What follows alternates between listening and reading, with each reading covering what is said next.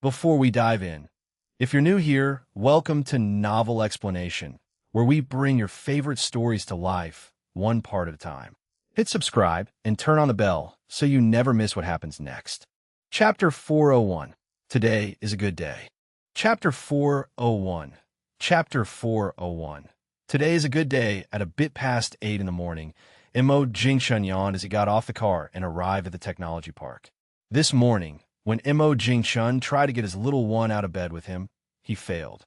The little one clung to the bed sheets like an octopus, refusing to get up. There was no choice, so Mo Jingshun had to come by himself.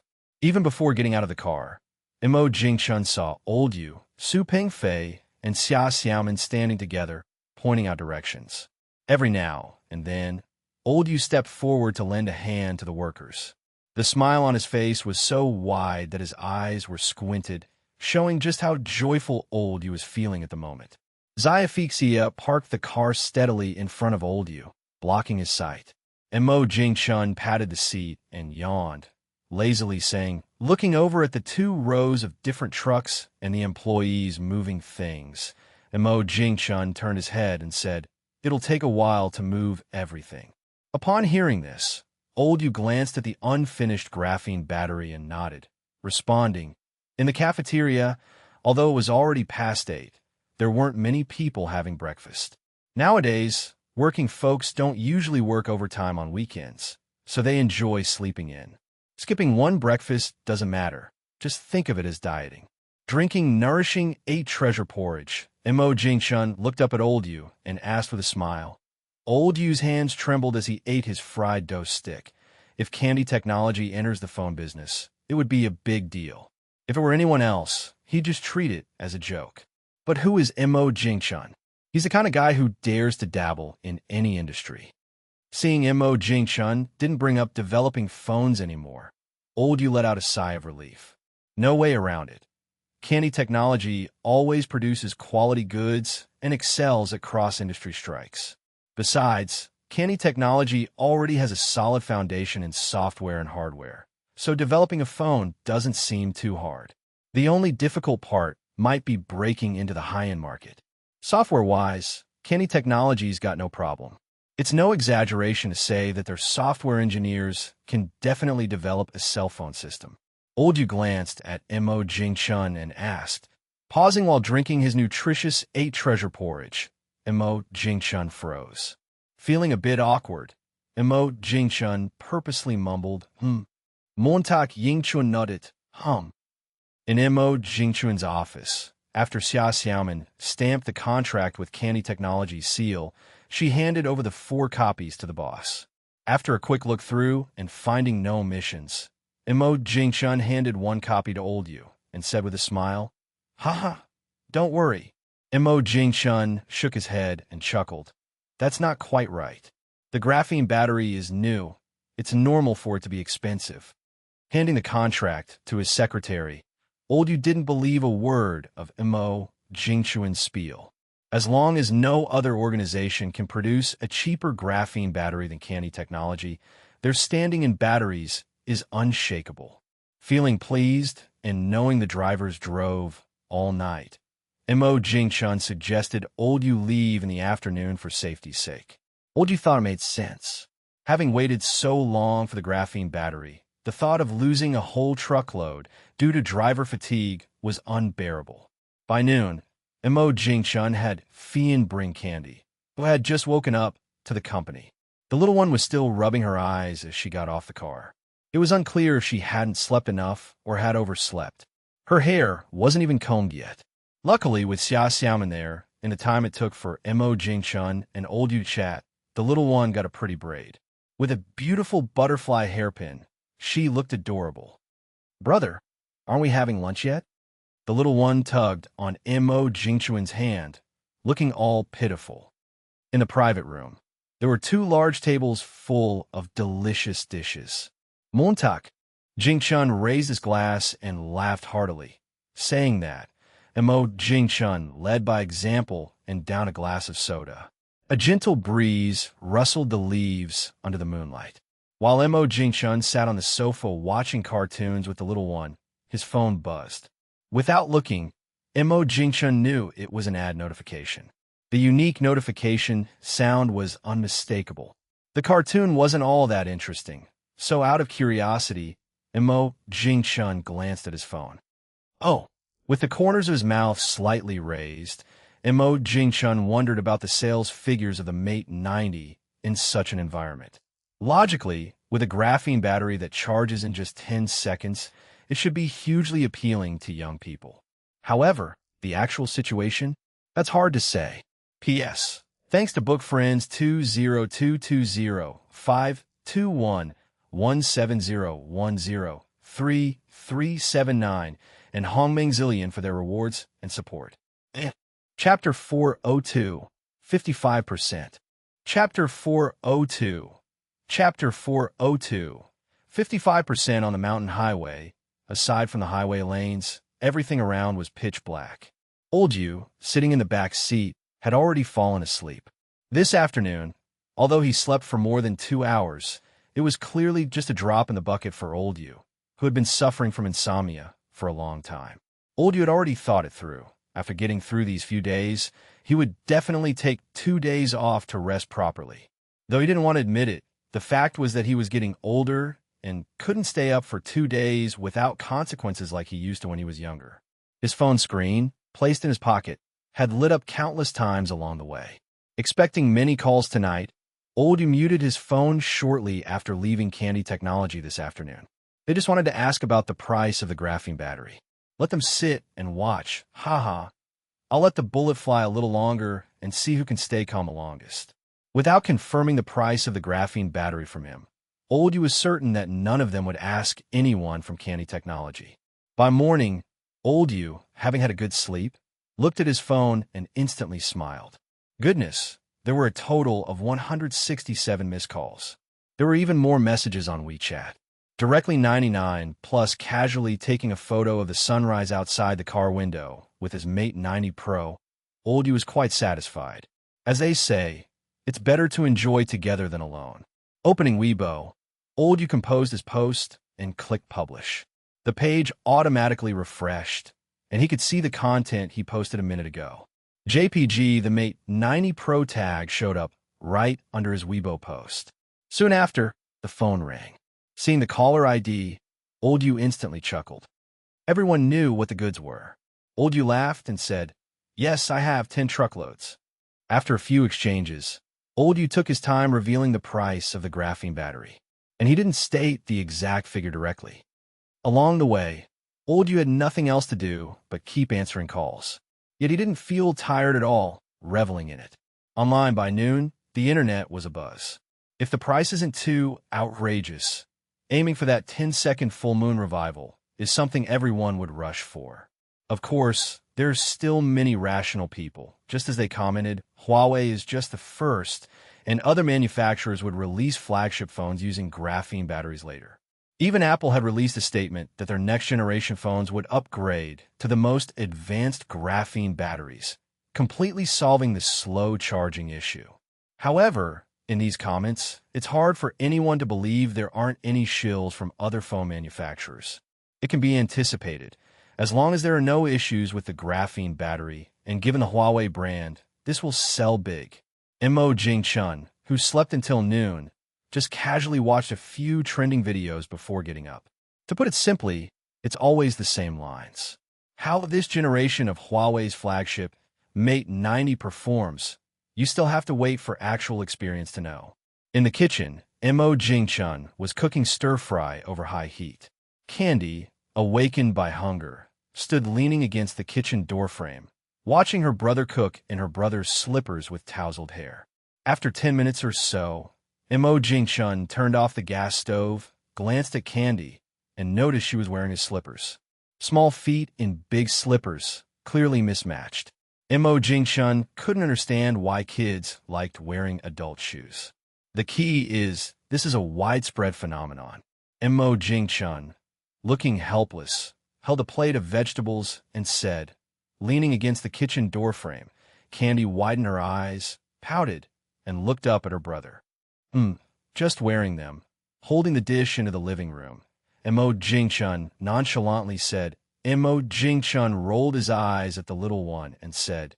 During the meal, Candy sat on a high stool, without the slippers, her little feet dangling under the table. Scooping up a spoonful of steamed egg was simply delicious. Eating vegetables, Mo Jingchun laughed. How can it not be delicious? The little one gasped. 5 yuan. Oh my. Looking at the bowl of steamed egg, the little one ate it in big bites. So expensive, can't waste it. Around 3 in the afternoon, Xia Xiaoman called. Mo Jingchun said with some surprise, Didn't they say it would be Monday? Make sure Chao Mingxin keeps a close watch. Not a cent can be off. Meanwhile, as Chao Mingxin was about to leave the office after working overtime, Xia Xiaoman caught him at the office door. Conveying your boss's instructions, Xia Xiaoman sent the account information to Chao Mingxin. As Xia Xiaoman departed, she earnestly said, After Xia Xiaoman left, Chao Mingxin frustratingly ran a hand through his hair. Being the finance director was truly nerve-wracking every day. The longer he held this position, the more anxious he became. It's very easy for a finance director to accidentally get into trouble. Some people enter, not even knowing what happened. Looking at the account information, Chao Mingxin had already decided that for all transactions involving the graphene battery, he would personally handle it. Otherwise, he might get set up without knowing it someday. A little after 5, while watering the garden plants, Mo Jingchun received a message from Chao Mingxin. Chapter 403, The Ceremony. Chapter 403. Chapter 403. The ceremony. A week had passed since Oldyu had taken away the graphene batteries. From time to time, information about the Mate 90 phone would be leaked online. Of course, Mo Jingchun didn't really pay much attention to this.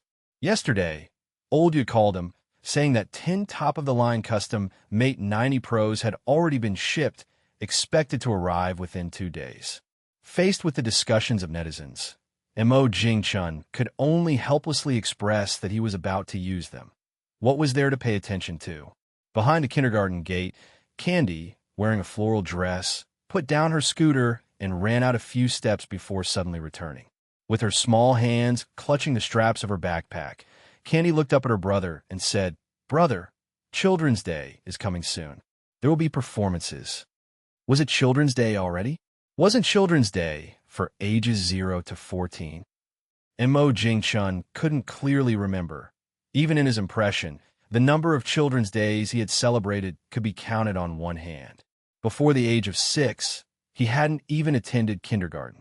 Most likely, he was still playing with mud back then.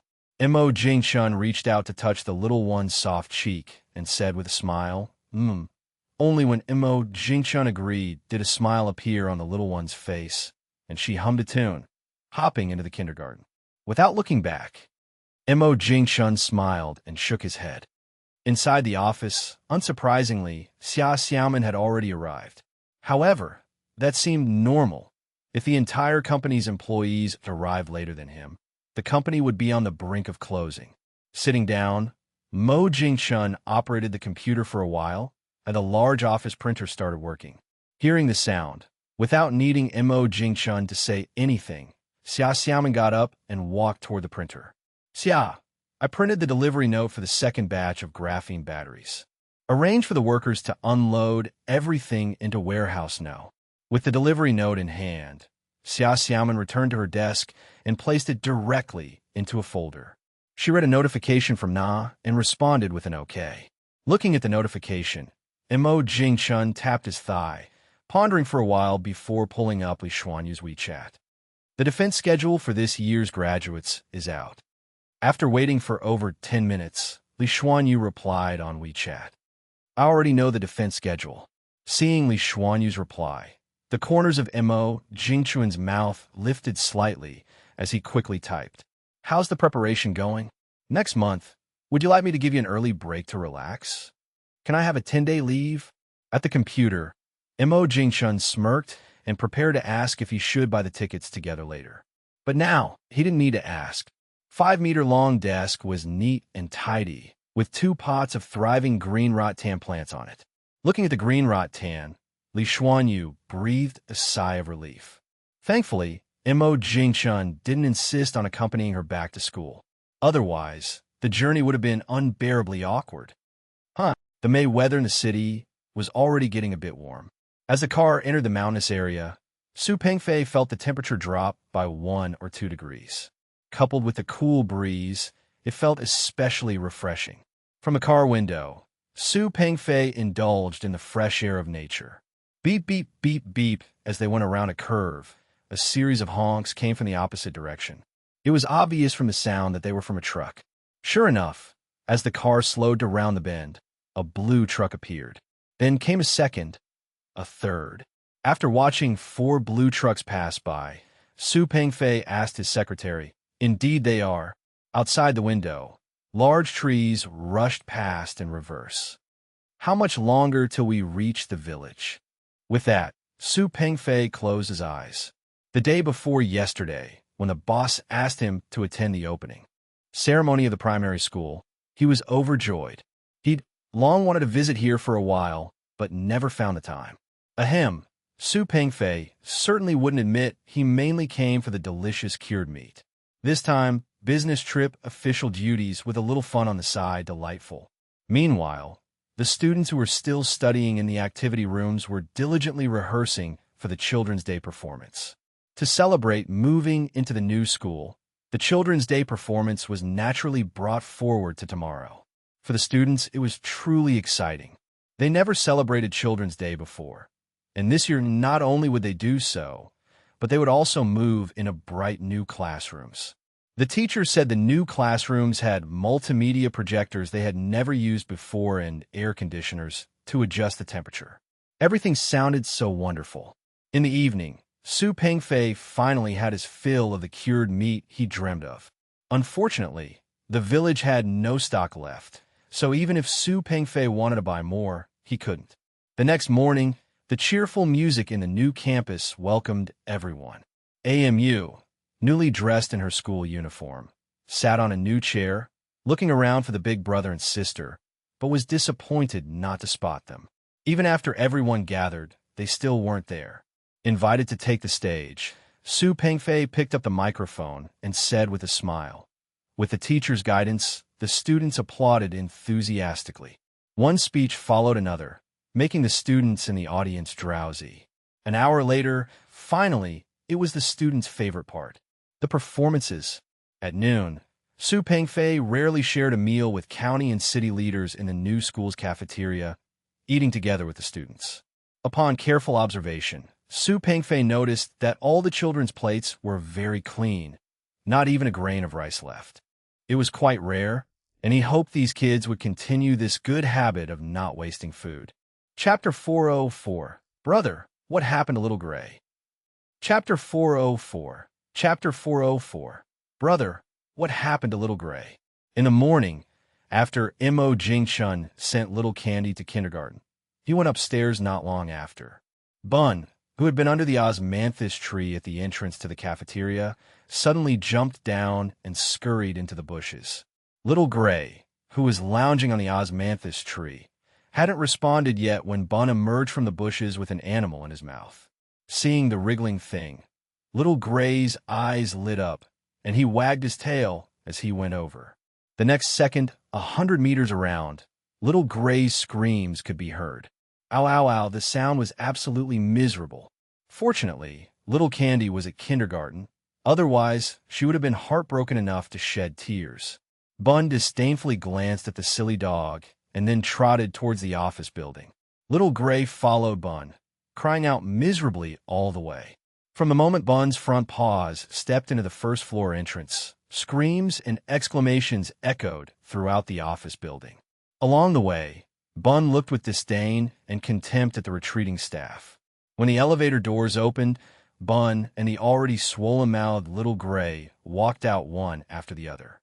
Sitting at the door of the lounge, Wild Wolf, playing with a dagger in his hand, let out an exclamation when he saw what Bun had in his mouth.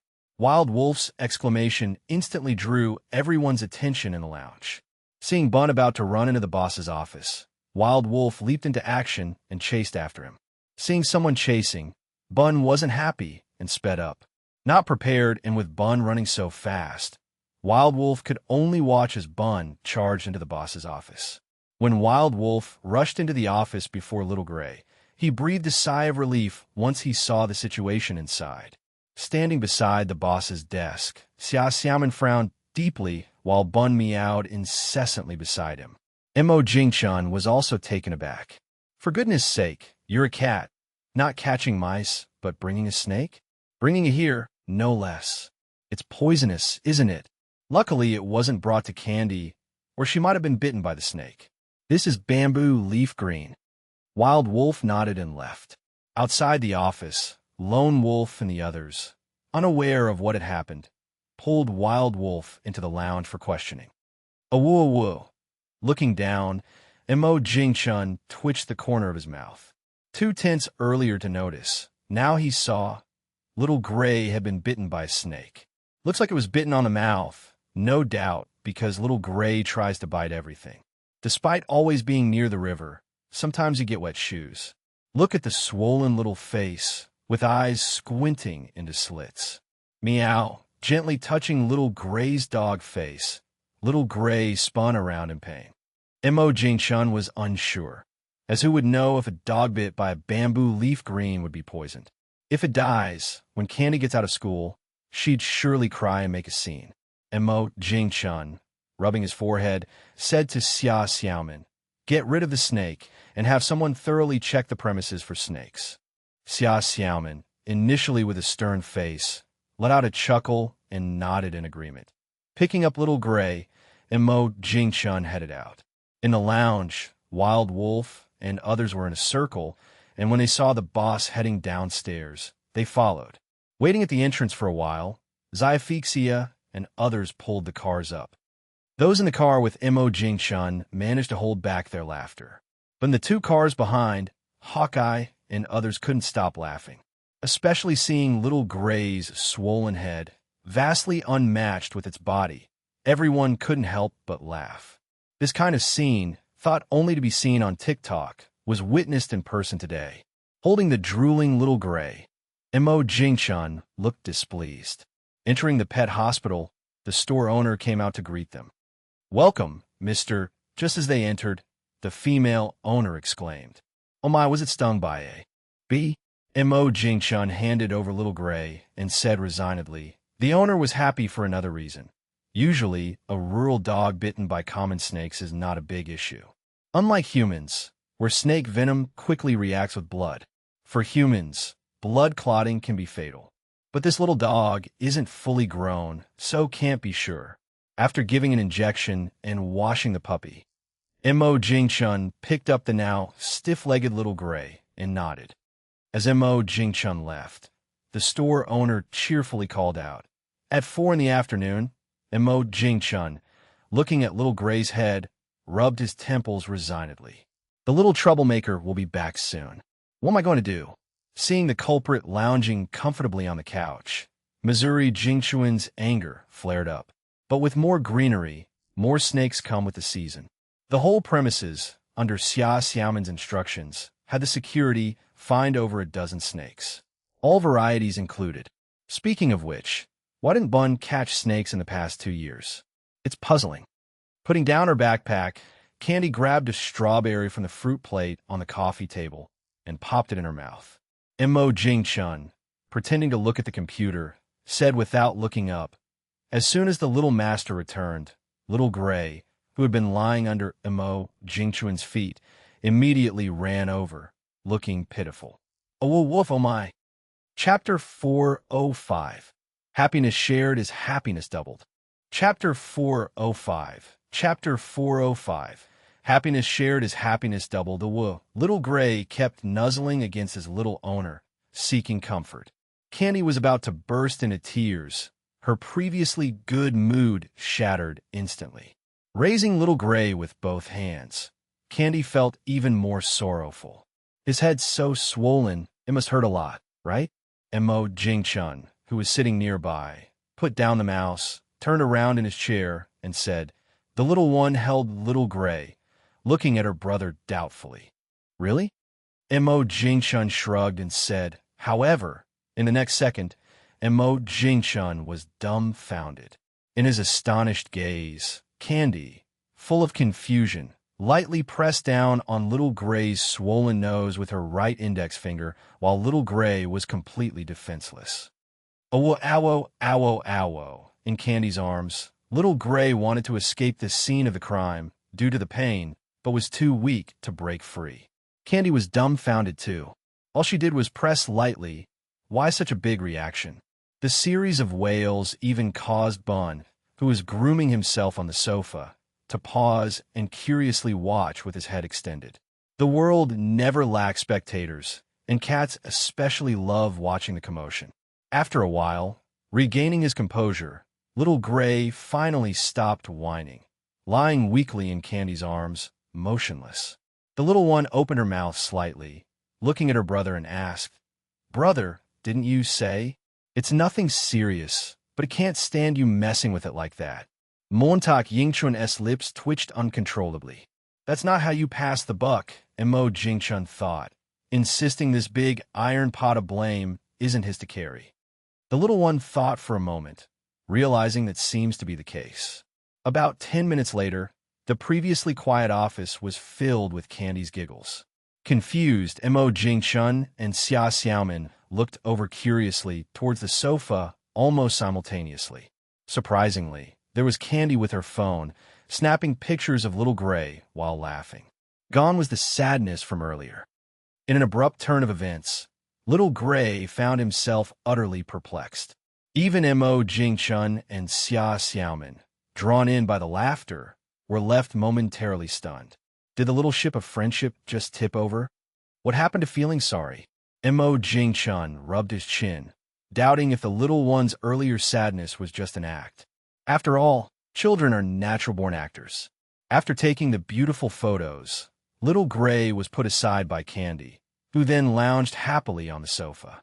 Judging by her smile, she was probably sending the photos to Zhou Yaling. Sure enough, shortly after, Zhou Yaling opened a video call on WeChat. Listening to Zhou Yaling and Candy's schadenfreude-laden laughter, Mo Jingchun suddenly felt he might be more concerned about Little Gray. After all, he was the one who took Little Gray to the pet hospital and never laughed at him. At most, he just worried Little Gray might kick the bucket. Mo Jingchun shook his head and murmured softly. In May, at around 6 o'clock, it still wasn't dark, though the sun had set, and the streetlights along the city roads had all been lit by 5:30. In the car, sitting next to Candy, Mo Jingchun watched the little one deftly editing the video. Music, text, and even transitions. Throughout the journey, the little one repeatedly admired her edited video.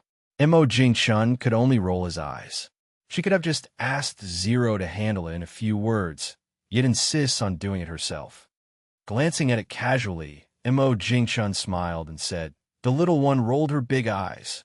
As 3 white Audi cars stopped at the villa entrance, Mo Jingchun opened the car door and noticed the little one still giggling to herself, saying, "What are you still thinking about?" "Huh, back home." As soon as she sat down, the little one started fretting again. She posted the video, but then realized there's a new problem. In the kitchen, Mo Jingchun heard this and walked to the door, saying, while tying an apron, with a snap, he turned on the gas stove and poured some soybean oil. After a while, with no response, Mo Jingchun glanced outside with a wok in hand and saw no trace of little Candy in the living room.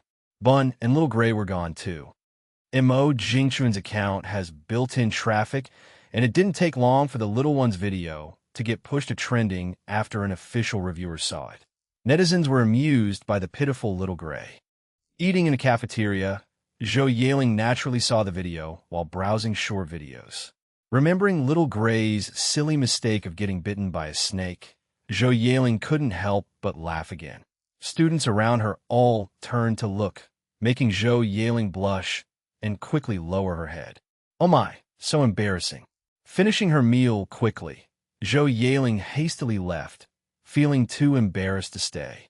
Thinking about returning in a while, Zhou Yaling already had a beaming smile. P.S. He managed to drag out another chapter. Chapter 406, Division of the Spoils.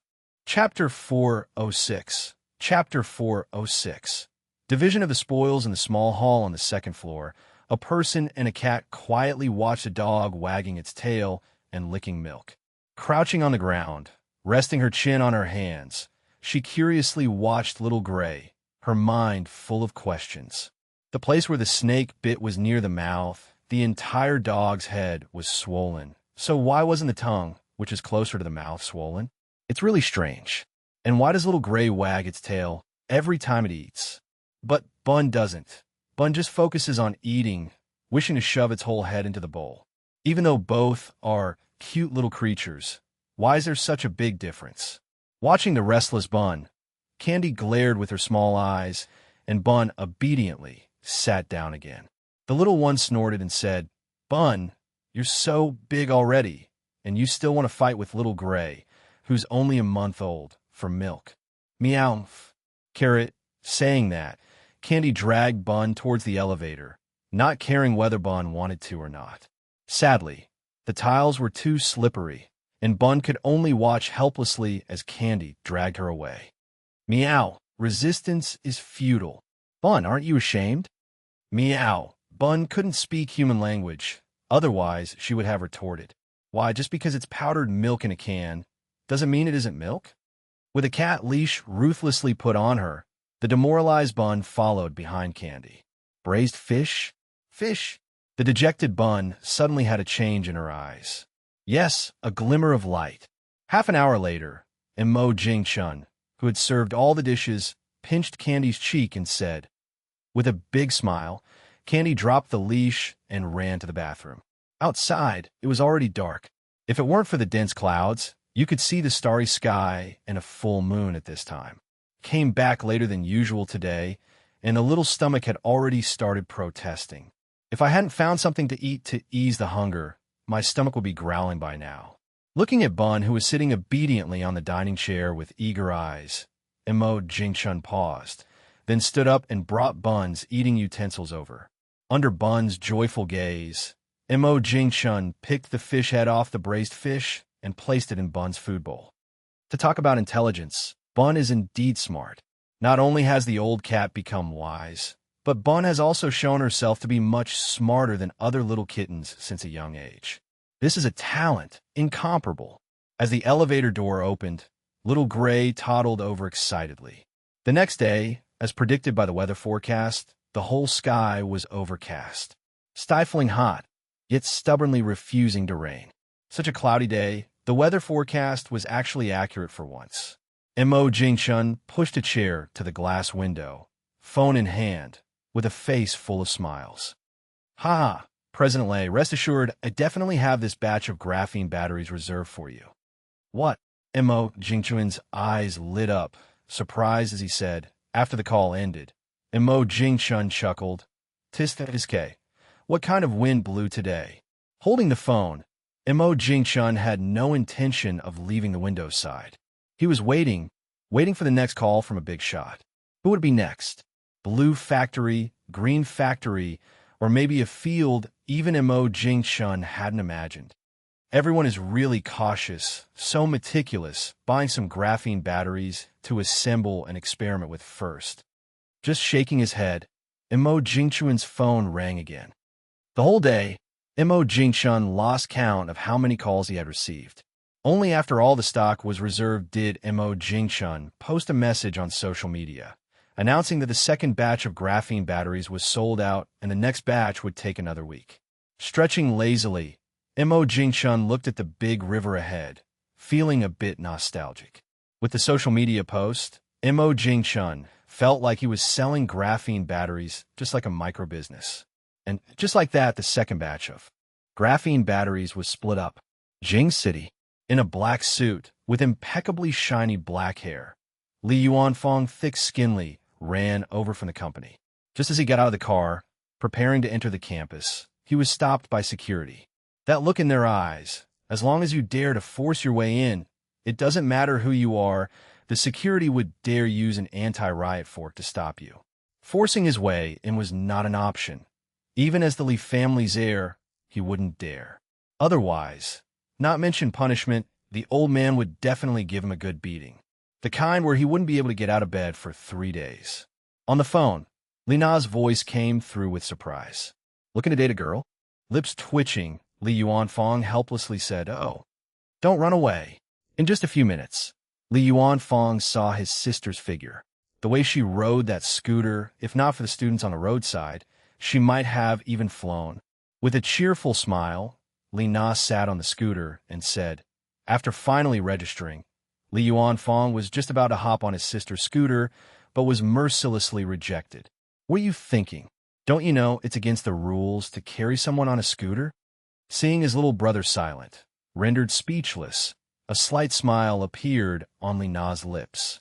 Taking small strides, Li Yuanfang wiped the sweat off his forehead and said helplessly, "P.S. Thanks to Hong Ming Zilian, Sui Wei Wuhan, Wushu Dao, and I Su, Mo Shang for your rewards and support." Chapter 407. I helped you, and you stabbed me in the back. Chapter 407. Chapter 407. I helped you, and you stabbed me in the back? Due to lack of exercise, Li Yuanfang was already panting while jogging. Li Na glanced over and said, even though she said this, Li Na still slowed down the car. Under the shade, Li Na suddenly stopped the car with a sharp brake. Unprepared and with a big grin, Li Yuanfang bumped right into the back. With wide eyes, Li Yuanfang clutched his knee, grimacing in pain. Li Yuanfang, holding his knee, suspected if his sister did it on purpose. Li Na, who stopped, parked her scooter properly and looked calmly at her brother. For company matters, he came to her as the best choice. Thinking about the recent events, it wasn't hard to figure out why her brother came. Originally in terrible pain, seeing his sister's face suddenly calm down, Li Yuanfang instinctively took a step back. He even momentarily forgot about the pain in his knee. "Cease! Cease!" With her arms crossed, sitting on the scooter, Li Na raised her eyebrows slightly, amusingly said, "Oh." Li Yuanfang's mouth twitched furiously. When someone is deliberately finding fault, everything you say is wrong. So gentle that everyone flees at the sound before seeing the person. Just because of this, her status as the top sister in Jing City is unshakable. Finally getting to the main point, Li Yuanfang chuckled. Li Na sneered, "Can't you just go to him yourself?" Knowing is one thing, but the third batch will come soon. It's true that today is different from the past, but this is a society that talks about human connections. As long as he is willing, will he lack people to bridge the gap? Never. Rubbing his hands, Li Yuanfang grinned and said, glancing sideways at her brother, Li Na spoke again. After a moment of contemplation, Li Na spoke. "This time, I'll ask for you.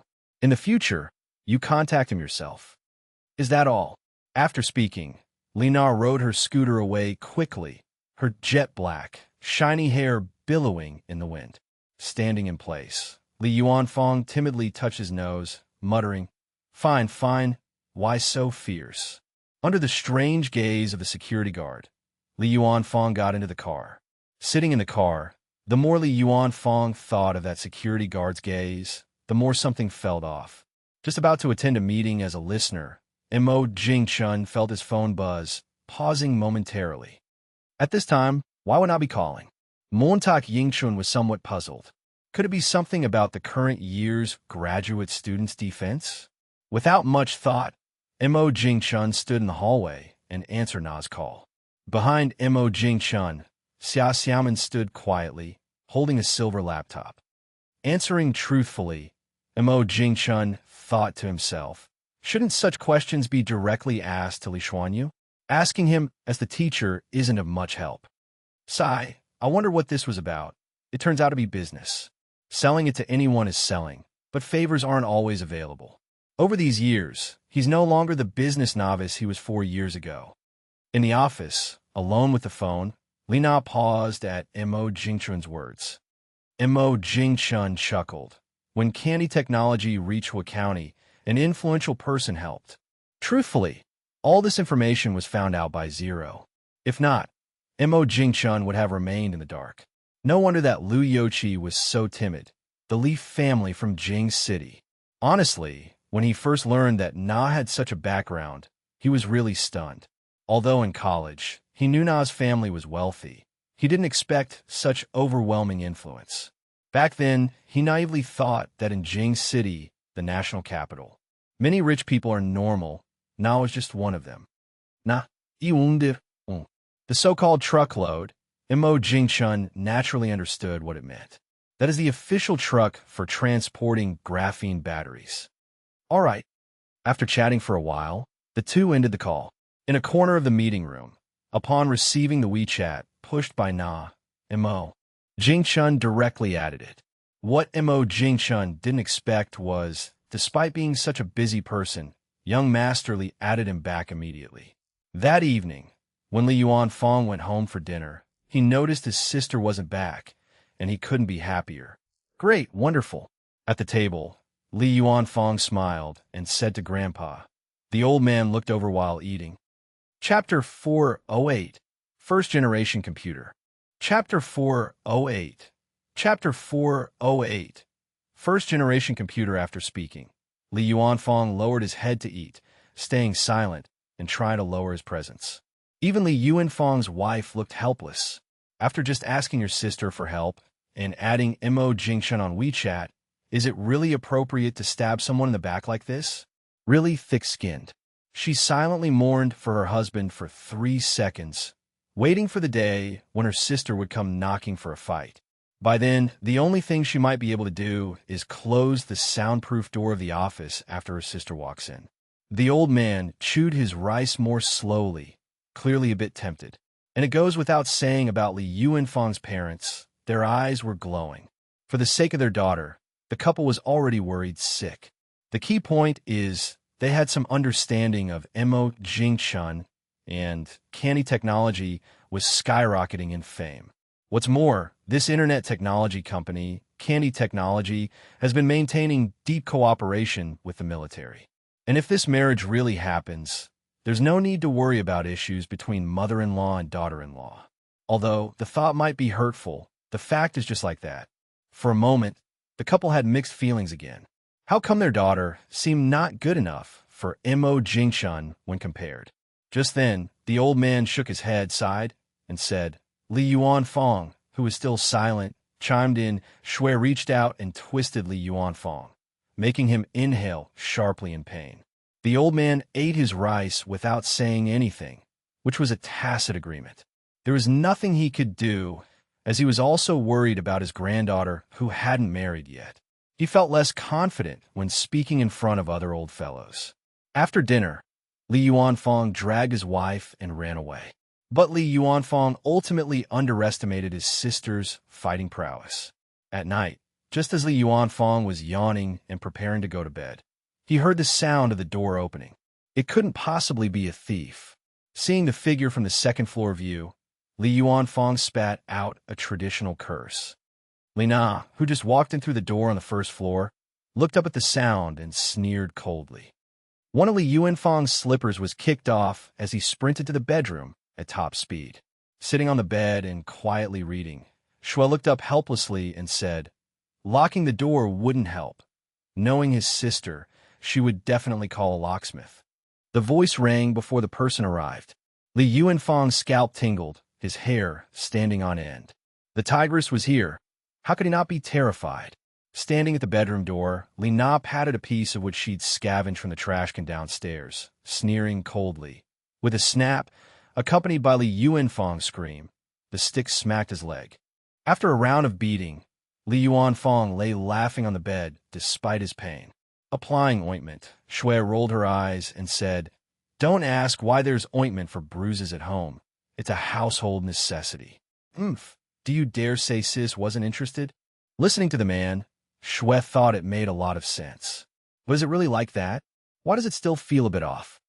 Shui naturally wouldn't admit that she was distracted just now and didn't pay attention to the pressure. That afternoon, Mo Jingchun, who had taken a nap, saw that it was only 1 o'clock and, with nothing to do, went back to sleep. Recently, Na also didn't seem to know what wind blew, sending WeChat messages every day. Within the Candy Technology Laboratory building, ever since the Energy Research Lab made a name for itself by developing the low-cost graphene battery, all the pressure instantly transferred to the other labs. Even though in research and development, not making much progress for years is quite normal, given there was a precedent, how could the researchers in the other labs not feel anxious? Not to mention, if the company's labs needed downsizing. The Energy Research Lab, already having produced a result, certainly wouldn't be up for consideration.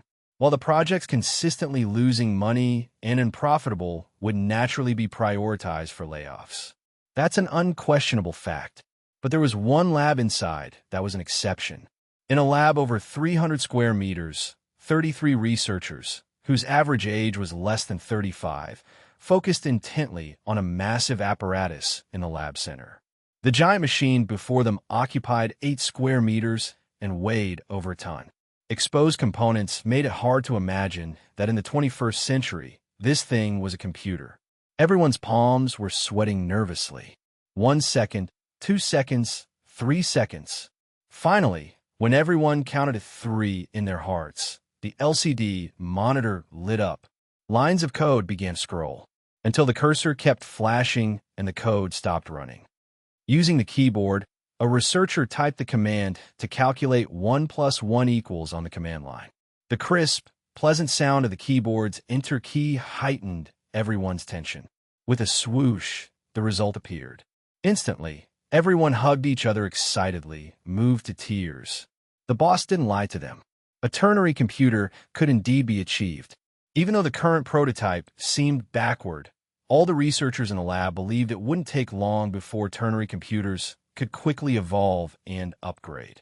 The principle was established. The next work was nothing but miniaturization and enhancing computational power. Next, they tried various computations, with someone even boldly suggesting calculating pi to test the peak computational power of the first-generation ternary computer. Obviously, such a daring act was mercilessly rejected by others. Are you kidding? The boss hasn't even seen this yet. If the prototype gets busted now, who would they explain it to? Just then, everyone's smile froze. Chapter 409. Don't be afraid to break it. Chapter 409. Chapter 409. Don't be afraid to break it. After 6 months, I've finally gotten my driver's license. Yeah, looking at this precious first-generation ternary computer, who dares to guarantee it will boot up normally after being turned off? Not even the head of the computer lab can say for sure. That's for sure. Clearing his throat lightly, Yang Bingxing said, because the phone signal can interfere with various precision instruments in the lab, no one carries their phone inside the lab. Everyone usually leaves their phones in the office. Some even regard phones as mere communication tools and leave them in their dorms, not bothering to bring them along. To them, as long as they're in the lab building, they spend most of their time in the lab, so having a phone becomes irrelevant. Walking out of the lab, Yang Bingxing returned to the office, retrieved his phone from the drawer, opened the OA software, took a deep breath, and dialed the boss's reserved number. Beep, beep, beep. There was no personalized ringtone, just the carrier's preset ringback tone. Just as the tone rang 3 times, the call connected. Before Yang Bingxing could speak, a girl's voice came from the other end of the line. This did not surprise Yang Bingxing at all. The contact information on the OA is visible to everyone. No way would the boss leave their private number on it. Sitting in his chair, Yang Bingxing touched his Adam's apple, organized his thoughts nervously, then said, "Hello, Secretary Xia. I am Yang Bingxing, head of the Computer Research Lab." Lab? Xia Xiaoman raised an eyebrow, but didn't ask what he needed the boss for. The matters of the lab are the boss's bottom line. The less she knows, the better. Watching Xia Xiaoman walk over with the work phone in hand, Mo Jingshun put down his copy of Plasma Physics and Fusion Energy, closed the cover, and asked Xia Xiaoman, who was now beside him. As he spoke, Mo Jingshun had already taken the phone from Xia Xiaoman, and Mo Jingshun nodded and put the phone to his ear. Very tactfully, Xia Xiaoman stepped back to her workstation. The computer lab. Is the company planning to sell computers? Shaking her head, she brushed aside the thought in her mind. It's just a computer. There's nothing to speculate about. But the boss, on the other hand, is becoming more and more incomprehensible. What defines a genius? This is probably it. Anyway, Xia Xiaoman felt that those who study physics and math are the geniuses among geniuses. Ordinary people can't keep up with their thinking. On the other end, hearing the boss's voice, Yang Bingxing's heart couldn't help but race. Boss, the first-generation ternary computer has been developed. Focused on research, Yang Bingxing spoke rather directly. He thought about putting it more diplomatically, but the truth just slipped out. He wanted to explain, but the boss spoke first. Staring at the now-ended call, Yang Bingxing looked bewildered. That's it. In the elevator hall, seeing the bodyguards rushing out, Mo Jingchun smiled and said, eyeing each other for a moment, Wild Wolf spoke up. Returning to the lab, Yang Bingxing was instantly surrounded by everyone else. How did it go? Adjusting his glasses, Yang Bingxing said, somewhat melancholically, should be. Then why do you look like that? Faced with their questions, Yang Bingxing couldn't very well tell them. He had bluntly told the boss they were afraid of breaking this thing. The researchers in the computer lab anxiously waited for about 10 minutes, and the boss finally walked in, having procured a lab coat from somewhere. As soon as he entered, Mo Jingchun laid eyes on the first-generation ternary computer. He couldn't help it. The thing was simply too conspicuous, too flashy, with many lines directly exposed outside. Feeling the push, Yang Bingxing summoned his courage and stood out. As researchers of the ternary computer, they naturally had researched the materials, learning that the industry leader had already developed a ternary computer. But due to historical reasons, all technical documents were lost to history. It's a bit of pity. With normal progress, maybe a ternary computer would have surpassed binary computers by now. Of course, that's just speculation. Which between ternary and binary computers can go further is something only the future will tell. Watching the boss walk to the monitor and start entering commands using the keyboard, everyone's heart leapt into their throats. Silently, they prayed for the first-gen machine to hold up. For a while, the only sounds in the entire lab were the hum of the first-gen machine and Mo Jingchun hitting the keys. After a long while, the boss stood up. Those two short words lifted a weight off everyone's shoulders. The next step is to see how you can miniaturize the computer. Just as everyone nodded in agreement, Mo Jingchun changed his tone with a smile and said, if it breaks, that means there's a problem. Patting Yang Bingxing on the shoulder, Mo Jingchun smiled and said, Chapter 410, They All Deserved It. Chapter 410. Chapter 410. They all deserved it. Why did everyone choose to come to Candy Technology? To put it bluntly, wasn't it all for the money? It could be expected that the year-end bonus at the end of the year will be a large sum again. The most crucial thing is that this year's bonus will be received with peace of mind. The only small regret is that the year-end bonus for their lab researchers will definitely be less than that of the energy lab researchers. There's nothing to dispute about this. The energy lab not only went straight to the commercial application stage, but the profits the graphene battery can bring to the company are also staggering numbers. While everyone was immersed in joy, Mo Jingchun left. Just as he came quietly, he left quietly. Watching the lab door close and the boss's figure completely disappear, Yang Bingxing slowly let out a breath. In the lab, as long as it's not an academic exchange, Yang Bingxing's words are still very effective. Everyone looked quietly at Yang Bingxing, wondering what he was going to say. Do you want to go out and have a big meal, or just get a subsidy and celebrate simply in the canteen? At this time, among the few girls in the lab, one raised her hand weakly and said, I think it's better to take the subsidy. The girl's words instantly threw a bucket of cold water over everyone, suddenly bringing them back to reality. Yang Bingxing, who was silent for a while, also spoke up. This statement caused some worry among the crowd. Someone then said, do you think our families might be targeted? This shouldn't be the case. Yang Bingxing said, pointing upwards. Everyone naturally understood what Yang Bingxing meant. Ultimately, it's because Candy Technology has always maintained deep cooperation with the military. Saying that the projects they're studying are national secrets is not an exaggeration. As for ternary computers, it's doubtful any other country is researching them these days. After all, binary computers have already become mainstream. As for other private enterprises, there's no need to guess. They absolutely aren't. Hearing footsteps, Xia Xiaoman turned her head and looked. Huh? Why is the boss back so quickly? He just went around the lab. Lost in thought, Mo Jingchun just responded with a and nodded briefly.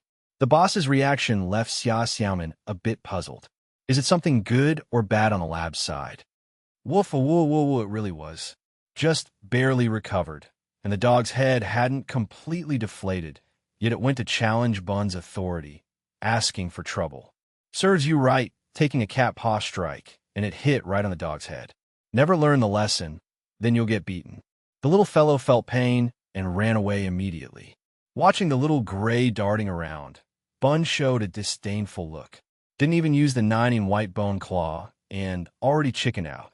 Stretching out its sharp claws, this scene was just caught by Mo Jingchun.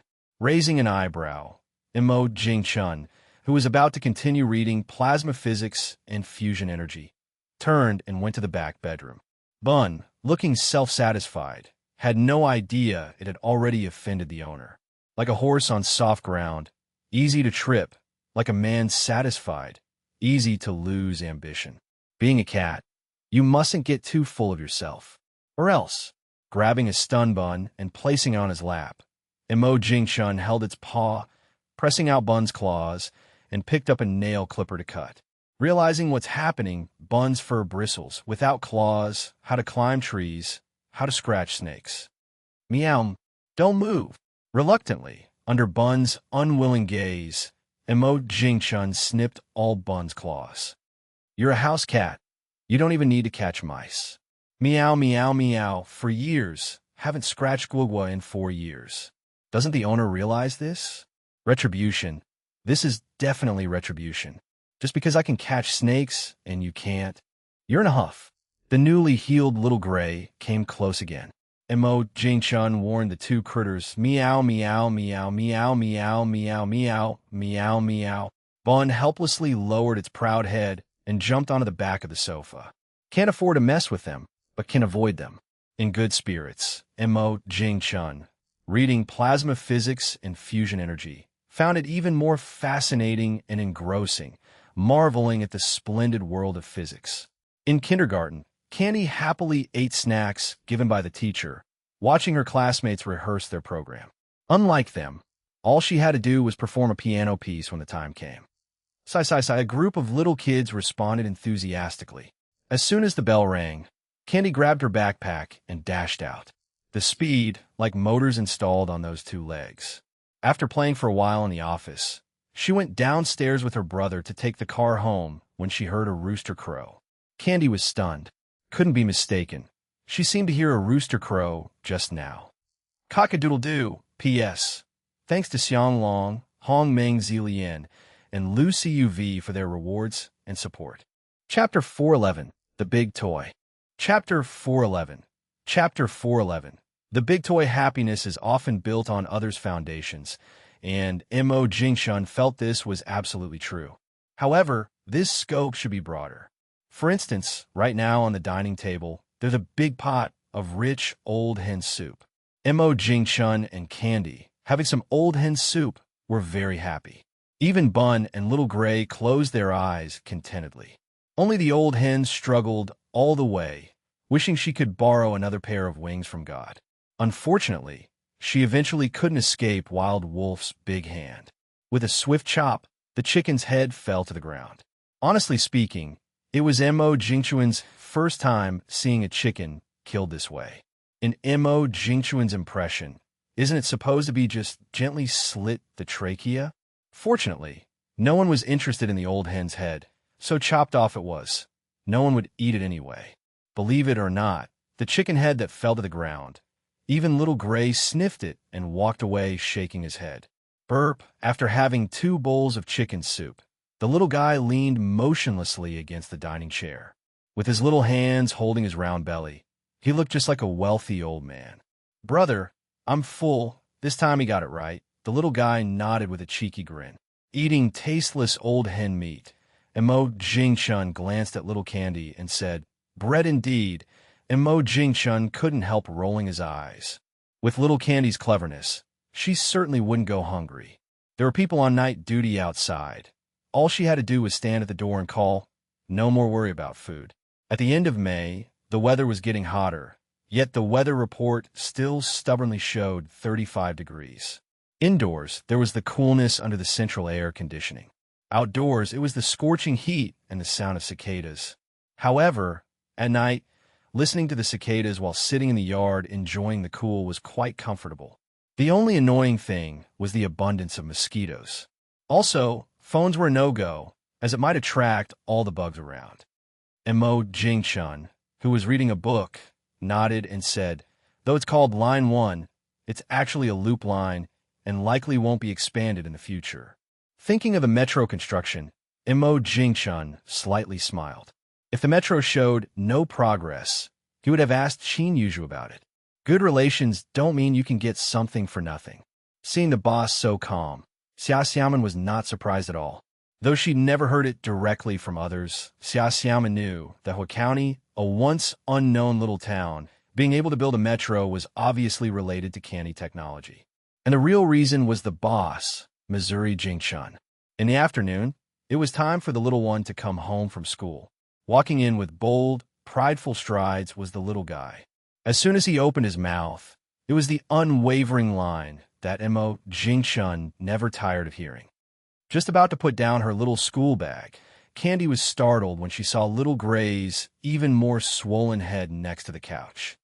"What's happening?" Her head buzzing. Candy cautiously petted little Gray, who stood up and wagged his tail at her, then tilted her head to look at her brother. Mo Jingchun, deep in thought, glanced over and casually said, "Bun," who was sleeping with closed eyes, since something was off when his name was called.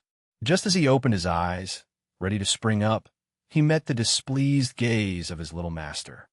Pinned against the couch, Bun wore an innocent look. Mo Jingchun slightly smirked and interjected.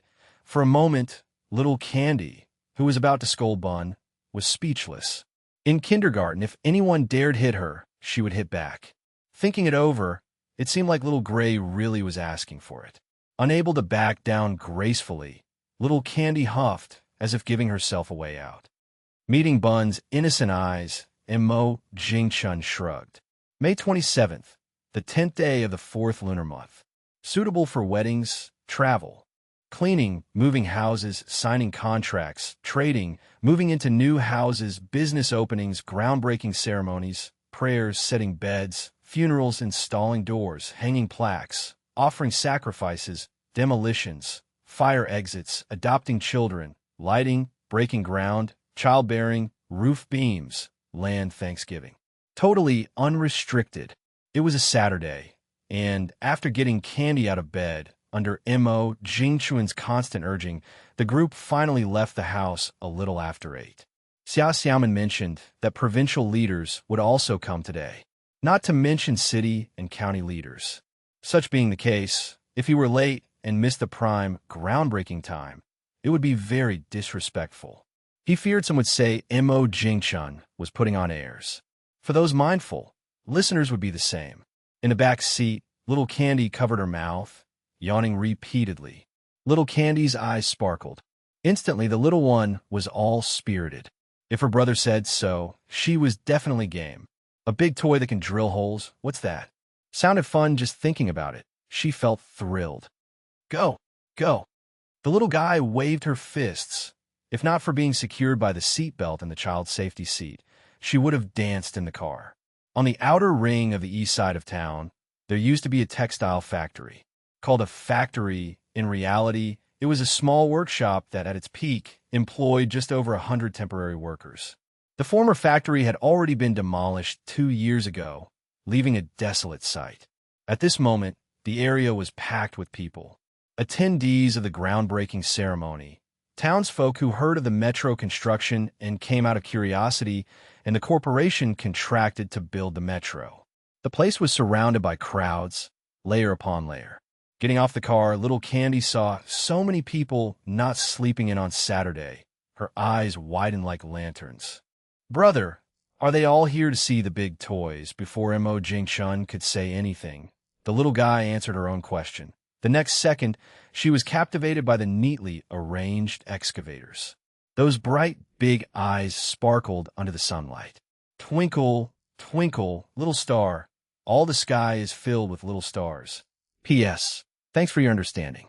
Many thanks for the support from Bowl of Love Potion, Hongming Purple Lotus, Reader 854 **** 535, Big Chubby Dumb, Purple Mystic Down, Flaming Rooster, under 5 seconds, 3 seconds reward support. Chapter 412, The Showstopper. Chapter 412. Chapter 412, The Showstopper. Goodness, just when a group of reporters were snapping pictures with their gear, and some leaders were smiling and greeting people, Little Candy's eyes lit up, and she sprinted straight towards those rows of big toys. So fast that Mo Jingshun didn't even realize it, and she had already run far off. Fortunately, Fian quickly followed her. This scene was perfectly captured by the reporters, making Mo Jingshun feel quite awkward. Everyone echoed in agreement. These days, candy technology is on fire, and as the founder of candy technology, Mo Jingshun continues to move in the right direction. In this situation, who will want to pick a fight with Mo Jingshun? That's just asking for trouble. After a few words from the leaders, Mo Jingshun's party each took a shovel with a large red flower tied on it. Ahem, it was mostly for show, just shoveling a bit of dirt as a gesture. Beside Mo Jingshun, Fian bent over and slightly lifted Little Candy by her tiny waist, preventing her legs from gaining any strength. Despite this, the little one kept trying to break free from Fian's grip as she watched the excavator start up. The little one thought, if she sweet-talked a bit, the big sister on the excavator would surely let her up for a ride. Unable to bear watching, Mo Jingshun pinched Candy's cheek and said, Stunned, Little Candy immediately stopped bouncing around. Mo Jingshun thought to himself, since I'm buying it and not fueling it, it's not like she can drive the excavator off. It can't even move, might as well treat it as a model. While Mo Jingshun was feeling smug and thinking he was clever, a word from the little one suddenly froze his smile. The little one looked up at Mo Jingshun with hopeful eyes, waiting for him to nod without hesitation. The big toy that digs holes. Everyone curiously watched the siblings, buying an excavator just like that, purely for the little one's happiness. What was the big toy that can dig holes? Why did it make Mo Jingshun, with his unknown wealth, too hesitant to meet Candy's eyes?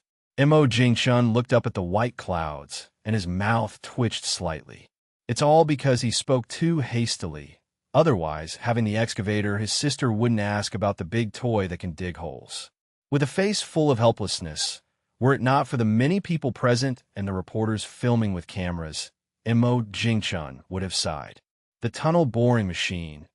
If people knew he referred to it as a big toy that can dig holes, then, wouldn't those researchers who spent so much of their youth and effort developing the domestic tunnel boring machine come after him with cleavers to have a good talk? This reasoning, I'm afraid, is somewhat difficult to accept. The little one thought her brother hadn't heard, so she called him again. Is a tunnel boring machine something you can just buy if you have money? Even if you bought it, bringing that thing back wouldn't be of any use. Unlike an excavator, when Little Candy grows tired of playing with it, it can still be fueled with diesel and keep going. But with a tunnel boring machine, he can't exactly open a construction company just to dig tunnels, right? That kind of earning speed is nowhere near as fast as developing new technology. Seeing her brother didn't agree right away, the little one pouted slightly unsatisfied, but thinking about already having an excavator, her mood brightened instantly.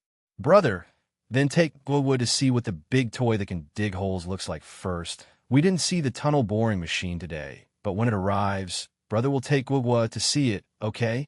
HMPF. Fine. The tunnel boring machine. Everyone was utterly surprised. When did such large, heavy industrial machinery become toys? And it can dig holes. That doesn't sound quite wrong, but it does sound a bit awkward. Having been invited, Mo Jingshun and his sister enjoyed a free lunch at noon, even though a table of food means nothing financially. To Mo Jingshun, more people always make the meal more enjoyable. Days later, several places in the city were cordoned off.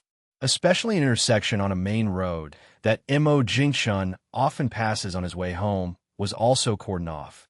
Inside the barriers, various machines roared. The nearby residents grumbled about the noise and dust, yet eagerly awaited the day the subway opens. Why? Isn't it just for a few pieces of silver? Based on nationwide experience, the real estate prices around the subway will inevitably soar. The most regretful people are probably those who hesitated and didn't buy property, or those who didn't believe what county, a small county, would get a subway and sold their houses. These are the people who regret it most bitterly. After all, there is no turning back in life. Seeing the latest property prices, Mo Jingshun just smiled indifferently. His villa only tripled in value. He only has 3 villas, after all. Brother, hurry up. Wearing a dress bought specifically for a performance, Candy stood by the kitchen door, urging repeatedly. While washing the dishes, Mo Jingshun rolled his eyes. You're not the first to perform, right? HMPF. The little one smirked proudly. I get to be the finale. She wouldn't have accepted being the last to perform if not for wanting to make a splash. It turns out, Mo Jingshun does have a good sense of timing. At the kindergarten, Mo Jingshun and Candy were staring at each other. Feeling somewhat aggrieved, Mo Jingshun looked at the little one and asked, Of course, I'm going to the... No sooner said than done. Candy turned and took a step ahead. Smiling at the teacher, Mo Jingshun turned and followed her. To be fair, Xia Xiaoman is truly dedicated. When Mo Jingshun and Candy arrived early at the office, Xia Xiaoman was already there. Seeing Xia Xiaoman there, Mo Jingshun paused in his steps. Xia, it's good that you're here. Chapter 413. Good food never goes out of style. Chapter 413. Chapter 413. Good food never goes out of style. Xia Xiaoman, whose hair was still wet from washing it in the morning, nodded gently. Xia Xiaoman thought to herself, Li Yuanfang probably wouldn't come. A whole truck of graphene batteries. Someone of Li Yuanfang's stature would likely just send a trusted aide to pick up the goods. But Mo Jingshun, who was leisurely lying on the sofa, had a different opinion. With Li Yuanfang's chatty nature, there's at least an 80% chance he'd come. Unless something else ties him up. Just a casual guess. And hey, Mo Jingshun was spot on. Originally, Li Yuanfang was planning to personally lead the team to Canny Technology, but last-minute issues prevented him from coming. Li Yuanfang had long wanted to meet Mo Jingshun, but never had the chance. This time he finally got the opportunity, only to be thwarted by unexpected plans. The meetings at that place couldn't be delayed nor shirked.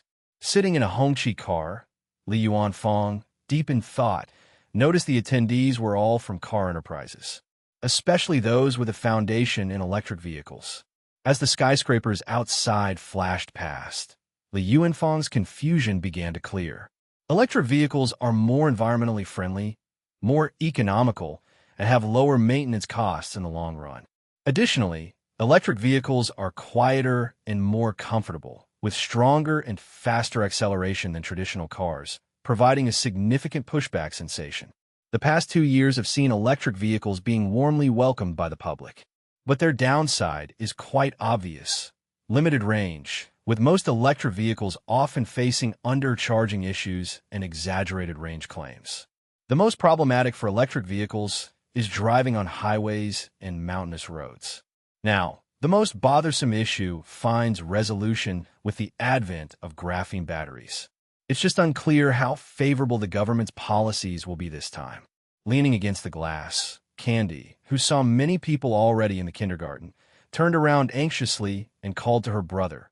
Brother, it's 9 o'clock. Rubbing his eyes and yawning, Mo Jingshun stood up and stretched lazily. Even before reaching the kindergarten gate, a group of little one's parents, seemingly led by someone, all greeted. As soon as little Candy entered the classroom, a teacher hurriedly whisked her away. In just about 10 minutes, the little one returned, humming a tune and skipping. In such a short time, she had undergone a dramatic transformation. The single ponytail she had was now styled into a pretty hairstyle by the skillful teacher. Moreover, Her face now bore a light makeup applied by a professional makeup artist. The subtle changes made Candy even more adorable, especially those cheeks. Mo Jingchun couldn't resist when I pinched them. At 9:30, a smiling hostess in a dress walked onto the stage. Dear students, teachers, everyone, hello. The annual International Children's Day has arrived with much anticipation from the students. This is a grand festival for children. On this sunny, vibrant day, on behalf of all the teachers at Candy Technology Kindergarten, we extend our warmest congratulations to the students. Happy holidays!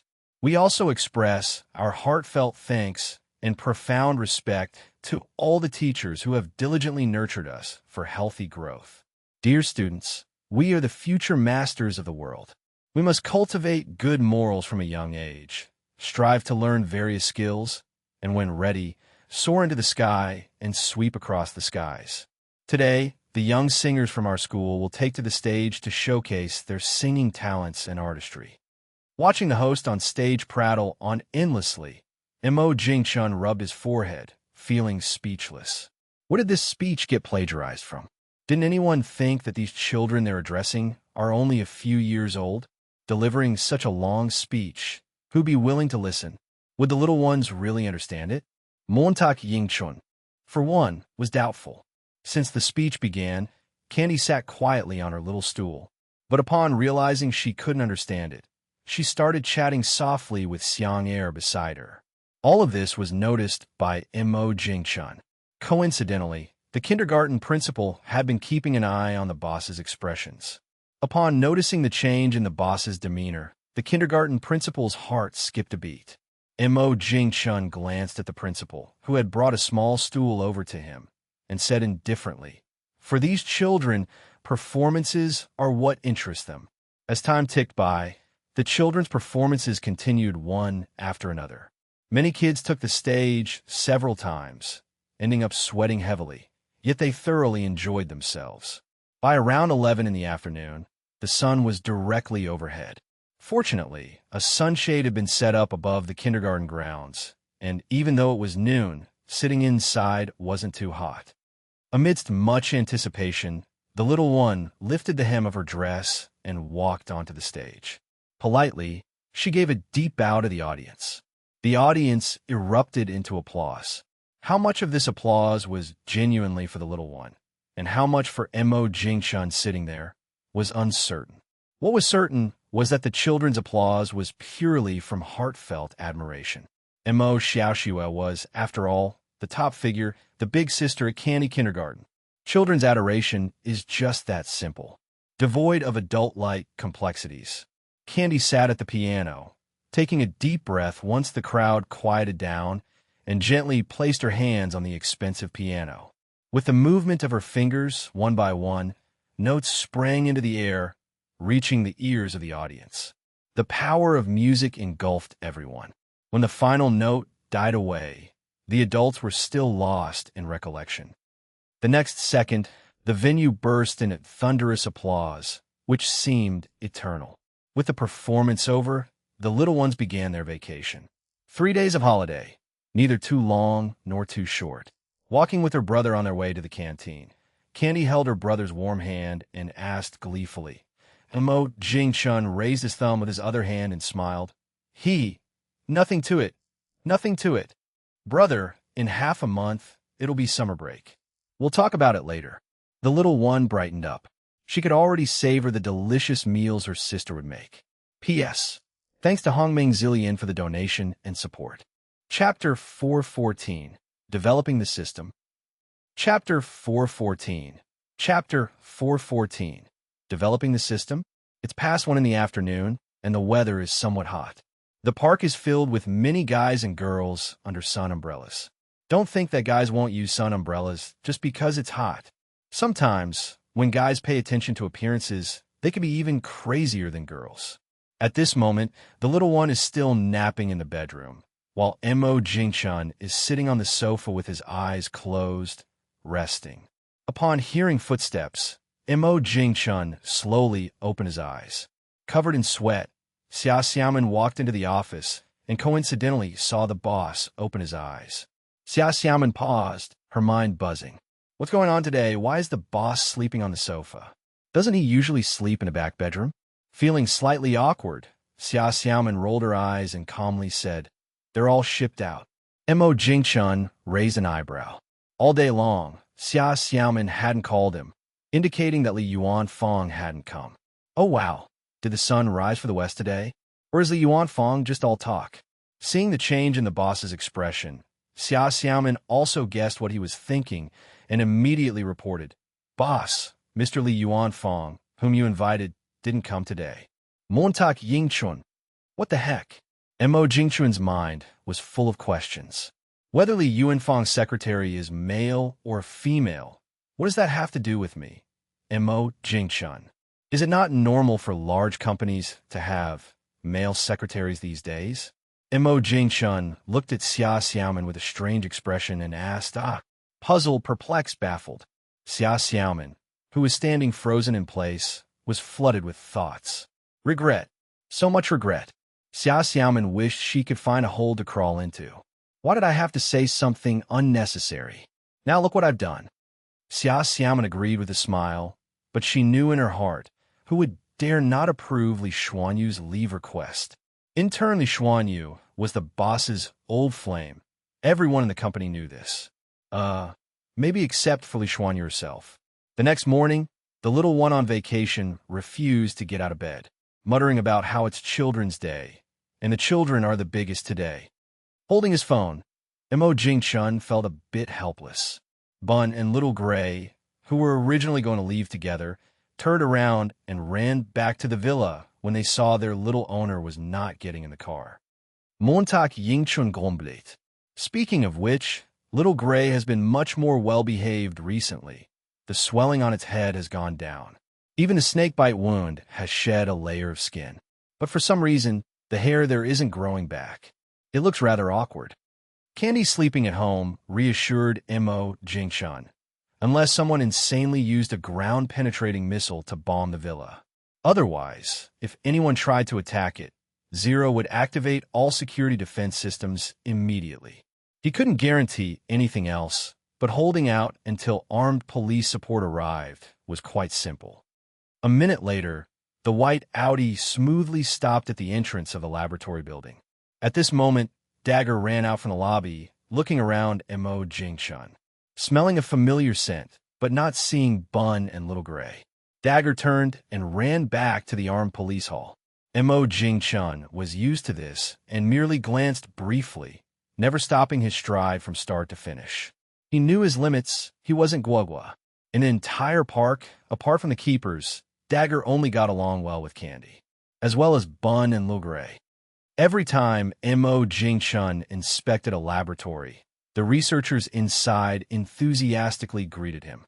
After reporting their research progress, everyone was full of expectation, hoping the boss would offer some guidance. Even just an idea would be welcome. However, this time everyone was disappointed. The boss just nodded, took a look, and left. Upon arriving at the ternary computer lab, Mo Jingchun looked at the woeful first generation machine deep in thought. It's in such a terrible state, yet still can boot and operate. It's a miracle. Mo Jingchun strongly agreed. As Mo Jingchun was about to check other labs, he was called back. Yang Bingxing nervously rubbed his hands as he looked at the boss. A puzzled-looking Mo Jingchun gazed at Yang Bingxing and asked. Encouraged by the gazes of other researchers, Yang Bingxing gathered his courage and said, Mo Jingchun furrowed his brows, causing the crowd to feel uneasy. With a hand on his chin, Mo Jingchun thought deeply, feeling conflicted. Whether the ternary computer could be commercialized, Mo Jingchun wasn't confident. Even with a corresponding operating system, that's still the case. Unless the ternary computer could surpass binary computers in one leap. In the silent laboratory, nobody disturbed Mo Jingchun's contemplation. The boss agreed. Everyone breathed a sigh of relief. After making rounds and returning to the office, Mo Jingchun's brows were still somewhat furrowed. If not for the initial evaluation by the system, Mo Jingchun wouldn't have supported the ternary computer so strongly. Just then, Xia Xiaoman came in holding a blue folder. Seeing him there, Xia Xiaoman's eyes noticeably brightened. P.S. Thanks to Hongming Zilian, Azuo, for their rewards and support. Chapter 415. Candy, watch me put on a painful mask for everyone. Chapter 415. Chapter 415. Candy, watch me put on a painful mask for everyone. Green agricultural base. That's what the company internally calls the branch that specializes in collecting vegetables from the ethnic group area. This is the first time receiving a document from over there. A somewhat surprised and curious Mo Jingchun reached out to take the blue folder, keeping a smile on his lips, and said, opening the blue folder, Mo Jingchun looked up in surprise at Xia Xiaoman and said, after hesitating, Xia Xiaoman explained, after receiving the document, I checked it out and found that every household there grows May peaches. Mo Jingchun understood what Xia Xiaoman meant. His family also grows May peaches. The peaches are fine if you eat a few a day, but eating too many makes you feel restless. Oh. Saying this, Xia Xiaoman took a peach out of his pocket. It was clear the peach had been washed, and there was no fuzz left on it. He took a bite, and it was crisp, a bit sweet, with a hint of bitterness. To be honest, it didn't taste as good as the peaches sold in the supermarket. Go and ask a few courier companies about the shipping cost. As soon as he finished speaking, Xia Xiaoman blinked and said, Mo Jingchun flipped it over to look, and indeed it was. He was curious. How was Xia Xiaoman so sure he would agree to live stream and sell goods on short video platforms? He knew that even if the money from selling these over 200,000 pounds of peaches would all go to him, he wouldn't care too much. After thinking for a while, Mo Jingchun looked up and said Xia Xiaoman smiled and made an okay gesture with his hand. In the evening, with a somewhat reluctant Candy, they ate dinner in the cafeteria. Mo Jingchun then took Candy to the live streaming room prepared by Xia Xiaoman. Initially bored, Candy's eyes lit up as soon as she walked into the live stream room. Wow, so many phones. With everything ready, Mo Jingchun took a deep breath and nodded at the live stream commander, Xia Xiaoman. Soon after the live stream started, a few users began entering the room one by one. Is this a new product launch? Good evening, handsome guys and pretty gals. Reading the bullet comments, Mo Jingchun smiled and said, sitting in the corner on a small bench, Candy holding Bun in her arms watched her brother muttering to a bunch of phones, curious and itching to check over. She wanted to take a look, but her brother told Guogua to sit there quietly. With the boost of traffic, the number of people on the stream quickly broke through 10,000 plus. Without much ado, Mo Jingchun delved into the main topic. While talking about intelligent living, a white figure suddenly flashed in Mo Jingchun's mind. That was White. After noting down White in his mind, Mo Jingchun continued to smile at the live stream phone. Can everyone see what I'm holding? That's right. For a moment, all the bullet comments on the live streaming platforms disappeared. The next second, a flood of question marks covered the entire live stream screen, calling out to the family one by one. But when Mo Jingchun mentioned the goods were peaches, the family members were dumbstruck. Why would a tech company be selling peaches? What? Is Candy Technology short of such petty cash? Xia Xiaoman looked at the back-end data of the small yellow card and shook his head at the boss. However, the family didn't buy it. Just then, Candy, holding Bun, poked her head into the live stream room. Those small eyes full of curiosity. The college students watching the live stream were instantly in an uproar. Adorable, too adorable. So cute, with just a hint of mischief. Looking at the peach in her brother's hand, Candy didn't pay much attention, took it, and bit it. In an instant, Candy put on a face of pain. The bun in her arms even dropped onto the ground. Sour. Stunned, Mo Jingchun and Xia Xiaoman stood there dumbfounded. These peaches might not sell now. The few orders that just barely went through might also be returned. Gaga! Just when Mo Jingchun and Xia Xiaoman had lost hope, an astonishing scene unfolded. The family, who had just been reluctant, started placing frantic orders. Order explosion. One order of 10 pounds of peaches. 20,000 orders were snapped up in less than a minute. Mo Jingchun was a little confused. Could it be that sour peaches are actually tastier? A somewhat bewildered Mo Jingshun took the peach from Guogua's hand and bit it. Oh my, why is this peach so sour? It's completely different from the one in the daytime. Wearing a face of pain like the little one, Mo Jingshun was now even more puzzled. Meanwhile, Xia Xiaoman, who had been checking the back-end data, was already grinning from ear to ear. If you know someone who'd love this story, send them this video. Sharing is honestly the biggest help you can give a small channel like this. Now, let's get back to it. Chapter 416, Not Behaving. Chapter 416. Chapter 416. Not behaving, huh? Over 200,000 kilograms of peaches were sold out so quickly. Mo Jingshun couldn't believe it. Turns out, Mo Jingshun, is also a live-streaming sales genius. Montak Yingchun was overjoyed. All right, although he didn't want to admit it, Mo Jingshun knew this was all thanks to Little Candy. If he'd known that Little Candy's cuteness could cause such a sales explosion, Mo Jingshun would have joined in. Just having taken a sip of water handed to her by Xia, Candy looked bewilderedly at her brother. Playing a tune. I wasn't informed about this. Looking at the harmonica Xia handed over, which Yaling had given, she reluctantly took it. The live chat was scrolling nonstop, and Little Candy stood on tiptoe, craning her neck to take a peek, then reluctantly said, though she looked reluctant, inwardly, she was thrilled. Time always flies, and the tune only lasted about 4 minutes. After the performance, Xia Xiaoman was the first to direct others to close the live stream room. Xia Xiaoman gave a thumbs up, smiling genuinely, and praised, thinking of this, Mo Jingshun couldn't help but remember those extremely sour peaches.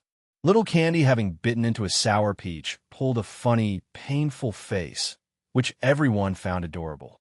If it were him, it would have been a live disaster. Xia Xiaoman also secretly sighed.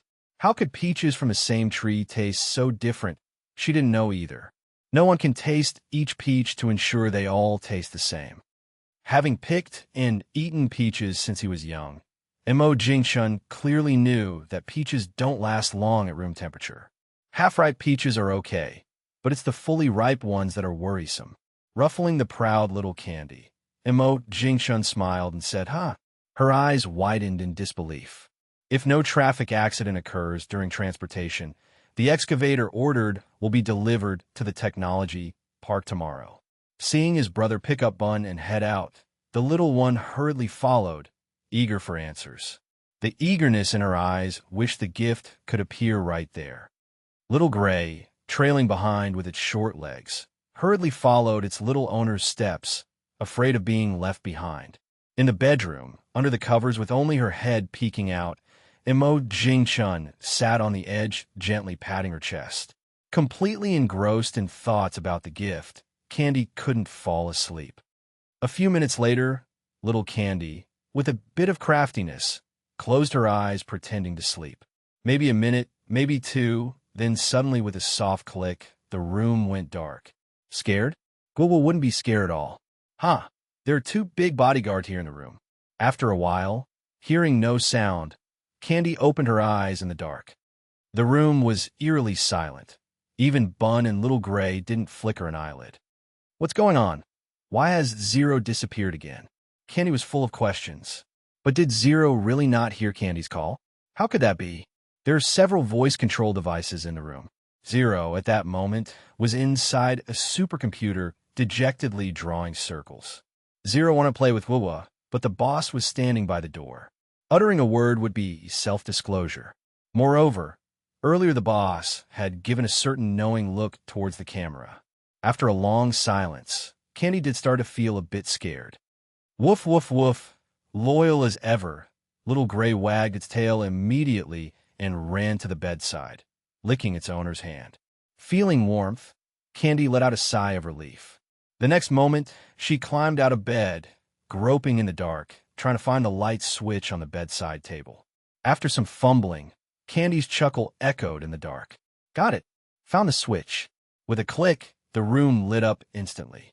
She turned her head and was so frightened that her heart almost skipped a beat. Standing there on the bed, lost for words, she didn't know what to say. After a long pause, she stammered, Mo. Jingchun smiled warmly, but in Candy's eyes, It was like a big tiger grinning. No wonder Zero didn't respond at all earlier. Oomph. Traitor. Not even a single heads up. Hurry up and sleep. It's already past 11. She immediately retreated under the covers, closed her eyes, and didn't dare open them, even hearing the lights going off. Her brother's trick, using a second time, was underestimating Gugwa.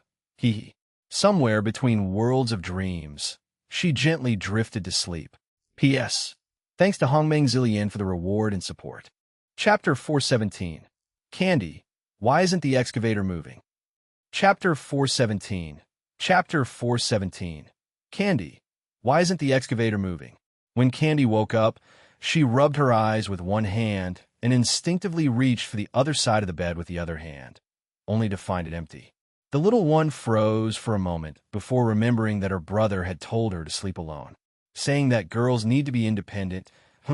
Clearly, he was annoyed by Gugwa often disturbing his sleep-ins. Gugwa doesn't care at all. Gugwa still has Bun and Lil Gray. In a little while, when sister comes back, Gugwa will still have sister. Let brother sleep in the cold big bed alone. Scratching her messy hair, the little one felt a bit pity for her brother and whispered to herself while sitting on the bed, "How about, don't think a 4-year-old doesn't understand. Kids these days are smart." Inevitably, today's children mature early. The little one's eyes were somewhat confused. What did she forget? Wow, she remembered brother's gift. Brother. She didn't brush her teeth or wash her face. Wearing pink slippers, Candy ran out, running and shouting all the way. "Brother, where's Gugwa's gift?" Mo Jingchun, who was tying an apron and making breakfast in the kitchen, poked his head out in a daze. "Finding me a wife? What nonsense! What kind of weird cartoon was this?" Blinking her eyes, Candy looked at him with innocent eyes and said naturally, "What on earth?" The little one tilted her head, slightly puzzled. "Is there a cartoon teaching that? Curious." Huh? Oh, the next second, the little one turned and ran away. "So big, it's so embarrassing, boo." In the car, Mo Jingchun simply covered his ears. In just this little time going out, how many times had this sentence been repeated? Mo Jingchun couldn't even remember. Just then, Mo Jingchun's phone rang, and the little one's urging stopped abruptly, only because the phone screen showed call from Xia Xiaoman. Under the little one's gaze, Mo Jingchun answered Xia Xiaoman's call. As soon as the call ended, the little one clenched her fists. Yay! Yay! It's an excavator. 55555. The little one was already imagining driving the excavator and conquering the fields. Sitting beside her, Mo Jingchun quietly wiped the drool from the corner of the little one's mouth, thinking to himself, "If you can get the excavator to move, I'll take your surname today." As soon as the car stopped, Candy's eyes lit up at the sight of the excavator with its arm folded. Without Mo Jingchun's help, she unfastened the safety belt of the child's seat herself, opened the car door, and ran out. Standing aside, Mo Jingchun watched Candy running around the excavator with a smile. The group of bodyguards surrounding them didn't know what to say when they looked at the brand new excavator before them. Other people's toys, at most, they buy a slightly larger electric toy excavator to sit on. The boss is different. He bought a real one, a large crawler-type excavator. Just ask if you're impressed. The scene in front of them reminded everyone of a news story from the Middle East years ago. A son wanted to buy a model airplane, but the old man mistakenly bought him a real airplane. Excited beyond measure, Candy held her brother's hand and swayed it, continuously acting cute. In less than 10 minutes, Xia Xiaoman came running from the office building.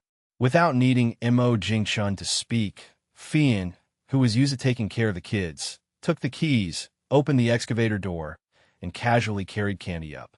It's so high, it's quite challenging for the little one to climb up by herself, and she could easily fall. Standing behind Mo Jingchun, Xia Xiaoman held back for a while before quietly reminding him. Mo Jingchun still smiling with the same expression. Everyone's mouth twitched. Indeed, if it had diesel, the little one driving the excavator around the tech park would scare people to death. It's bound to cause an accident sooner or later. The key turned, the screen and instrument panel lit up. The little one scratched her head, puzzled. Then, Candy started scratching her head again. How do you drive an excavator? Is it stepping on these two levers? She tried stepping on them, but the excavator didn't move at all. However, she accidentally hit the horn, which startled Candy so much that she jumped. Brother, oh my, so scary. After fiddling with it for a long time, the excavator remained motionless, but her forehead was sweating heavily. Unwilling, Candy asked Fian to carry her down from the excavator cab. Impatiently, Candy went to Mo Jingchuan's side, looking worried, and said, Brother, is the excavator broken? With a face full of doubt, Candy listened to her brother's analysis and thought so too. How could a brand new excavator be broken? Hearing this, the little one froze for a moment, then nodded. Mo Jingchun held the little one's hand, and they happily walked towards the office building. Lone Wolf and a few others glanced at each other and followed with a smile. The boss really is something, convincing the little one like that. Without Diesel, the excavator has no power to move. After everyone left, Little Gray ran to the front of the excavator's tracks for a sniff, and the next second lifted its hind leg. Chapter 418. Underestimating the Little One. Chapter 418. Chapter 418. Underestimating the little one shivered slightly and quickly chased after. Only a puddle of water on the spot remained to tell the world what had just happened. As soon as the little guy walked into the office, he immediately let go of his brother's hand and headed straight for Mo Jingchuan's desk. Without saying a word, the little guy climbed onto the chair, occupying his brother's spot. Inside, Zero was feeling defeated. Don't you know that without a special driving license, even if you learn, you can't drive it? Not to mention how far you are from the legal adult age. You little munchkin, you're not even tall enough. Sitting in the driver's seat? Let's talk about how you're going to control forward and reverse. Hurry up! Under the little one's urging, Zero actually showed the instructional video, since the boss next to him didn't say anything. With nothing much on his plate today, Mo Jingchun wasn't in a hurry. He had all the time in the world. With nothing to do, Mo Jingchun simply sat on the sofa to enjoy some tea, learning from Xia Xiaoman how to brew tea. Took a light sip, slightly bitter, but after the bitterness, there was a bit of sweetness in the mouth, with a hint of freshness. Could this be the legendary bitter first, sweet later?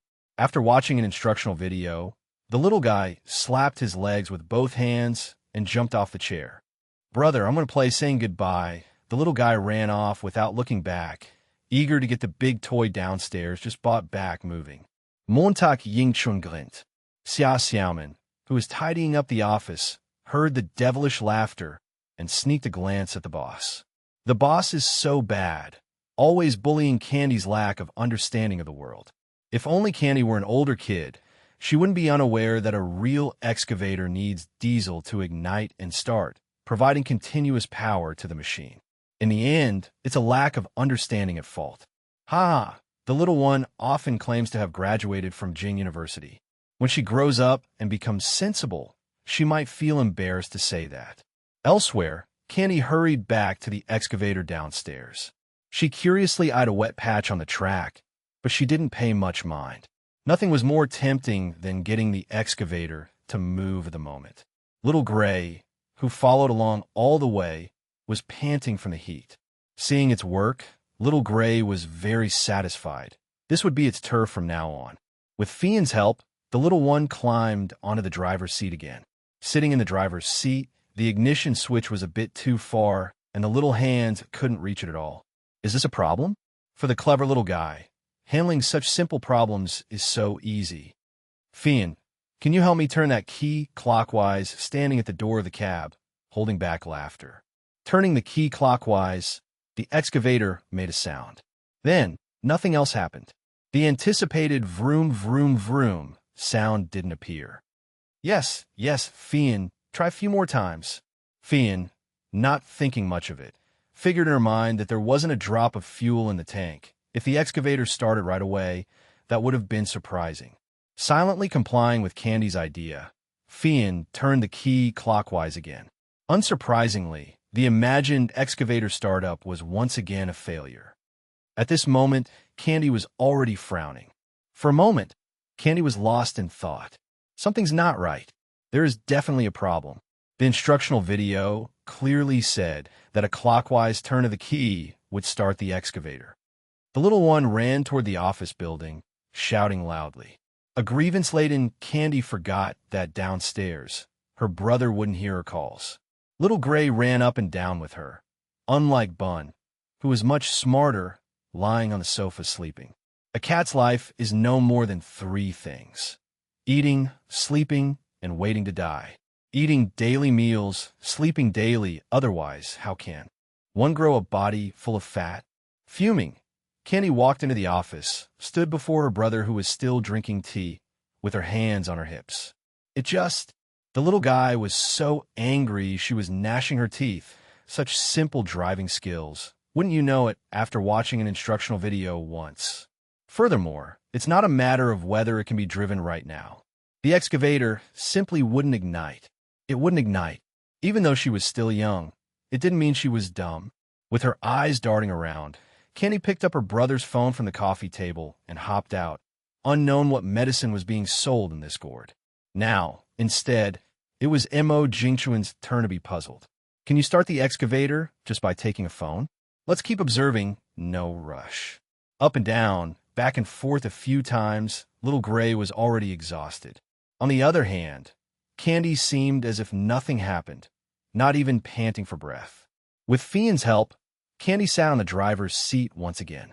This time, Candy didn't immediately ask Fian to turn the key, but skillfully unlocked her brother's phone password, opening the short video app. Due to the camera being a bit far and the glass reflecting, Zero, who was always observing, could only see Candy tapping on the phone. As Zero tried to see what Candy was doing on the boss's phone, he was stunned along with Lennon. Under Fian's astonished gaze, Candy started a short video live stream, using the boss's account no less. Oh dear, things have escalated. From all over the country, internet users watching short videos swiped gently, watching the next video, suddenly discovering that the blogger they followed was live. It was Mo Jingchuan's short video account from Candy Technology. Oh, wait a sec, what's with these big eyes? In the driver's seat, Candy, live streaming for the first time, looked at herself in the phone with just her eyes showing, scratching her head, trying to hold the phone further away. With tiny hands, even holding the phone far in the video, there was still only a head. The live stream room was filled with endless comments. Unexpected live stream, unexpected head. But what a cute little guy. Upon hearing Zero's report, Mo Jingchun spluttered out the tea he had just drunk. Ahem, coughing. Mo Jingchun, in disbelief, looked up at the camera and said, "What did you say? What kind of move is this?" Mo Jingchun was a bit caught between tears and laughter, learned to do live streaming just by watching it once. P.S. Thanks to the Burning Rooster, If You Knows, and Hongming Purple Lotus for their support and rewards. Chapter 419, Wedding Invitations. Chapter 419. Chapter 419. Wedding Invitations. Fian, whose face had already stiffened, really wanted to escape from this place. If Candy hadn't been watching her, she would have wanted to report the unexpected incident to the boss. She gave Candy a good luck to you look and turned the key. Hey, just like this. The little guy excitedly held up the phone towards the key, asking the viewers for help. Nonsense. Just wondering, is it really appropriate to teach a 4-year-old kid to start an excavator like this? No one paid attention to this viewer's feeble question, and over 80% of the viewers even missed his comment. The number of viewers watching live skyrocketed to over 100,000 in no time, and the number of comments was countless. The little guy looked at the comments for a long time, but didn't find the answer he was looking for. A bit disappointed. Or, should we have brother return it for a new one? A new excavator that's broken is definitely covered for exchange or return. Just then, a viewer commented.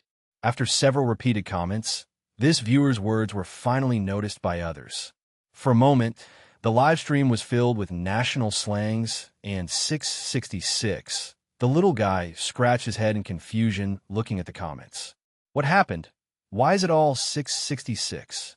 The live stream viewers saw the little guy's puzzled eyes and started to laugh, then explained why the excavator wouldn't start. Oh, having found the reason, naturally, the problem needed to be solved. Isn't it just fuel? There's plenty of it. Seeing Candy finally turning her head to look at her, Fian silently stepped aside. Suddenly, the little guy's smile gradually disappeared. The next second, the little guy innocently smiled and said, "Yeah." Mo Jing-chun smiled and forcefully rubbed Candy's face, saying in a gentle, gritted teeth tone. The live stream wasn't turned off, and although the viewers couldn't see Mo Jing-chun, they could see the pair of big hands on the little guy's face and hear what Mo Jing-chun said. The live stream chat blew up with comments again. It was either ha ha ha or 666. I knew it. There's no way a brand new excavator could be broken. About 10 minutes later, a fuel truck parked next to the excavator.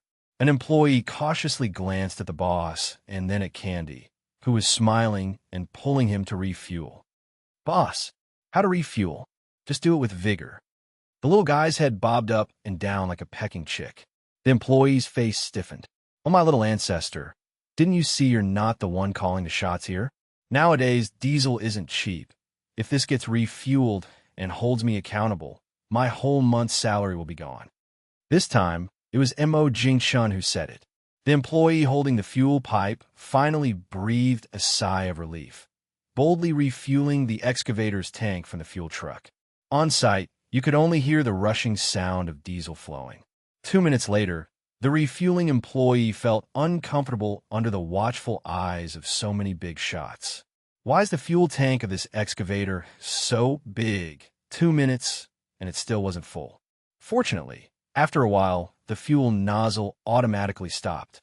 He packed up and drove the fuel truck away quickly. Mo Jing-chun glanced at Sci-Fi, signaling him to keep an eye on things. For the self-proclaimed versatile driver, Sci-Fi, operating an excavator was incredibly easy. As the crowd stepped back, a roaring sound was heard as the excavator belched black smoke. The excavator started. Candy, sitting in the driver's seat, was so happy she practically floated with joy. Accidentally, she bumped her hand against the control lever, but luckily Sci-Fi grabbed the lever in time. From over 10 meters away, Mo Jing-chun blinked as he saw the osmanthus tree being toppled by the excavator's arm. Looks like the key to the excavator should really stay with Sci-Fi. Too dangerous. The excavator can't be kept in the tech park. However, the open space outside the park is quite suitable. Sci-Fi could also sense the boss's concerns, nodded, and began maneuvering the excavator. Realizing she had caused trouble, Candy bit her finger nervously, not daring to make a sound. As the excavator traveled further away, Mo Jing-chun's mouth twitched when he looked at the devastated osmanthus tree. Thankfully, Bun wasn't there, or there would be an earful of scolding. With Sci-Fi there, knocking down the walls is a bit of an exaggeration. What Mo Jing-chun was really worried about was everyone's safety. As long as that area remains free of people, Candy can mess around all she wants. Based on past experiences, this little one's enthusiasm usually lasts 3 days tops. Once it's over, the excavator will be left there, exposed to the elements. Occasionally, when she remembers it, she might fiddle with it a bit. Don't believe me? Ever since she finished assembling the aircraft carrier model in the study, she hasn't touched it once. In the office, Mo Jing-chun leaned his head against the chair, gazing at the ceiling, lost in thought. Outside, Su Pengfei held Li Wanning's hand, carrying 2 red invitations. The two of them exchanged smiles and entered the office together. Xia Xiaoman glanced up to see Su Pengfei and Li Wanning, paid little attention, and casually pointed out that the boss was at his desk. Red invitations? Probably wedding invitations. Xia Xiaoman simply swiveled her chair around, watching Su Pengfei and Li Wanning walk towards the boss. As she guessed, Su Pengfei was holding wedding invitations. Mo Jing-chun sat up, looking at the two with a hint of confusion. Su Pengfei smiled as he handed over the invitations. "Boss, we're getting married." Chapter 420. Brother, when are you getting married? Chapter 420. Brother, when are you getting married? Mo Jingshun cheerfully accepted the wedding invitation. Su Pengfei, full of joy in his heart, said with a wide smile, "Isn't that true? As the boss of candy technology, standing at the pinnacle of wealth, is there a shortage of people wanting to marry Mo Jingshun?" Holding hands, Su Pengfei and Li Wanning exchanged smiles without saying a word. Everyone at the company is aware of the boss's good relationship with an intern. It's best everyone knows without saying it out loud. Otherwise, it wouldn't be fun anymore and you'd risk getting fired by the boss. At this point, Su Pengfei handed the other invitation he had to his wife, and Mo Jingshun took one look and realized the remaining invitation was meant for Xia Xiaomin. It has to be said, Su Pengfei, for a straightforward guy, is quite attentive now, unlike how he was like a piece of wood before. With the wife around, it's most fitting for Li Wanning to give the invitation to Xia Xiaomin. In Jing City, a continuous series of meetings left Li Yuanfang exhausted. After resting overnight, Li Yuanfang woke up with a smiling face to greet the day.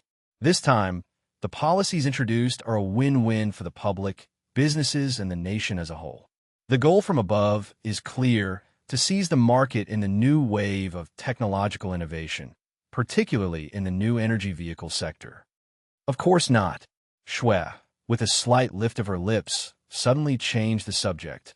Oh my. Pulling off a confident style was hard enough, only to be busted by the wife. So awkward. I'm going to brush my teeth. In the afternoon meeting, what was discussed and what cooperation was reached, only those attending knew. One couldn't tell from their faces. In a spacious, minimalist-designed office, Shui served a cup of tea to Li Yuanfang. Starting again, Shui rolled her eyes. The people eligible to attend such a meeting room weren't simple characters. It's still too early at the current stage to create a truly autonomous new energy vehicle, with many technologies still immature. But even the auxiliary driving and active safety systems lag far behind others, making it quite frustrating. Customers choose new energy vehicles for safety and economy. Safety is the #1 factor in purchasing new energy cars. Why does Tesla sell so well? Besides market capture and brand effect, it's because Tesla is safer than other new energy vehicles. Sure, Tesla has many issues, but it undeniably remains atop the new energy vehicle sector. Li Wanfang Musa. The sun quietly climbed overhead, exerting its full effort, radiating light and heat. The air conditioning was turned on in the car cabin, yet it couldn't prevent the sunlight from streaming in. On the wasteland outside the park, acquired by Candy Technology, just a few hours ago, it was overgrown with weeds, once a perfect hiding spot for the outlaws at night. Now it looked miserable beyond words. To the left, a pit. To the right, another pit. Ahead, a pit. Behind, yet another pit. As far as one could see, the previously flat wasteland was all pitted. The weeds were bent over, with no one to care. Besides, who would care about those neglected weeds? Especially since after a rain, the resilient weeds will regenerate, standing strong again. Grumble, grumble, oh, what time is it? Why am I getting hungry? The little guy blinked his eyes, grateful the excavator's roar masked his stomach's rumbling.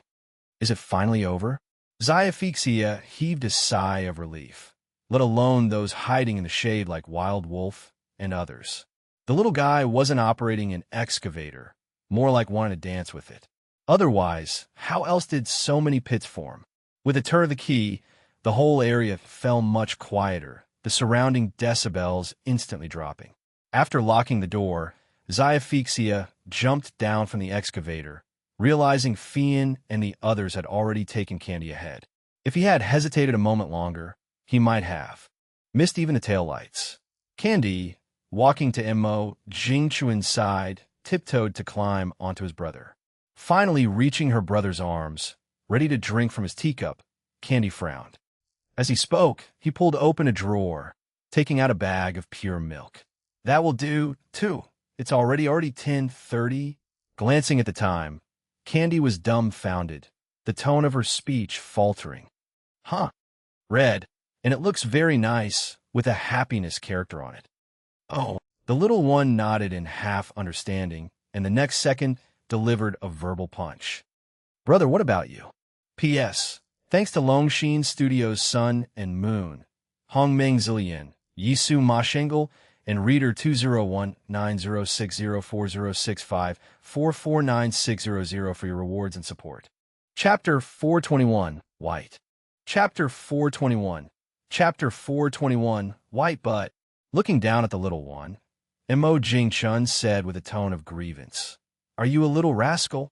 Trailing behind, Candy pouted and muttered softly, "Brother is so fierce.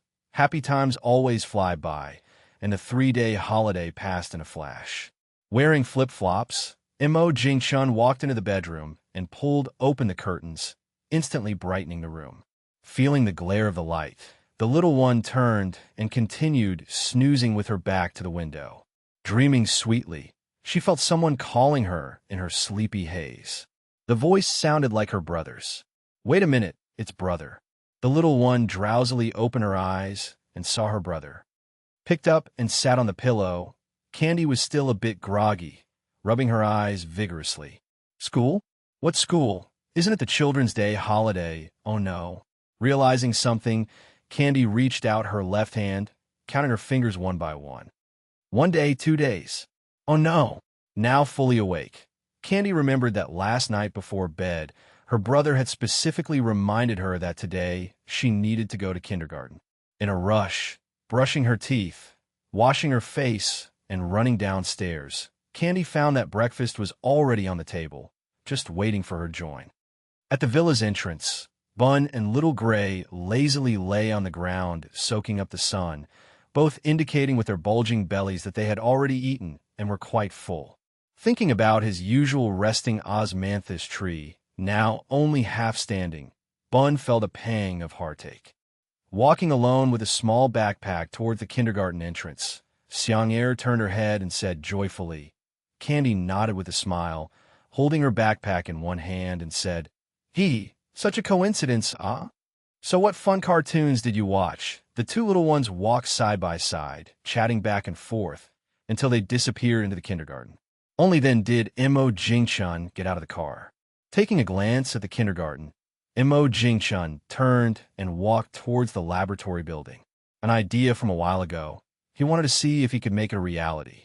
If successful, it could certainly take candy technology to a new level. Yes, it's white. The futuristic tech once imagined in movies now seemed not entirely impossible. Even if not as powerful as in movies, Mo Jingchun believed that even a low-end version would be very welcomed by consumers. As soon as he stepped into his private lab, Zero popped up. The smile on Mo Jingchun's face froze instantly. He felt like Zero was implying something, but he had no evidence. "Of course. Go play by yourself. Don't bother me." Kicking away the vacuum robot turning around under the table, Mo Jingchun created a new folder on the computer. Personal Health Assistant. The reason for not using the term intelligent robot is because Mo Jingchun knew many consumers have an inherent fear of robots, perhaps from watching too many movies. The fear is understandable, although the possibility of an AI rebellion is very slim. But what if? Humanity cannot afford to gamble or lose. Inside the new folder, Mo Jingchun created another document, Feasibility Analysis Report on Personal Health Assistant. The Personal Health Assistant, or White, faced 3 major challenges: materials, intelligence, and data.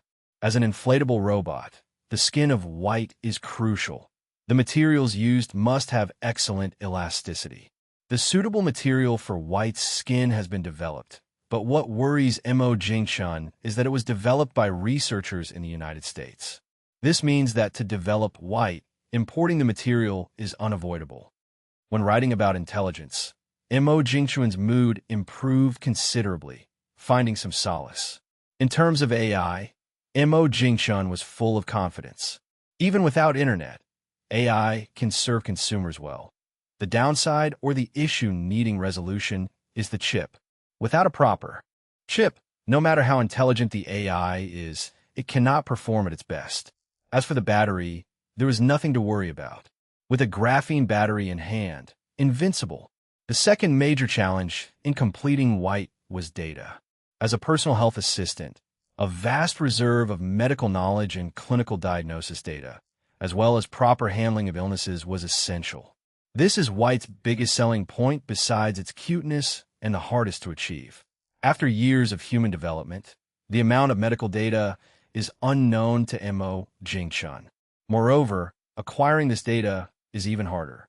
For any hospital and doctor, each clinical diagnosis is incredibly valuable.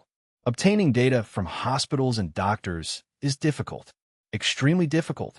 It's their bread and butter, and not only would you take it, but also use White to compete with them for their livelihood. That's crossing the line.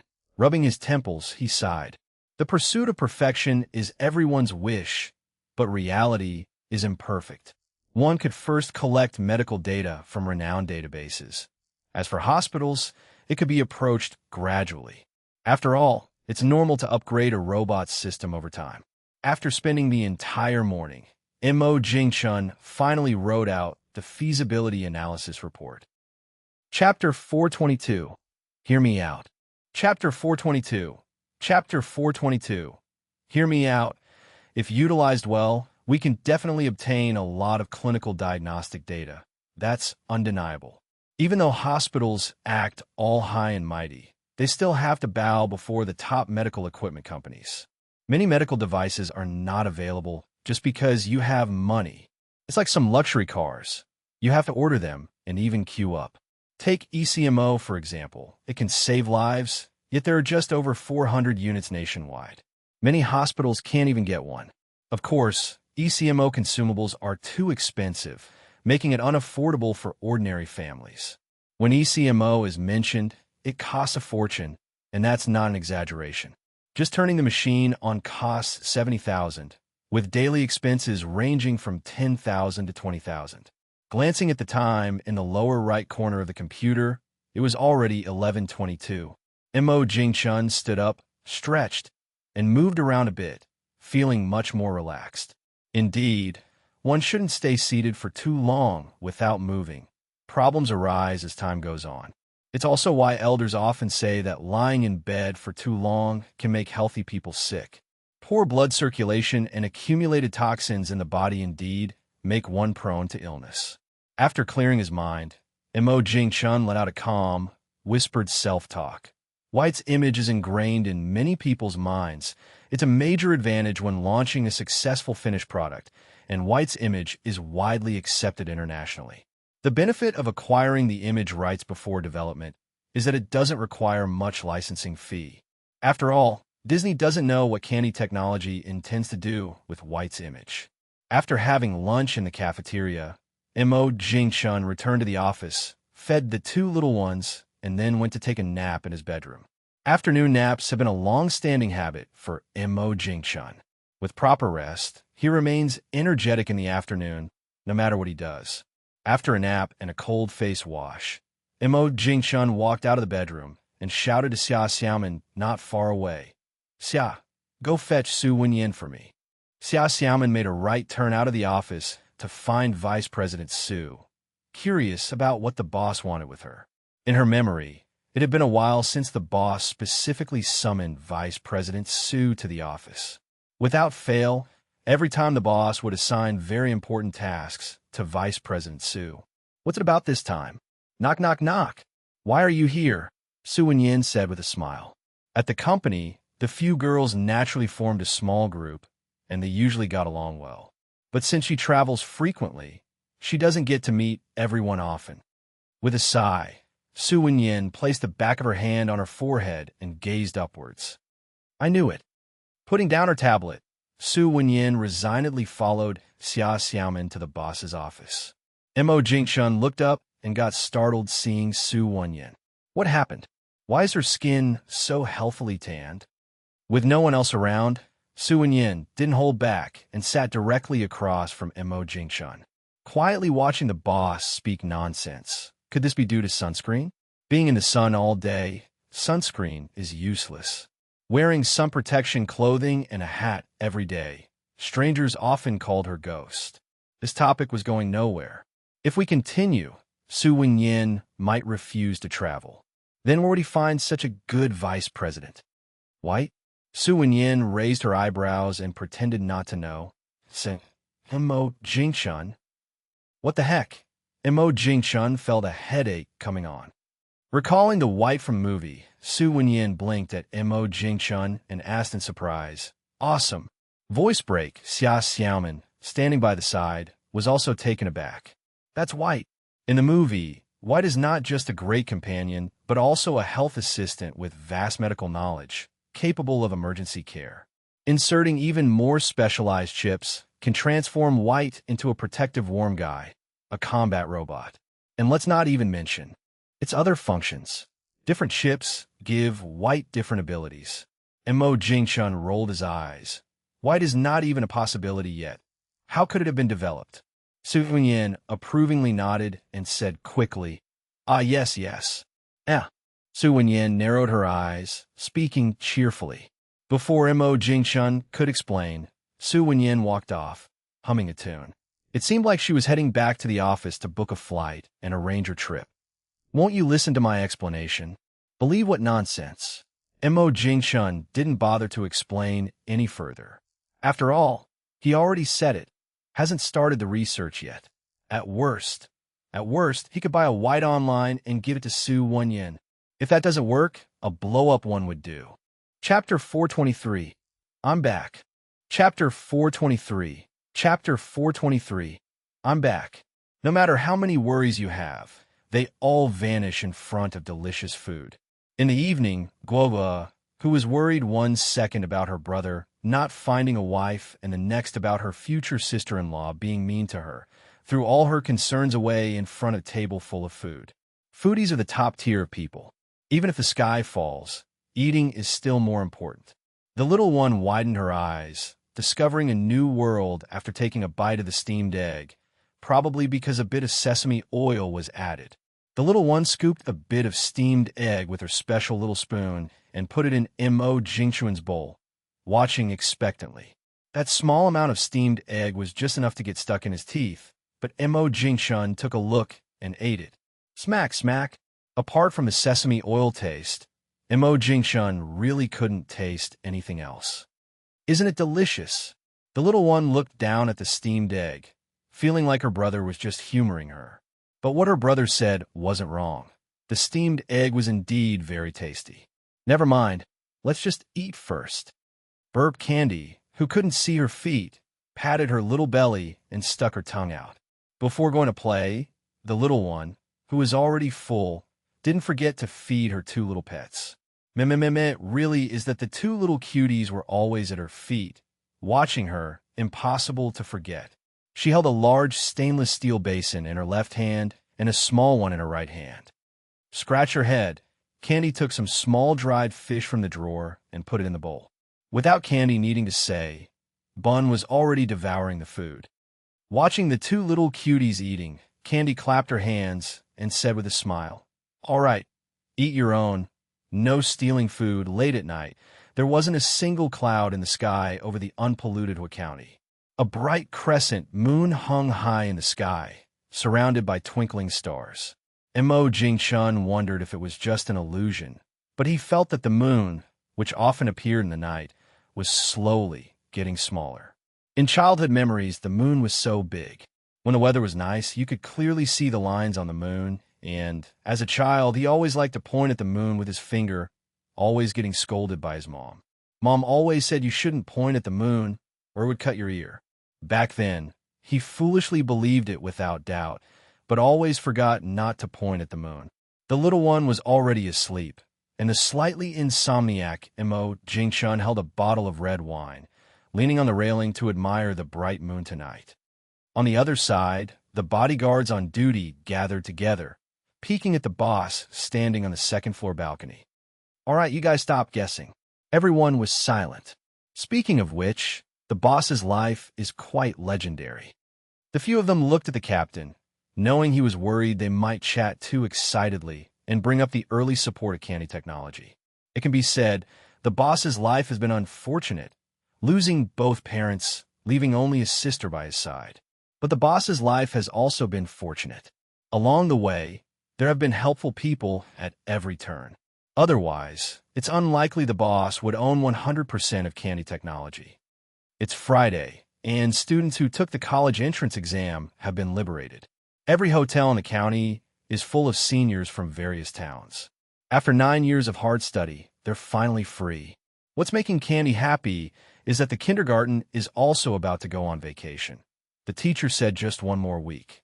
3 white Audi cars have been parked at the new bus station parking lot in the county for nearly half an hour. If not for the phone, Candy would have opened the door and gotten off long ago. Mo Jingchun smiled and asked in return. With a hint, the little one instantly remembered. Oh, the little one was full of joy in the next second her expression changed. Oomph.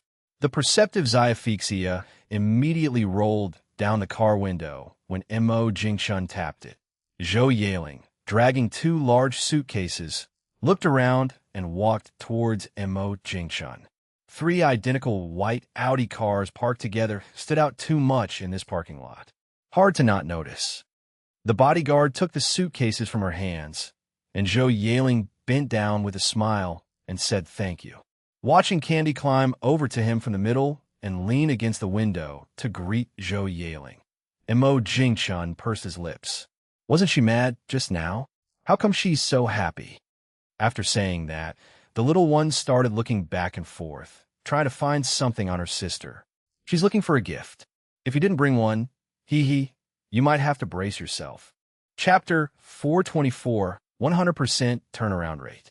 Chapter 424, 100% turnaround rate. Zhou Yaling rolled her eyes dramatically. The little one's expression was a bit skeptical. Is it really so? Are you sure you didn't forget? Don't look at me like that. There really is a gift. The little one's smile curved like a crescent moon. Oh, Mo Jingchun was getting jealous. The little one accidentally overturned the vinegar jar. The little one was momentarily dumbfounded too. The tree of confusion yields the fruit of confusion. Beneath the tree of confusion are you and me. Sitting under the tree of confusion, each receives a fruit of confusion. Confusion involves you and me.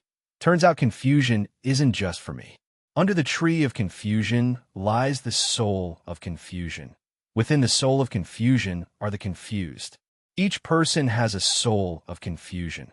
For confusion is the most soulful in life. Brother is jealous, can he tell Guo is just trying to make sister happy otherwise. How can I get the gift? Mo Jingchun smiled and said, You still recognize the way, huh? Feast time. The little one's eyes sparkled. For the dinner gathering, Mo Jingchun invited Uncle's entire family. At the dining table, Mo Jingchun looked at Grandpa's darkened complexion and asked worriedly. Unexpectedly, Grandpa laughed heartily and said, I've been taking them. No need to worry so much about me. Grandpa wanted to say more, but Zhou Xing put down his wine glass. Tui, what do you mean old? Your granddaughter isn't even married yet, and your grandson hasn't married and had children. Grandpa laughed heartily, patting his chest. Xiaochun, don't see me as an old man with many ailments. Mo Jingchun opened his mouth, wanting to say more but refrained. Compared to children, the elderly dislike nagging even more and are more rebellious. Forget it. I'll wait a few days and have Candy talk to him. The kid's words are more effective than a doctor's advice. After all, she's the little demon king who's not afraid to tug on Grandpa's beard. Montak Yingchun Chakut. Tajda. Looking at the shoes that Zhou Yaling held, which were passably nice, Mo Jingchun and Candy both fell in a deep thought. You know Newton's third law? Right, it has nothing to do with these shoes. The little one reached out and touched sister's forehead, then felt her own forehead. No fever, haha. Candy and Mo Jingchun couldn't stop laughing, and the little one laughed until tears came out, her tiny hands patting the floor tiles continuously. Ha, just wear them in winter. It's handmade by me, the only pair in the world. Want them or not? Mo Jingchun gave the little one a look. She quickly stood up, brushed the dust off her hands, and took the woolen shoes. Seeing sister's proud demeanor, the little one looked up at brother, and Mo Jingchun could only shrug helplessly. One must admit, with Zhou Yaling back, Mo Jingshun has been living more comfortably. The next morning, just after going downstairs, Mo Jingshun heard a clattering noise coming from the kitchen. It was Zhou Yiling cooking. Seeing Mo Jingshun, Zhou Yiling clanged the wok onto the stove. Lazy brother, Candy told me that you don't eat breakfast on Saturdays and Sundays. Zhou Yiling gave a thumbs up. Zhou Yiling snorted disdainfully, not wanting to argue. Woof, woof, woof, Mo Jingshun patted little Gray's head, looking at it with pity. Poor little Gray. Zhou Yiling placed a bowl of fried eggs on the table and, looking at the big orange cat lazing on the sofa, said Bun is fed by Guokua. Glancing at Bun, still unmoved, Zhou Yiling smiled and said, leave it to me then. Oh, well, that's great. P.S. Thanks to Hongming Zillion for the reward and support. Chapter 425, Low Battery. Please recharge promptly, bonus. Chapter 425. Chapter 425, Low Battery. Please recharge promptly, bonus chapter. Whoa, inside the amusement park, the little one and Zhou Yiling were having an absolute blast on the bumper cars. A kid and an unlicensed driver, all set. 20 meters away on a bench, Mo Jingshun, wearing black sunglasses, sat there eating a popsicle that cost 1 yuan each. It's not like he couldn't afford the expensive ones. It's just that little pudding is the taste of childhood. The key is the expensive ones don't taste that great either. Taking a lick of the little pudding, Mo Jingshun shook his head. Aren't girls supposed to be afraid of getting tanned? However, even though they were also wearing sunglasses, they were internally complaining. Boss, why not just keep your thoughts to yourself? Saying it out loud, and so loudly. Are you afraid those two playing bumper cars won't hear you? If Candy chases after us and hits us, we can't protect you. Looking at his phone over the popsicle stick, Mo Jingshun felt a bit unsatisfied. Didn't even take many bites, and it's gone. A sudden brake, and the pink bumper car stopped a meter in front of Mo Jingshun. If the brake was applied any later, it would have hit him. As soon as the little one got off, they extended a small hand. Sweat dripped from their head, not even wiped off yet.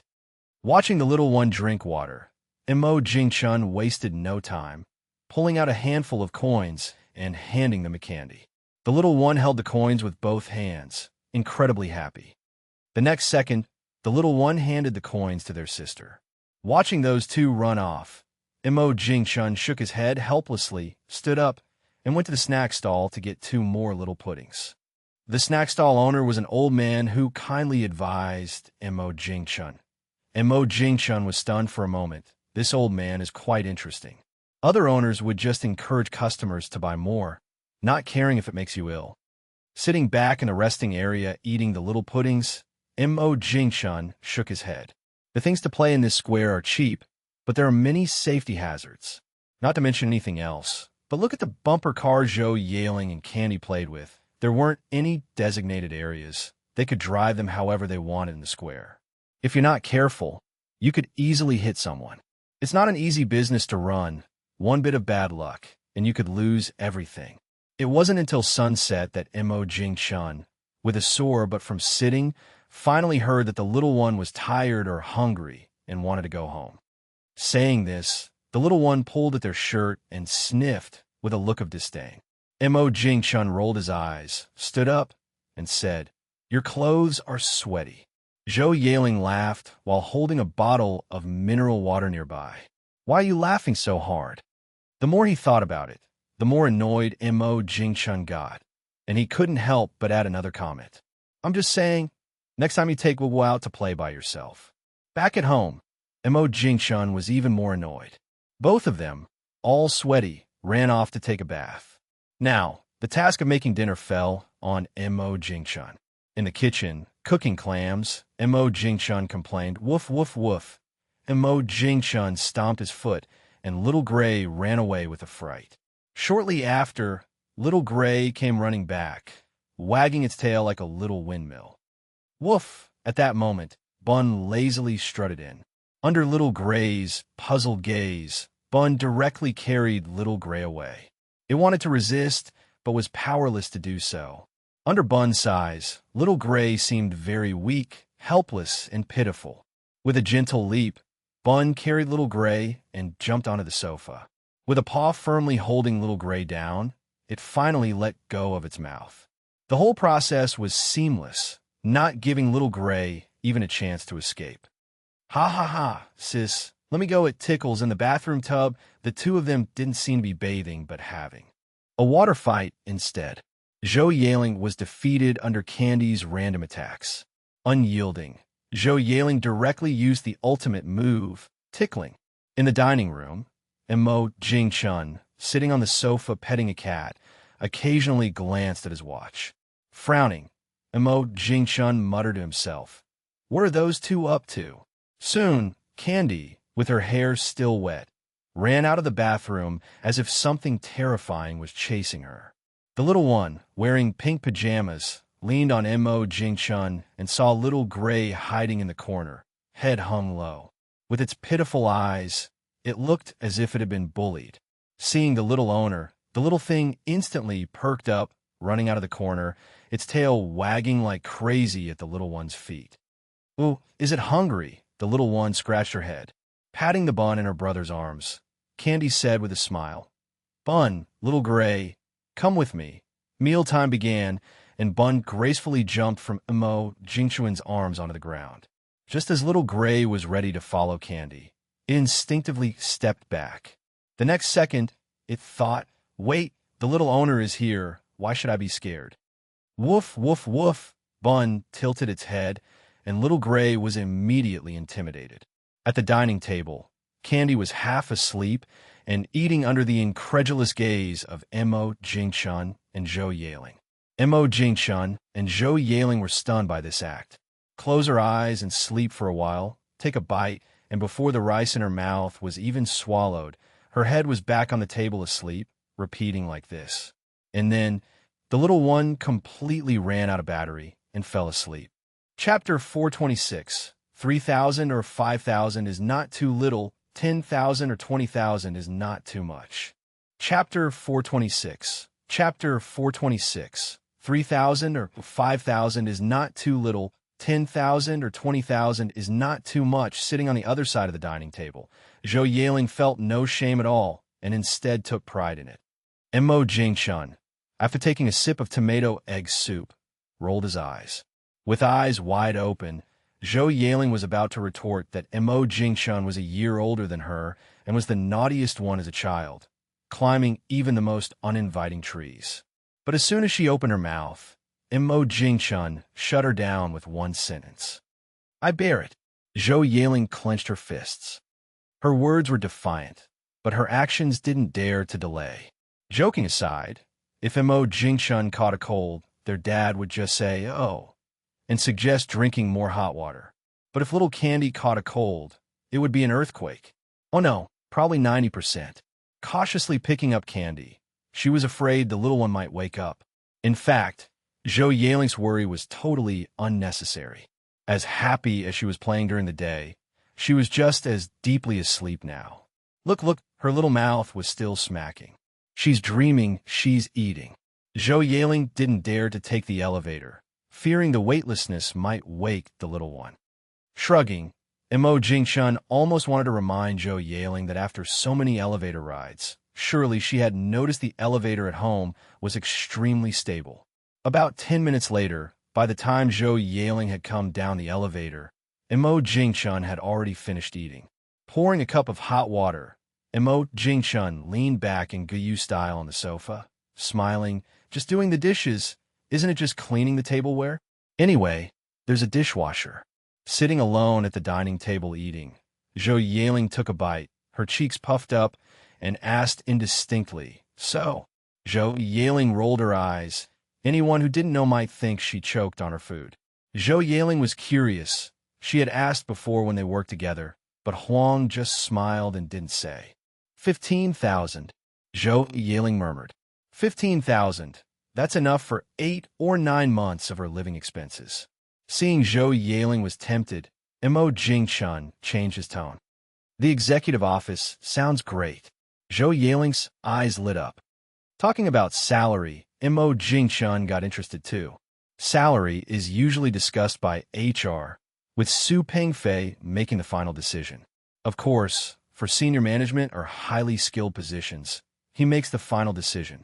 Suddenly intrigued, Mo Jingchun smiled and said, "This really stumped Zhou Yaling.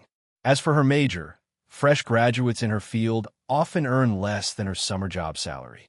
This time, she's interning at her brother's company, can't be regarded as a full-time employee. It's awkward. No amount seems appropriate."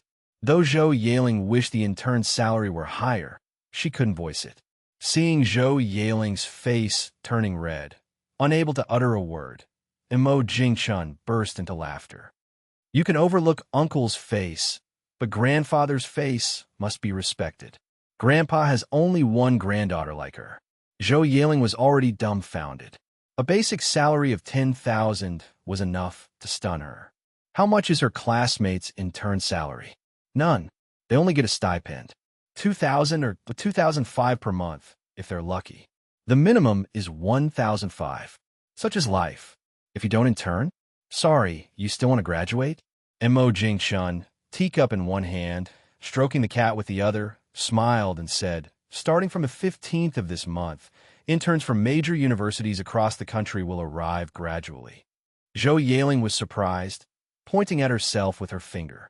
Mo Jingchun rubbed his chin, looked at the ceiling, and said, "No, big brother." Missing limbs, Mo Jingchun couldn't help but twitch. Listen to that. Is that even something a girl should say? With limbs missing, are you sure you can ensure their safety? Zhou Yaling was at a loss for words. All right, don't overthink. After saying that, Mo Jingchun put down the teacup and went upstairs. As for Bun, feeling the big hand leave its body, it opened its eyes slightly, saw its owner leaving, and continued snoring. In the dining room, Zhou Yaling's silly laughter echoed from time to time. Zhou Yaling opened her phone to share her joy, then froze. She seemed to have no classmates to share it with. Roommates? Forget it. Sharing this good news would only breed jealousy. Life is precious. Better not crash and burn at the last college stretch. Once she got her diploma, it wouldn't be too late to thank her roommates for not killing her in 4 years. P.S.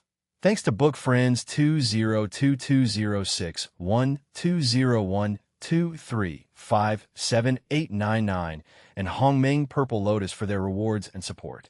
Another book friend from Wei Yuan, come play in Huangling greater than over equal to less than over equal to. Chapter 427, Brother-in-Law. Chapter 427. Chapter 427, Brother-in-Law. In the quiet villa, a sudden chuckle lowered the temperature by a few degrees. Sleeping soundly on the sofa, Bun was startled and almost decided to bolt. Cautiously walking to the kitchen door, Bun finally relaxed. Turns out it was that woman, giggling at night, scared a cat to death. Meow, Bun grumbled, then turned and left. The first floor is no good for sleeping. Need to go to the third floor to sleep with the little owner. With a fluffy, chubby paw, Bun tapped on the elevator door, and it opened the next second. No need to press the floor button. The elevator automatically rose straight to the third floor. Ding, Bun shook its body, and its flesh wobbled. Meow, the room door was open, so Bun walked right in. Probably played too much yesterday. Once awake, Candy insisted she didn't want to go out today. The little one leaned on the sofa watching TV, occasionally rubbing her little feet with her small hands. There are big white geese, the little one hesitated, shaking her head like a rattle. Like, Mo Jingchun slightly curled his lips. Oh. The little one nodded quickly. Sitting on Candy's other side, Zhou Yaling didn't dare to speak, wishing she could escape the scene. If this fire catches on you, it's not easy to extinguish. Luckily, Mo Jingchun wasn't trying to stir things up. It's Monday, clear weather, not a cloud in the sky. Familiar with the company, Zhou Yaling took a note written by her older brother to find HR. After completing the entry procedures, without needing HR to guide her, Zhou Yaling went to report to the president's office by herself. As soon as she entered the president's office, she was spotted by Su Pengfei sitting at the farthest end. Zhou. Everyone chuckled. There hadn't been any staff changes in the president's office. Everyone was familiar with Zhou Yaling. Of course, part of the reason Zhou Yaling was so popular was that the boss was her brother. With a big smile, Su Pengfei pointed to an empty desk in the corner. Upon hearing this, everyone covered their mouths and chuckled, and Zhou Yaling rolled her eyes. Don't you know there's a song called, "Wife is the greatest, husband is second"? Under Zhou Yaling's surprised gaze, Xiaohu placed a stack of documents half-human high on her desk. On the other side, after Zhou Yaling left HR, the person who handled her entry procedures asked a colleague, "Who was that just now?" The speaker was a newly joined HR, recently started and didn't know of Zhou Yaling. Her? Oh. In kindergarten, after the first class, Candy pouted unhappily. With her hair disheveled, "It's so annoying. Now she has to find the teacher." Candy tilted her head at Xiang Er, her bright, big eyes blinking repeatedly. Candy's eyes lit up. Without Xiang Er saying a word, Candy moved a stool and sat in front of Xiang Er. Being her first time braiding someone's hair, Xiang Er felt a bit nervous, but she was also very careful. A bit cautious, afraid of hurting Candy. Initially nervous, but as she started, Xiang Er's technique became more skilled. This scene coincidentally caught the teacher's eye. The teacher, finding it amusing, took a phone picture. Seeing the teacher, Xiang Er froze for a moment, then smiled. A kid who can braid hair, truly adorable. Looks like Candy's Barbie doll gifts weren't played with any less. Candy touched her braids. Indeed they were. Just no mirror to see her look. When it was Candy's turn, she stuck out her tongue. Really envy these kids, still at an age without worries. Once in primary school, the troubles will begin, all become vexing issues for the students. Near noon, Mo Jingchun was preparing to have lunch, then have a noon nap. Hanging up, Xia Xiaoman with a strange expression approached Mo Jingchun, saying, "What? How did he just come without saying a word?" This sudden visit caught Mo Jingchun off guard. Li Yuanfang represents the Li family. From Jing City. Well, actually just a teacher's brother, not that scary. As soon as I got downstairs, the two men clasped hands. Never met, but it doesn't mean they don't recognize each other. Both had seen each other's photos, though the photos might be slightly unattractive. Instantly, the smile on Mo Jingchun's face froze. The young women at the front desk and Xia Xiaoman were also stunned. Brother-in-law? Everyone looked at the boss and then at this overly dramatic young man, lost in thought. Who is this guy, calling the boss brother-in-law with such audacity? Li Yuanfang wanted to speak again, but Mo Jingchun, seeing the situation, quickly covered Li Yuanfang's mouth with his hand. For a moment, the bodyguards on both sides were extremely tense. Had it not been for Li Yuanfang's signaling, they might have already started fighting. Chapter 428, Motorcycle Algorithm. Chapter 428. Chapter 428. Motorcycle Algorithm in full view of the public. Mo Jingchun pulled Li Yuanfang into the restroom in the lobby on the first floor. For a while, the entrance to the restroom was directly blocked by several burly men. Those who originally wanted to use the restroom were a bit surprised by what explosive event was happening inside that it wouldn't allow people to enter. And those who were originally inside the restroom shivered, thankful that no one stopped them from leaving. After confirming that no one was in the stalls, Mo Jingchun said angrily, "What were you shouting just now? Brother-in-law? Since when did I become your brother-in-law?" Mo Jingchun sneered coldly and said, "You suddenly showed up today. You must have something important, right?" Before Mo Jingchun finished his sentence, Li Yuanfang's interest was piqued. "Do you really think there's nothing I could do about you? Little rascal." What if I let Su Wenyan file a complaint to the old man? TSK, TSK, TSK. Seeing the astonished look in Li Yuanfang's eyes, Mo Jingchun smiled proudly, and indeed Li Yuanfang was thrown off guard. "Sister, is this how you sell out your little brother?" Li Yuanfang, who fears nothing under the sky, is really afraid of Mo Jingchun asking Su Wenyan to file a complaint. The old man beats him entirely based on his mood. Seeing Li Yuanfang back down, Mo Jingchun also breathed a sigh of relief. If the title of brother-in-law got out, that would be it. The counselor who can't find a partner in the first place wouldn't be able to find one at all. That would be too much of a crime.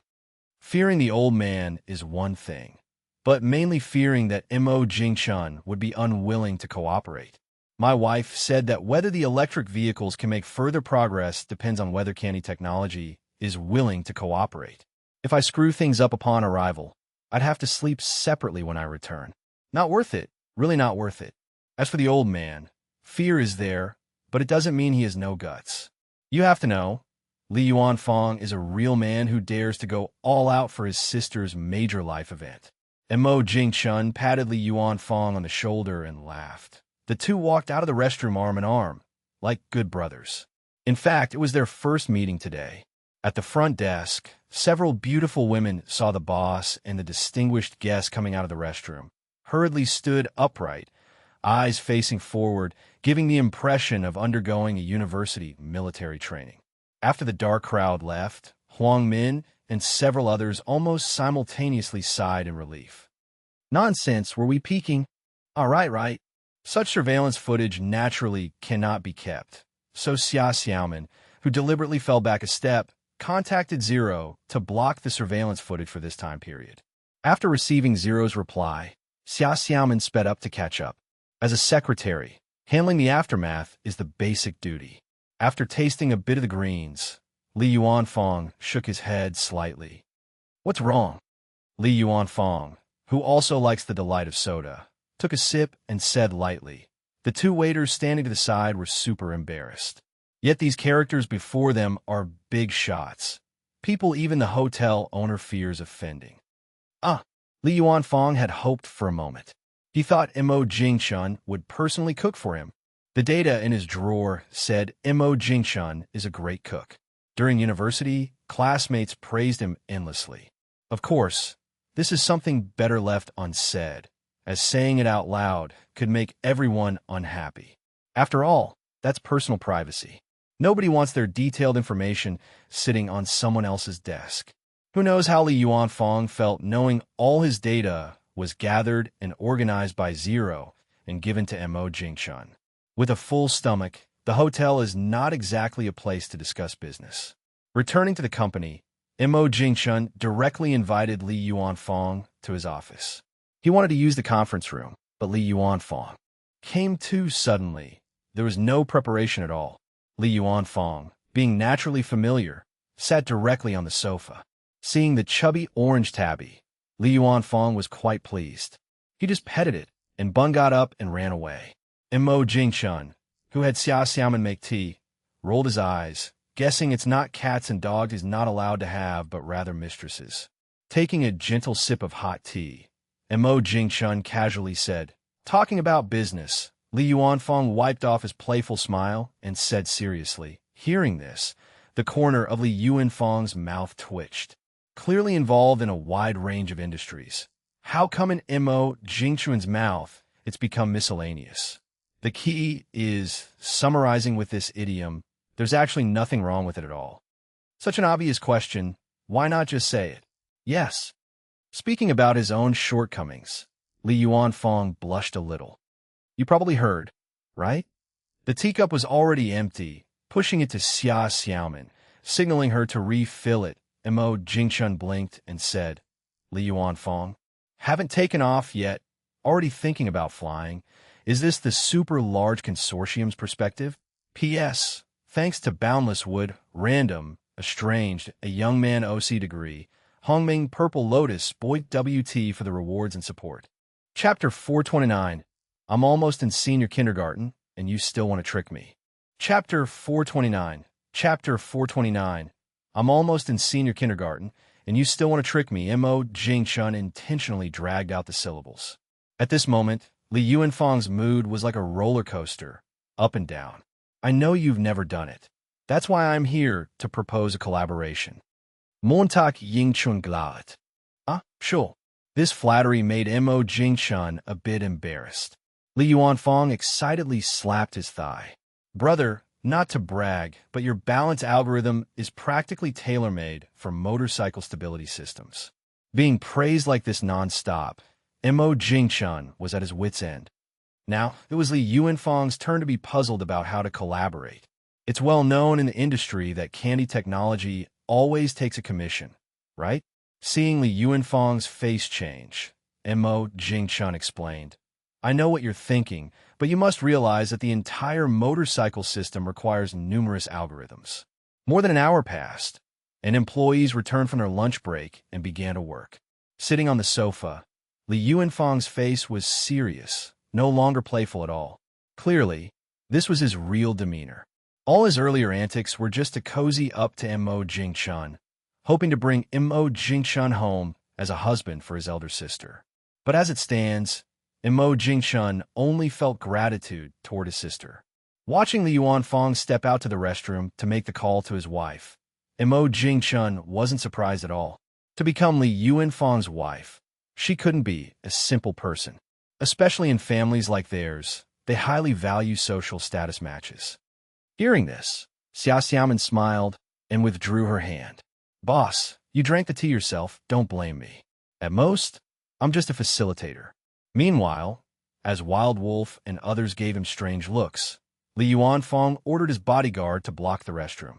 And he, with a serious expression, walked into the restroom. After ensuring no one was there, Li Yuanfang dialed his wife's number. Beep, beep, beep.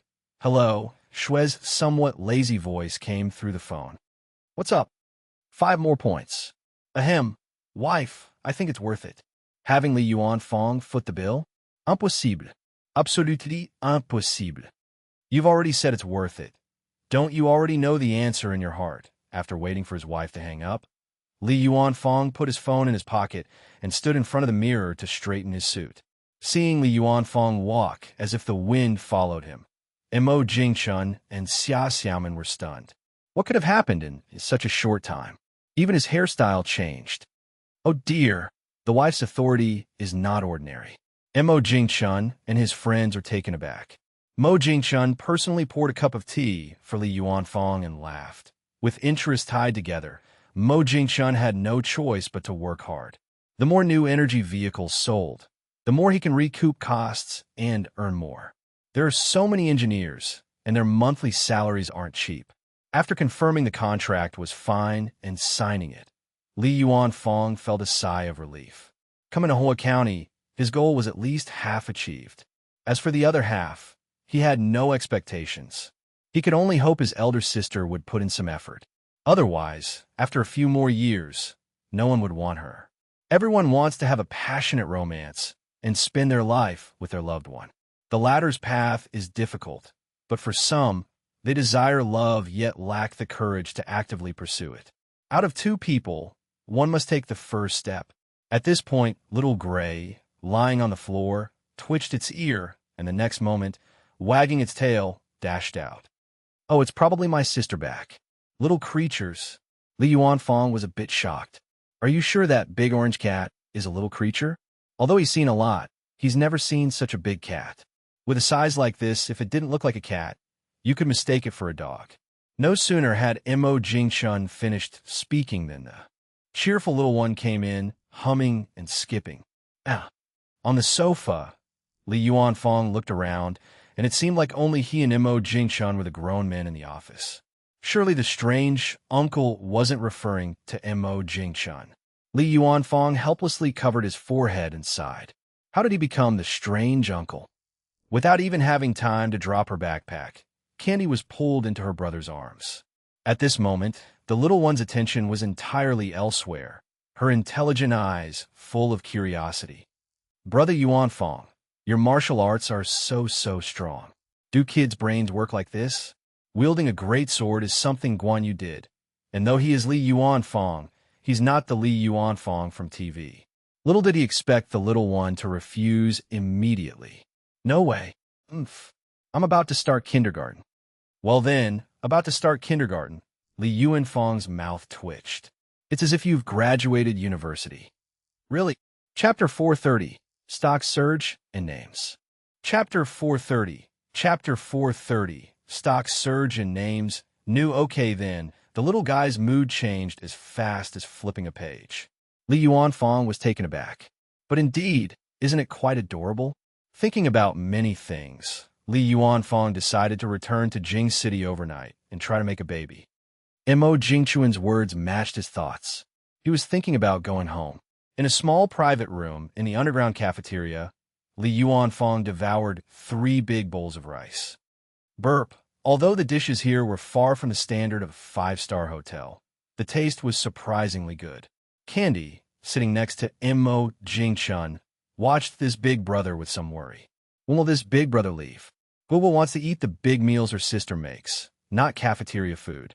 After checking the time on his phone, Li Yuanfang smiled and said the little one tilted her head, watching the big brother and his group disappear out the door, then suddenly shouted joyfully, "Yay!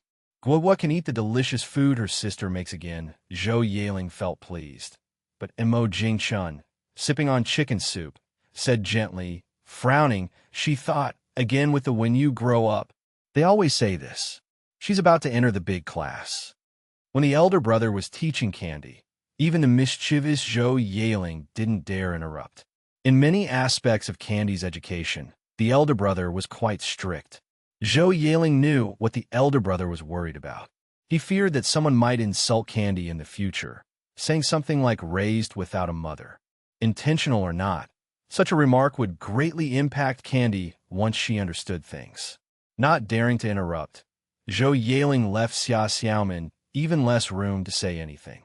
If those words got out, the boss would likely think of her, Xia Xiaomin, first. The next morning, after Mo Jingchun dropped off the little one at kindergarten, Xia Xiaomin handed him a document in the office. Mo Jingchun glanced at it, chuckling, "Oh, this, I know about this." The surge in his car company's stock was really no surprise. Otherwise, why would he come back just to sign the contract after a call? With this stock surge, he's probably grinning from ear to ear. Xia Xiaomin could naturally see this situation as well.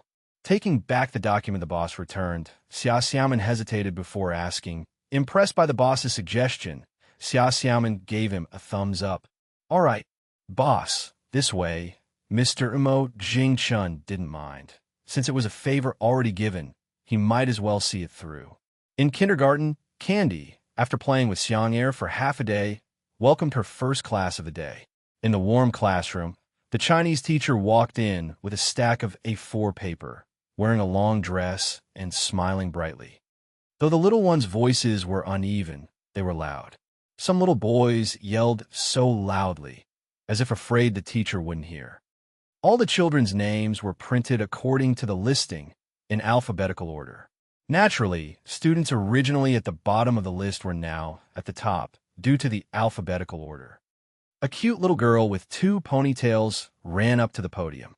The podium, half the height of a person, was taller than all the kids in the classroom. Finally, "It's my turn," Candy, who had been impatient, ran straight over. On a familiar white piece of paper were 3 scribbled characters. Montak Xiaoxu. Candy recognized the characters, but she just couldn't write them. Listening to the teacher call other students' names, Candy returned to her seat obediently. Looking at the black words on white paper before her, Candy scratched her head in distress. Why didn't her mom give her a 2-character name? The extra character makes it so hard. A few minutes later, all the little ones had their names. The teacher on the podium smiled and said, "Children, look at your names and try to draw them. Over the next few days, the teacher will individually help each of you write your name." A group of little cuties responded in unison. But soon, they regretted it a bit. Why are these names so hard to draw? But a few talented little artists had already started drawing with some semblance of shapes. Though shaky and crooked, at least recognizable. Sitting next to Xiang Er, Candy was confused, holding her pen without knowing where to start. So hard, hearing Candy's complaint, Xiang Er tilted her head and pointed at the strokes on the paper, saying, gradually, Candy seemed to catch the hang of it, though her characters were shaky like chicken scratches. But for some reason, the more she looked at the teacher's model, the stranger the MO character seemed. It was as if she no longer recognized this word, feeling entirely unfamiliar. Scratching her head, the little one couldn't figure out why this was happening. 2 days later, it was finally her turn for the teacher's one-on-one guidance on writing her name. Listening to the teacher's instructions, the little one's eyes brightened. Writing her name, stroke by stroke, didn't seem so difficult. She was just envious of those with only 2 character names. Chapter 431. Recruiting Talents Widely. Chapter 431. Chapter 431. Recruiting talents widely in mid-June. The summer breeze finally blew into Hoa County. The morning sun had barely risen, and the outdoor temperature began to climb rapidly. Suffice it to say, the black asphalt road by noon could fry an egg. Anyone still walking on the road at midday was truly courageous. Sweat dripped like raindrops, but did not affect the pedestrians' footsteps. Well, it's just as hot standing still. Might as well walk faster and find a shady place to enjoy some air conditioning sooner. From the cafeteria to the office building, in such a short distance, Mo Jingchun was already sweating profusely after lunch. He looked up at the glaring sun and exhaled a deep breath of hot air. Under the scorching sun, Mo Jingchun didn't want to stay a second longer. Even this brief moment made his feet feel hot. Global warming is getting worse year by year, with countries calling for action annually. But in reality, global warming hasn't eased at all. Instead, it has worsened with each passing year. Years ago, experts said it was due to CFCs damaging the ozone layer. As a result, many companies in the cooling industry suffered. But in recent years, the ozone layer has gradually recovered, and global warming is still continuing. Ultimately, it's because of too much carbon dioxide in the atmosphere. That's the direct cause of the Earth's fever. Feeling the coolness of the air conditioning, Mo Jingchun shrugged his shoulders. Global warming is not something he, as a businessman, can control. Despite the scorching weather, at around 4 in the afternoon, Mo Jingchun held an umbrella, waiting at the kindergarten gate. He wasn't the only one standing there. Many were. It's the last day, and it wouldn't be right now to pick them up once school is out. Moreover, he had promised Wilwood to pick her up today after school. The security personnel in the air-conditioned security room felt awkward, either sitting or standing. Oh, the bell rang, and one class after another lined up, and under the teacher's guidance, parents were picking up their kids in an orderly manner. Candy, lining up, saw her brother at the gate with an umbrella and jumped up waving. Brother, Mo Xiaoxue, come over quickly. The teacher waved, and the little one cut the line and came out first. The little one wanted to hug her brother. As soon as her little hand touched brother's big hand, she halted abruptly. How can I not be? It was indeed too hot. The little one could barely stand it either. In the office, the little one stood under the air conditioner's wind outlet, enjoying the cool breeze. Mo Jingchun pulled her away, but she moved back again. The little one was stubborn, but obediently moved upon his words. A few minutes later, after thoroughly cooling down, the little one dashed to the sofa to pet the cat. Hearing this, Mo Jingchun turned his gaze and said with a smile, "Seems so." The little one touched her chin and nodded. Putting down the book in his hand, Mo Jingchun turned his chair towards the little one and asked, "Goa, I'm going to Jing City tomorrow and might stay there for 3 to 5 days." Go to Jing City. The little one hesitated for a long time, but suddenly thought about those big sisters and had no hesitation. It wasn't for any other reason, mainly because she missed those big sisters. A secretly pleased Mo Jingchun didn't know the main reason for the little one's decision to go to Jing City with him was her classmates. With the trip to Jing City tomorrow, Mo Jingchun still had some matters to address. Regarding talent, Mo Jingchun could never have enough. He had his own ideas. The system, after all, is an external aid, and no one can guarantee that this system, which suddenly appeared, won't vanish one day without a trace. The aim of recruiting talent is so that someday, even if the system can no longer provide new technologies or disappears, candy technology can still run smoothly. Human wisdom should never be underestimated. Looking through history, one will find that humans excel at creating miracles. Many scientific and technological advances were breakthroughs carried on by generations of talented individuals. Just after Mo Jingchun finished giving some instructions, ready to continue his study, the little one mysteriously approached him. Mo Jingchun was a bit puzzled. It seemed like the little one was hiding something good behind her back. Otherwise, why so mysterious?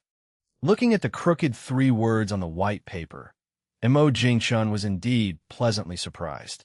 This clever little one, while praising herself, didn't forget to pull her brother in. "I'll keep this gift," said Mo Jingchun, as he clipped the piece of white paper into the book he was studying. After returning from Jing City this time, Mo Jingchun planned to frame this special gift and place it on the studies collection shelf. Beautiful memories are naturally meant to be preserved whenever possible. Just like the baby bottle he has treasured away. Years later, these items will be memories for Mo Jingchun and childhood for the little one. Knock knock. This wasn't said by Mo Jingchun, nor by Xia Xiaomin, but by Zhou Yaling standing at the office door. The little one saw her sister and hopped over happily. With her sweet little mouth, she called out sweetly. Looking over, Mo Jingchun pursed his lips and muttered. Mo Jingchun, taking his phone as he walked over, glared at Zhou Yaling. Chapter 432. Zhou Yaling. As expected, I'm still the extra one. Chapter 432. Chapter 432. Zhou Yaling. As expected, I'm still the extra one. These days I'm traveling. Just left him, so updates might be a bit unstable, yo.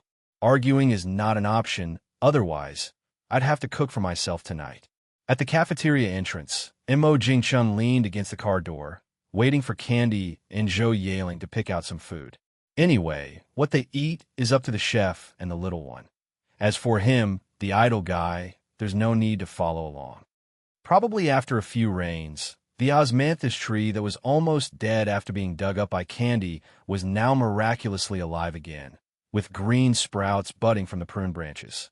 At Mo Jingchun's feet, Bun sat on his shoe, looking at the bare osmanthus tree. Despite seeing it many times and having accepted the reality, Bun still felt a slight melancholy. Such a good place to sleep, gone just like that.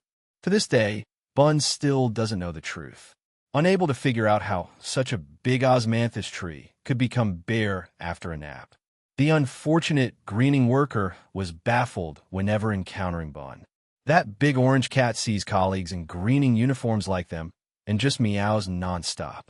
Although its meaning is unclear, the sound, however, doesn't seem pleasant. Zhou Yaling didn't keep Mo Jingchun waiting long, carrying 2 large bags full of stuff in each hand as she approached. And the little one cradled a big cabbage in her arms.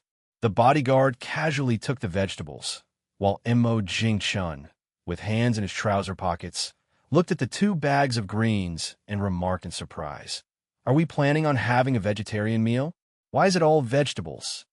Determined to put the big cabbage into the trunk herself, Candy used all her strength to toss it in, then walked over to explain for her sister. The little one blinked and giggled, so Mo Jingchun pinched the little one's cheek and said helplessly. Candy, who was just feeling proud, was momentarily stunned, then quickly realized. "Oh yeah, then it's all left for sister to enjoy alone." Zhou Yaling, who hadn't been informed, looked incredulous. She looked at Mo Jingchun, then down at Candy.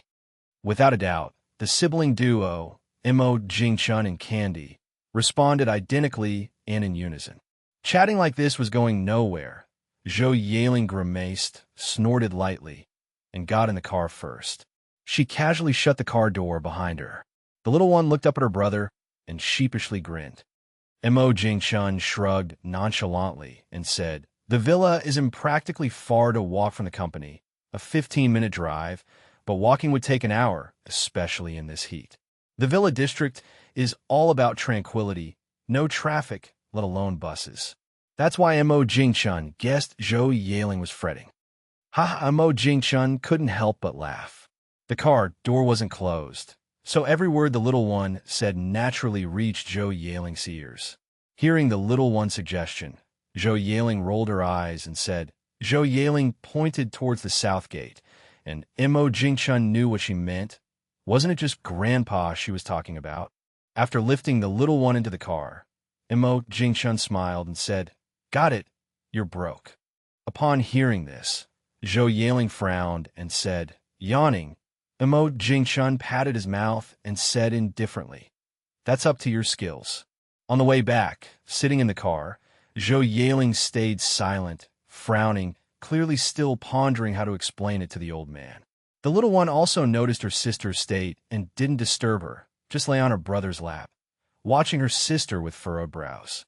"Brother, should I bring the water bottle?" "Yes." The little one carried a 1-liter large water bottle and trotted off to find Zhou Yaling. After packing clothes for himself and candy for the Jing City trip, Mo Jingchun carried the bags downstairs.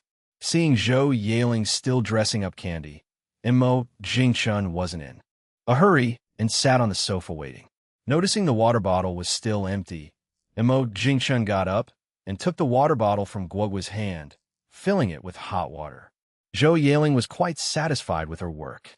"Candy, once you reach Jing City, be sure to call and let sister know you're safe. P.S. Thanks to Jin Wan, Hongmeng Zilian, and Yijin Hunchu for their rewards and support." Chapter 433. Are you okay? Chapter 433. Chapter 433. Are you okay? The little one leaned against the car window, waving, while inside the car, Mo Jingchun held tightly onto the little one's waist, afraid that they might fall out. "Sister, Guogua and brother are leaving. Remember to miss Gua." "Okay." Zhou Yaling weakly raised her hand and said. The little one pulled back their head, and the car had barely moved 10 meters before stopping again. Under Zhou Yaling's confused gaze, the car window rolled down again, and that cute head poked out once more. With some concern, Candy shouted loudly, "Sister, don't forget to feed Bun and Little Gray on time. Darn, even pets live better than me." This time, Zhou Yaling's voice was even weaker.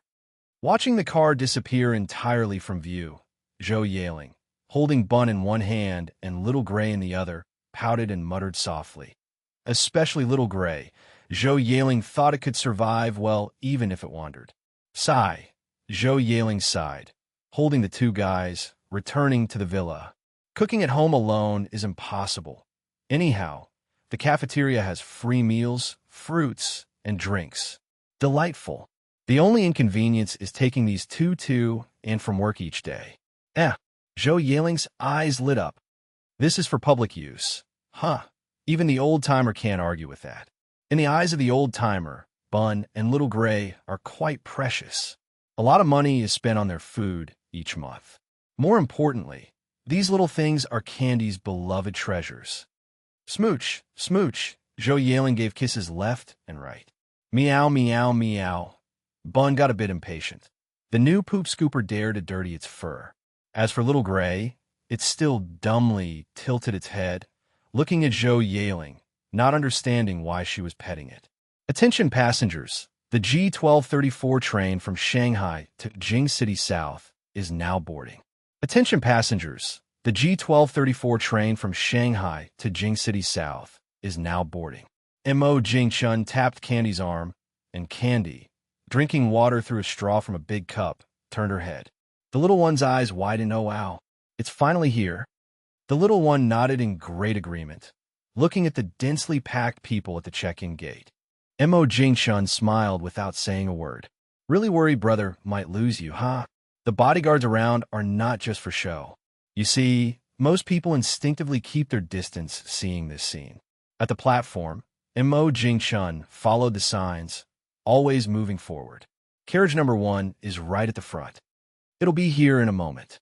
As if to confirm Mo Jingchun's words, a white light appeared from afar on the rails. Soon, everyone heard the sound for the tracks in front of the platform, getting closer and louder. The little one pointed excitedly at the approaching high-speed train, shouting, "Here it comes, here it comes." Mo Jingchun whispered into the little one's ear.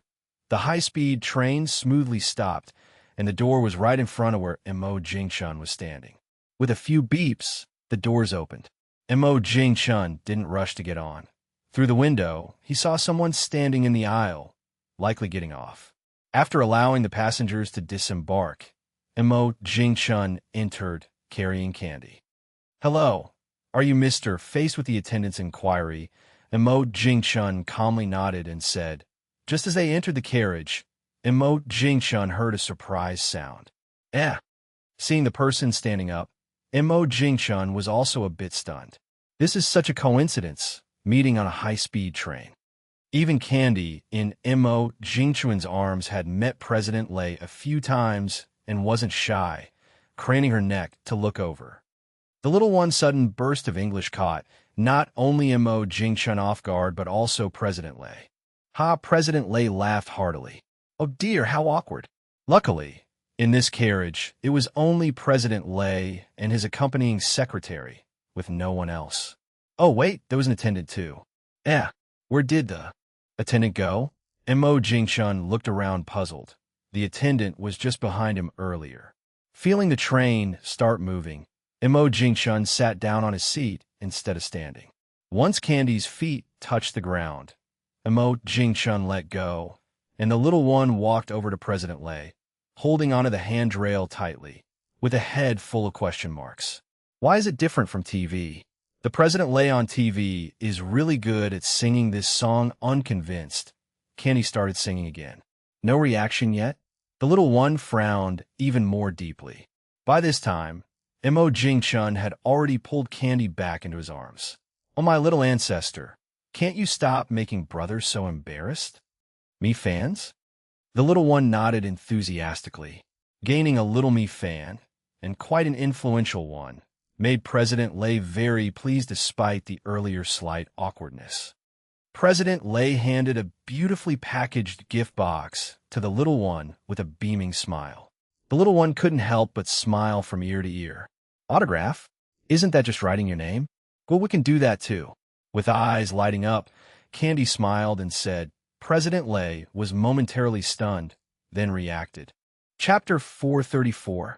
Insider Information. Chapter 434. Chapter 434. Insider Information? Sure. With so many autographs collected, President Lei thought he never had a little kid's autograph in his collection.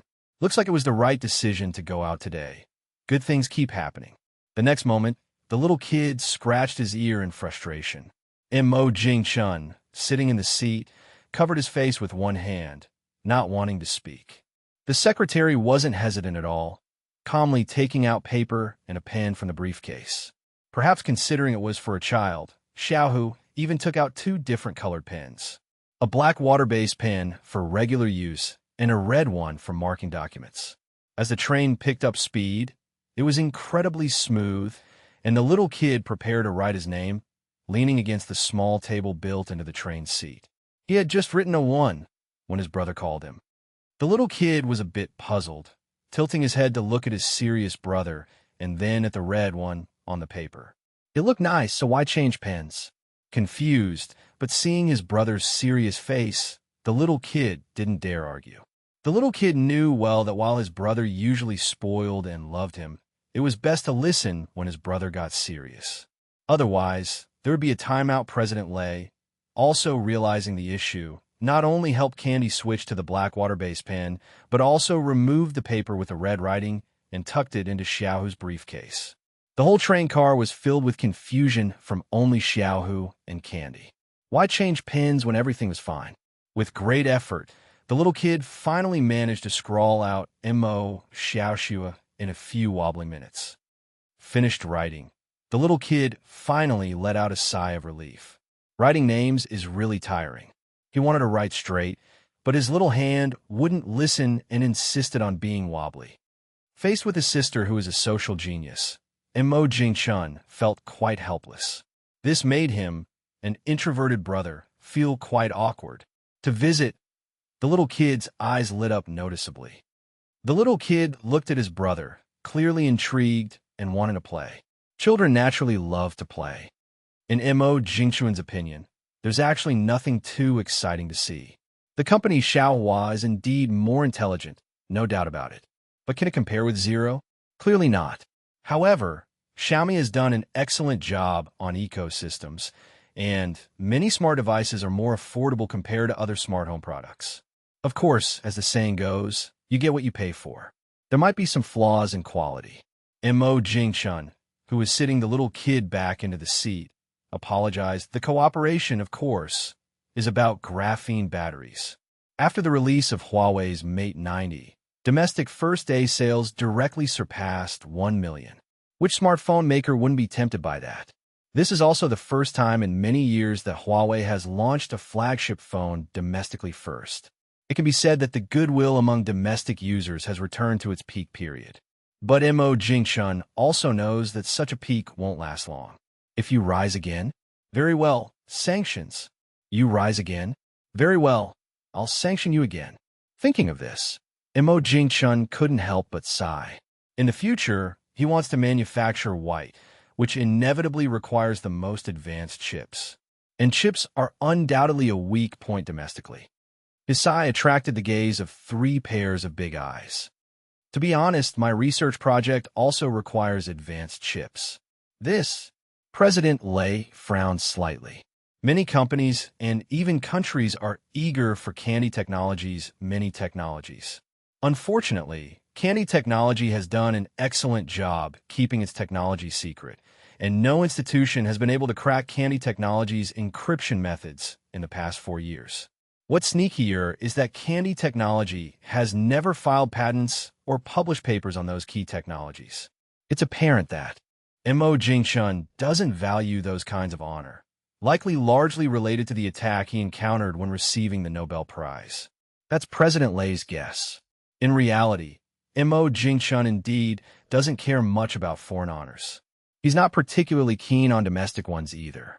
Otherwise, he wouldn't have chosen to further his studies right after graduating from college. The fact is, Mo Jingshun's choice was the most straightforward.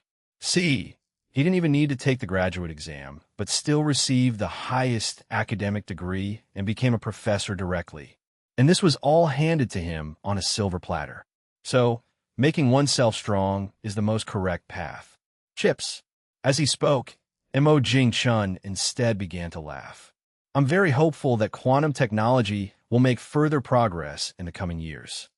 President Lei's eyes lit up, his smile widened, and a hint of curiosity filled his gaze. Oh, it's hard not to make President Lei think more. In the entire tech circle, who doesn't know that Candy Technology has the closest ties with the top, even surpassing old brands like Huawei? When Candy Technology develops new technology, the truth is the state gets priority for its use. Some technologies haven't even been used for civilian purposes.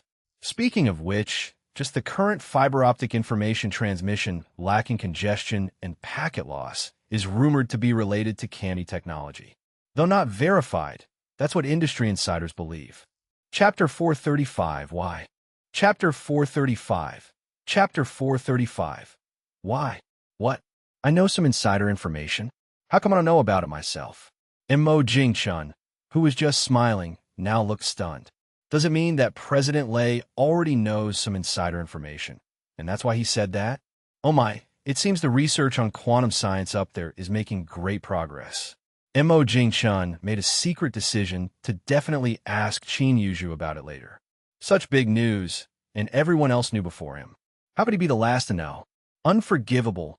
Unforgivable. But thinking about not having to worry about White's chip anymore, Mo Jingshun felt much better. Montauk Yingchun smiled inwardly. Let's just let it go this time.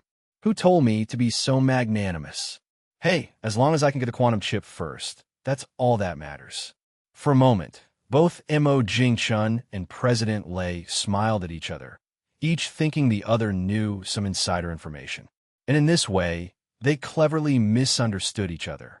Mo Jingshun thought President Lei knew some insider information, and President Lei thought Mo Jingshun knew something too.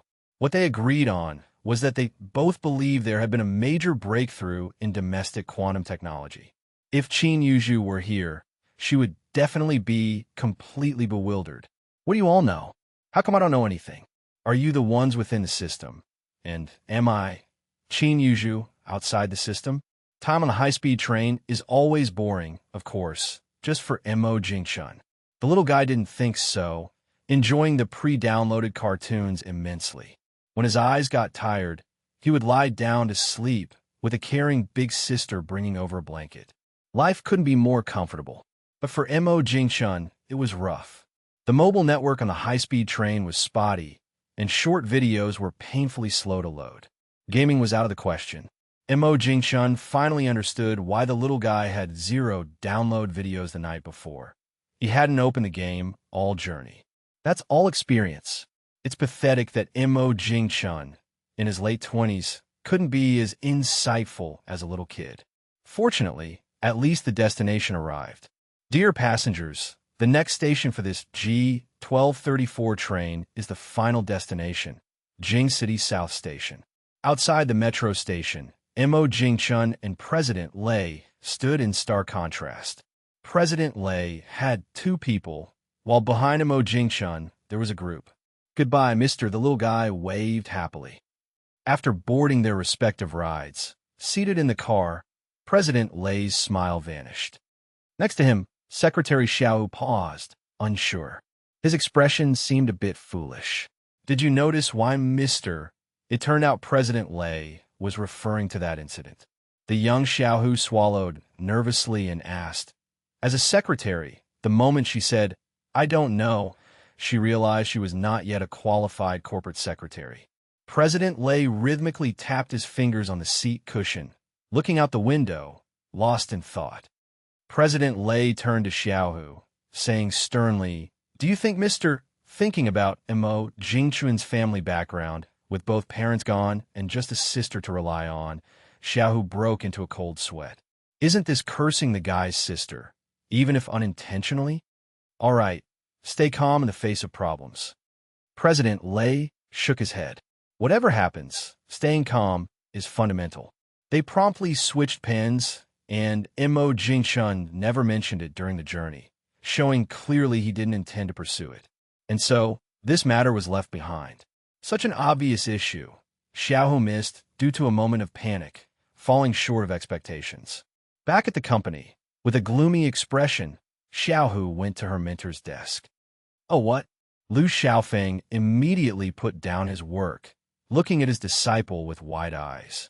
President Lei might have put it nicely, calling it another year of learning. But in reality, it was a metaphorical rebuilding. Darn, Lu Xiaofeng felt utterly embarrassed at.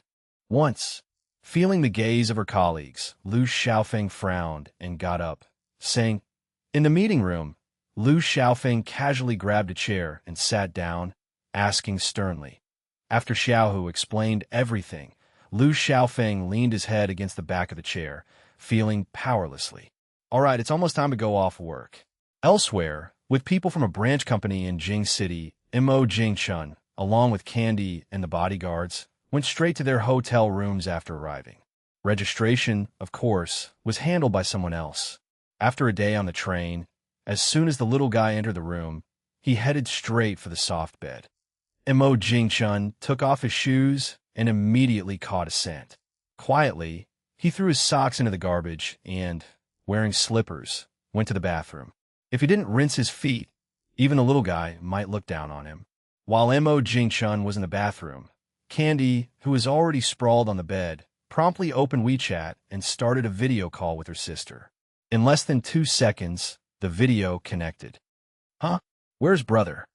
Zhou Yaling, eating instant noodles on the video, asked curiously. Don't ask why she's eating instant noodles. She hadn't had them for a long time. She wasn't the only one eating instant noodles. The instant noodles in the park supermarket were always in short supply. Chapter 436. You can smell it through the screen. Chapter 436. Chapter 436. You can smell it through the screen. Cough, cough, cough. Zhou Yaling, who was eating instant noodles, burst into laughter and ended up choking. There was no one across from Zhou Yaling, or else they would have been covered in the smell of instant noodles. Alrighty, at this moment, Mo Jingshun walked out of the bathroom with freshly washed feet. The suite wasn't that big, and the little one's voice was loud enough that it would be strange if he hadn't heard it. Since the little one could remember, in her impression, her brother's feet always stunk. It was only a bit better during winter. Watching Zhou Yaling laugh so happily in the phone video, Mo Jingshun chuckled. Wow, really? Zhou Yaling fumed with rage. But Zhou Yaling couldn't do anything to Mo Jingshun. After all, she couldn't actually stop eating at the cafeteria, right? Instant noodles are fine once in a while, but eating them every day would make one sick. What did you say? Zhou Yaling slurped down a mouthful of instant noodles, indicating she didn't want to talk. What? A big meal. Suddenly, the pickled pepper noodles in Zhou Yaling's bowl didn't taste so good anymore. Hanging up now, bye-bye. With a grin, Candy ended the WeChat video call under Zhou Yaling's envious gaze. Killing without shedding blood is just like this. What was even more exasperating was that it wasn't Mo Jingshun who said this, but her adorable Candy. Boohoo, so sad. This isn't the outcome. I wanted the outcome. Please don't hurt me anymore, whoa. Singing now, Zhou Yaling pursed her lips and slurped more of the bland pickled pepper noodles while browsing short videos. The next second, Zhou Yaling felt not so good. The short video was explaining the entire process of making the pickled pepper sauce in the noodles. Pairs of large-size 42 feet were stomping on the sauerkraut with force. Thinking of her brother's smelly feet, Zhou Yaling felt like vomiting. After throwing the instant noodles into the trash, Zhou Yaling couldn't help but shiver. Meanwhile, Mo Jingchun and his group were sitting in a private room, thoroughly enjoying a table full of fine dishes.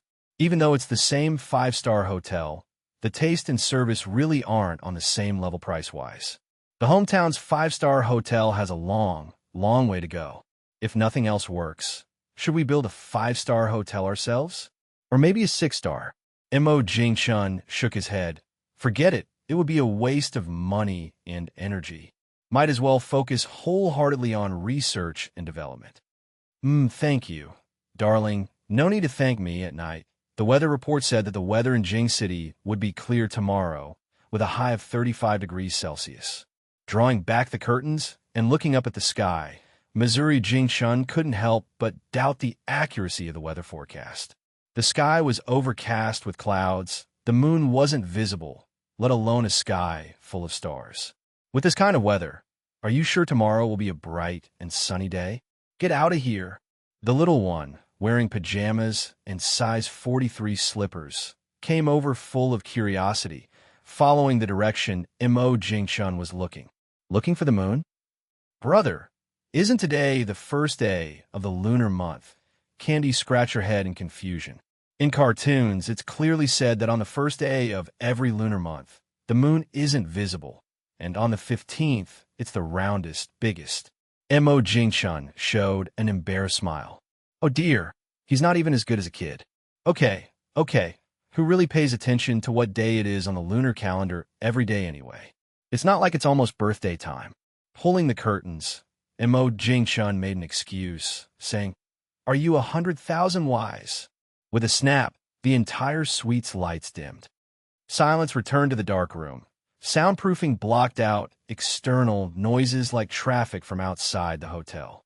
In the weak light, the little one tilted her head, watching her brother and his rising and falling chest.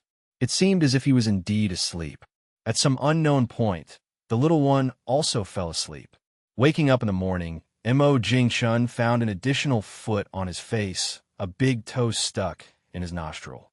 Carefully moving the little foot away, he realized that the little one somehow managed to sleep horizontally on the pillow last night. Silently, Mo Jingshun prayed for Zhou Yaling. From now on, all the feet will belong to her, Zhou Yaling. Truly, congratulations. After washing his face and brushing his teeth, Mo Jingshun realized the little one hadn't woken up yet, so he leisurely sat on the sofa watching short videos for entertainment. Doing some searches on domestic progress. Not bad. They've broken through to 8 nanometers. Actually, that's already quite impressive. At least, Mo Jingshun thinks so. Facing the blockade of critical technology and needing to avoid some patent issues, achieving a domestic 8 nanometers chip under such circumstances is really remarkable. In fact, today's chips, if placed in smartphones from 10 years ago, would have excessive performance. Nowadays, no matter how advanced the chip, how high the performance, it's hard not to be excessive. Because all those software are finding ways to consume chip performance, running programs with no use whatsoever. But after thinking about it, Mo Jingshun felt it's not that interesting, not very exciting. Unlike back in the day, when every phone was trying hard to create their own systems, releasing all kinds of black technology. Now, it seems like 70% of a press conference is spent talking about photography. Chapter 437. Even little ones have their worries. Chapter 437. Chapter 437. Even little ones have their worries, feeling the warmth of a small hand covering his eyes and hearing that mischievous voice. Mo Jingchuan's lips curled slightly. Besides his adorable little sister, who else could be in this room? Wrong. Wrong. She was getting anxious. Mo Jingchuan's smile grew even broader. No. Mo Jingchun knew he shouldn't tease her any further, or she'll really get mad. With girls, no matter their age, when they're angry, they're hard to coax. For words, super hard to coax. So, don't mess with girls if you can help it. The little one happily pounced onto Mo Jingchuan's back. Okay. On the 16th floor of the hotel, 5 waitresses in short skirts were setting up the conference room. In Jing City, the people using hotel conference rooms are often those whom these working folks can't afford to offend. Every time they set up a conference room, they are incredibly meticulous. This time, the user of the conference room is not only a leading figure of the younger generation, but also a professor at Jing City University and a Nobel Prize in Medicine laureate. Over half an hour later, after the managers repeated checks, they were confident there were no issues with the setup, and only then did they leave, leaving someone at the door to prevent unauthorized access. Soy milk, regular milk, soy milk drink. The little one scratched her ear. They all look the same, so hard to choose. In the end, the little one chose the soy milk drink. No particular reason, just that she has no memory of having tried it before. Pouring out a cup of soy milk, the little one eagerly took it. Gulp Candy blinked her eyes. Not just strange, it might not taste good. For most people, soy milk drink indeed doesn't taste as good as regular milk. Plus, it's Candy's first time trying it, so finding the taste odd is normal. He personally doesn't like soy milk much. The little one looked at her brother's milk and licked her lips. The waitress paused, and the little one awkwardly raised her cup. Clink, their cups met with a crisp sound. The next second, Candy drank a big gulp of the soy milk drink with her eyes closed. Burp, with cups of soy milk and milk down, plus a bun and a fried dough stick, the little one's belly was now round and full. Sitting in a chair, she rubbed her round belly, not wanting to move. Just past 9 in the morning, Li Xuanyu, carrying a pink backpack, walked into the lobby. Li Xuanyu quickly responded. The lobby manager led Li Xuanyu into the elevator, and others only retracted their envious gazes. As Professor Mo Jingchuan's student, the future is boundless. If Professor Mo Jingchun were researching for a government institution, he might already be an academician now. An academician in his 20s, with a limitless future. As an academician student, the future is indeed bright. It's one thing to be a top student, but she also has such an elegant demeanor, as beautiful as a painting. If Li Xuanyu knew what they were thinking, she would surely protest loudly, I really don't want to be Mo Jingchuan's student. Under the lobby manager's guidance, Li Xuanyu followed along to the conference room. After waiting for about 10 minutes, Li Xuanyu heard Candy's voice. The empty mountain sees no one, but listens to the sound of voices. In a long corridor, Mo Jingchun walked in front, with the little one behind, chattering nonstop. With such a small belly holding 2 cups of milk, how could it not make gurgling sounds when walking? As the conference room door opened, the little one's voice stopped abruptly.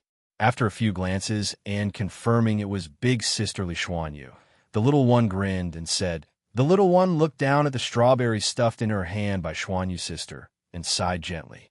Huh? Isn't strawberry her favorite? Why is she sighing? Li Xuanyu was puzzled. Li Xuanyu glanced at Mo Jingchun, then took out a laptop and a pre-sorted document from the backpack. Mo Jingchun took it, flipped through it, and immediately saw his name highlighted with a blue highlighter pen. Looking at his name on the document, Mo Jingchun blinked and looked up at Li Xuanyu. If there's nothing wrong with the document, I suppose, maybe, possibly, Mo Jingchun patted his forehead and said helplessly, Mo Jingchun didn't avoid anyone, just sat in the conference room and called advisor Na. As for Candy, at this moment, she was just worrying over a box of strawberries. She could only look, not eat such torment. As soon as the call connected, before Mo Jingchun could speak, Na spoke first. P.S. Thanks to Ladewa and Zawani for the rewards and support.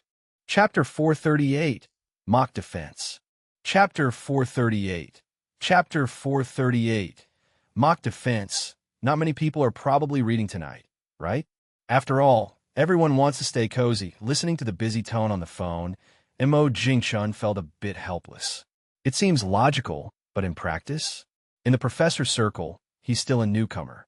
If he can really just sit there, say nothing, and keep smiling, that would be great. Feeling Li Xuanyu's sneaky glance, Mo Jingchun gave her a quick look. Li Xuanyu, like a startled deer, quickly bowed her head to tinker with the computer. Mo Jingchun stroked his chin and fell into thought. Does he really look that frightening? Or does the professor title come with a built-in halo? Candy, having received some benefit, raised her little hand and volunteered.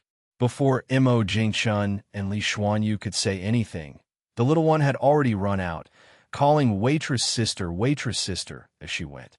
At the door, the little one asked with a head held high and a sweet smile. The little one waited at the door, and soon a doc was handed to her.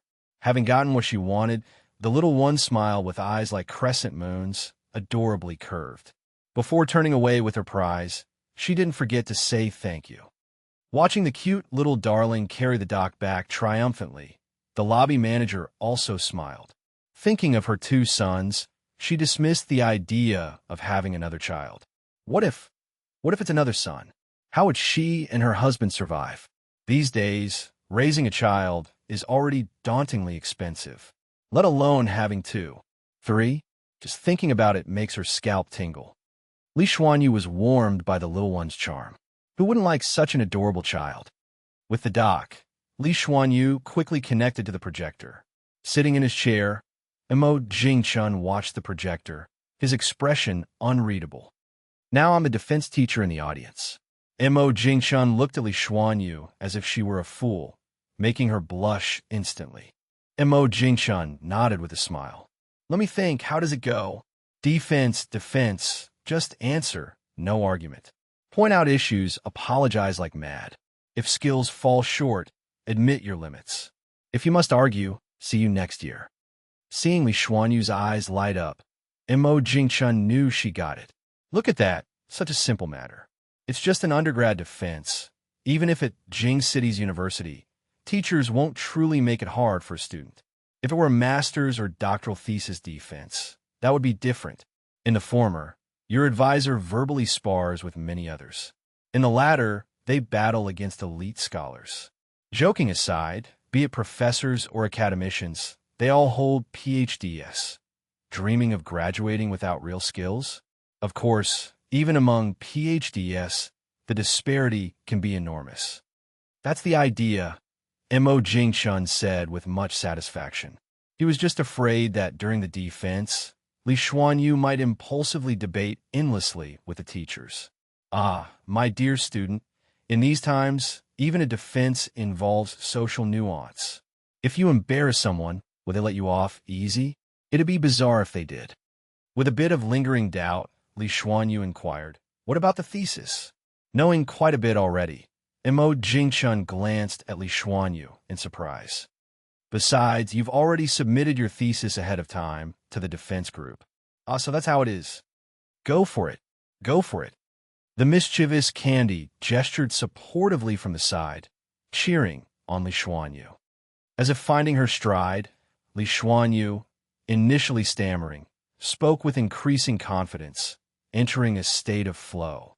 Confidently demonstrating the system, without any stage fright, Li Xuanyu was immensely grateful in that moment to Zero, who had given her a hard time 1,000 times over. If not for Zero, she wouldn't have mastered her system so thoroughly. For every single line of code, she could articulate its purpose and the function it served within the system. The seemingly complex system, once understood, reveals that all its intricate functions boil down to create, read, update, and delete. All the algorithms, too, serve the purpose of create, read, update, and delete. It echoes the saying, specialization leads to mastery. Once you're in the field, you realize that program development isn't hard. The challenge is whether you choose to be a code-grunting laborer or an architect designing systems. And at the core is always the algorithm. The quality and logic of algorithms determine the responsiveness of a system. After demonstrating the final function, Li Xuanyu looked expectantly at Mo Jingchun, who seemed deep in thought. Beside her, Candy widened her eyes, filled with admiration for Li Xuanyu. She didn't understand a thing, but it all looked incredible. Why else? It's because of poverty most databases cost money. Li Xuanyu knew she couldn't say this in a defense. That would be career suicide. P.S. Thanks to Hongmeng Zilian, surname Wang next door, and she-forsaken Jiankuan Day for their rewards and support. Chapter 439, Little Secrets. Chapter 439. Chapter 439. Little Secrets. After thinking for a while, Li Xuanyu spoke. Listen to that. Saying poor sounds so bad, we should say it's open source. Under Li Xuanyu's nervousness, Mo Jingchun asked several questions in a row, and Li Xuanyu performed quite well. Although the answers weren't very professional, you have to admit, girls have a natural advantage in talking nonsense. Clearly answering off-topic, yet making it sound so logical and well-founded. Until the last question, which stumped Li Xuanyu. After thinking for a long time, Li Xuanyu blushingly said, "Nice." For Li Xuanyu's problems, Mo Jingchun gave her some pointers. Feeling it was enough, Mo Jingchun clapped his hands softly and said, "The little guy saw his brother about to leave, hugged the strawberries, and ran over. The little one pointed at his nose and chuckled. Of course, I'm staying here to play with sister. Study. Huh." Mo Jingchun couldn't be bothered to expose the word. It's good to stay here, someone to help watch the kid. Mo Jingchun would love this to happen every day. At this little one's age, even dogs would be annoyed. Never mind that little Gray follows behind Candy all day long. That's because little Gray is still too naive to know the dangers of the world. By the time little Gray grows up, he'll understand what it means to be a driver. On this point, Dagger knows well. Have you noticed that every time Candy is on the balance bike, Dagger hides with its tail between its legs? If it doesn't run, waiting to be forced to act. Far away, lying by the air conditioner vent, Dagger suddenly sneezed, covering its pitch-black nose with two paws, trying to scratch the itch. Not far from Dagger, the armed police officer standing guard outside the elevator door looked and said, even though Dagger was reluctant to leave the air conditioner vent, it still obeyed orders and moved a bit. In the meeting room, Li Xuanyu was looking at lines of code, thinking about their meaning. When unclear, Li Xuanyu would immediately add comments above the code. The little one, holding her head, looking at the code on Li Xuanyu's computer, felt dizzy. The letters seemed familiar, yet completely unfamiliar. It's code. At this moment, if Mo Jingchun were still here, he'd definitely say. Indeed, what is code? Li Xuanyu was also stunned.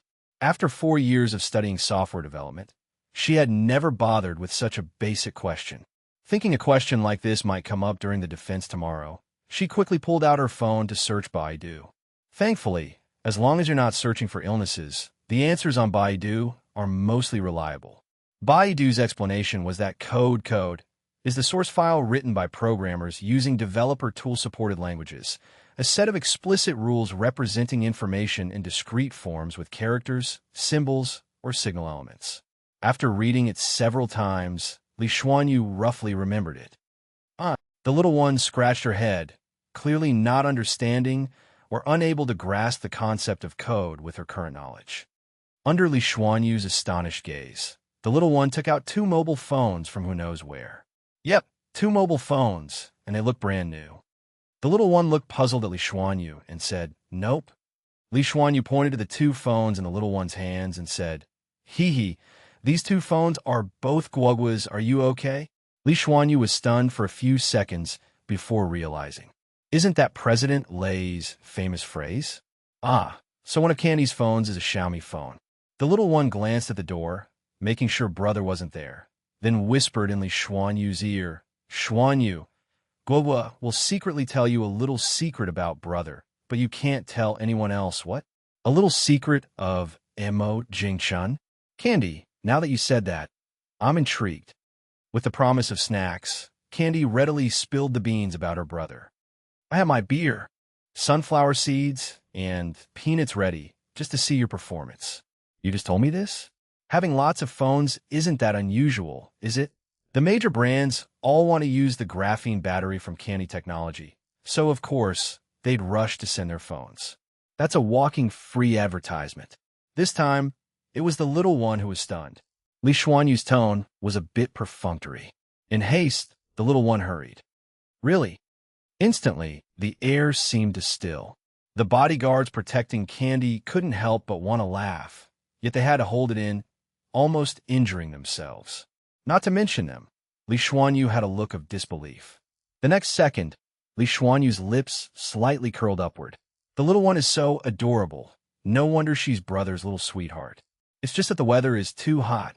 Leaking secrets. Chapter 440. Successfully acquiring the rights to use White's image. Chapter 440. Chapter 440. Successfully acquiring the rights to use White's image at noon, Li Xuanyu and the little one had a meal competition, and a lively atmosphere made it seem like she was hosting the meal. After lunch, the scorching sun was hanging high outside, with visible heat waves rising from the asphalt road.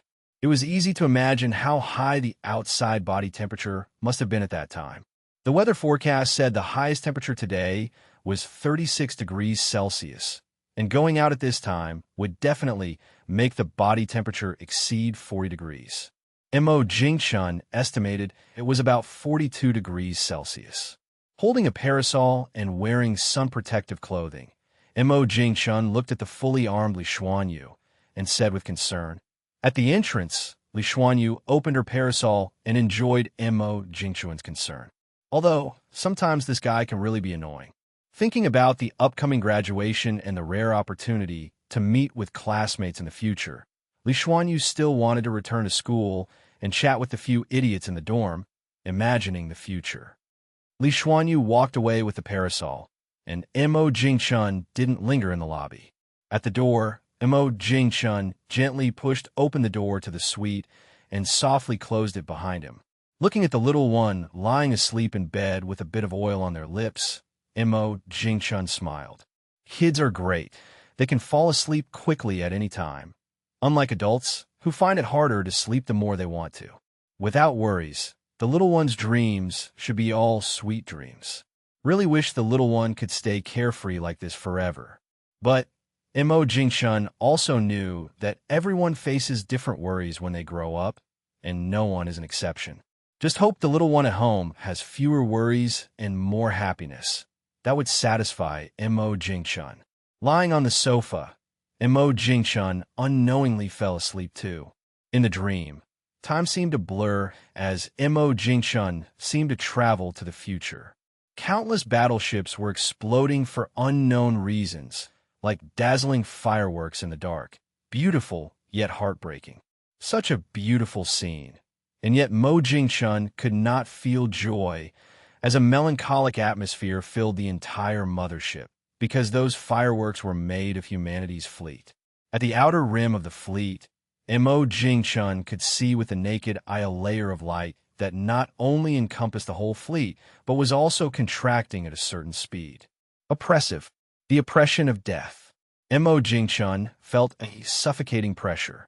Just as a firework exploded nearby, Mo Jingchun found it extremely difficult to breathe. In the next second, Mo Jingchun opened his eyes and pulled the blanket off his head, gasping for air. Two pairs of eyes met, and the little one's hand was still on the blanket, not letting go. The facial muscles on both sides of Mo Jingchun's cheeks twitched uncontrollably a few times. How could I not wake up? If I didn't wake up, I'd probably be smothered by you with the blanket. Almost just a tiny bit, just one breath away from not coming up. No wonder I had a nightmare. Wiping the sweat from his forehead, Mo Jingchun pinched the little one's cheeks. Throwing off the blanket, Imo Jingchun took out his phone to check the time. It was already past 3 in the afternoon. It felt like I only slept for a little while, but somehow over 2 hours had passed so quickly. Opening a bottle of mineral water, Imo Jingchun handed it to the little one and asked. The little one nodded, leaned over, and hugged the bottle of mineral water, drinking more than half. After taking a few sips of water, Imo Jingchun stood by the window, looking outside, unable to shake off the scene from the dream in his mind. Though it was just a dream, it felt so real. Everything in the dream was still so vivid now. Not sure if it's because of the long nap at noon, Imo Jingchun's head pounded painfully. It felt like being in a stuffy room in winter with carbon dioxide poisoning. Just then, the phone rang. When Imo Jingchun picked it up, he was slightly surprised. It's Su Wenyin from the beautiful country, and it's past 11 at night over there. Why is she calling at this hour? Without thinking much, Imo Jingchun lightly slid his finger to answer the call from Su Wenyin. What's up? On the other end, Su Wenyin had just finished her bath and was getting ready to share the good news. Then she froze, looking around and realizing there were no cameras. Boss, how did you know? Rubbing his temples, the headache lessened significantly. Hearing Su Wenyin's surprised tone, Imo Jingchun chuckled inwardly. All right, boss. I've secured the rights to use White's likeness. That's right. All right, you've done well.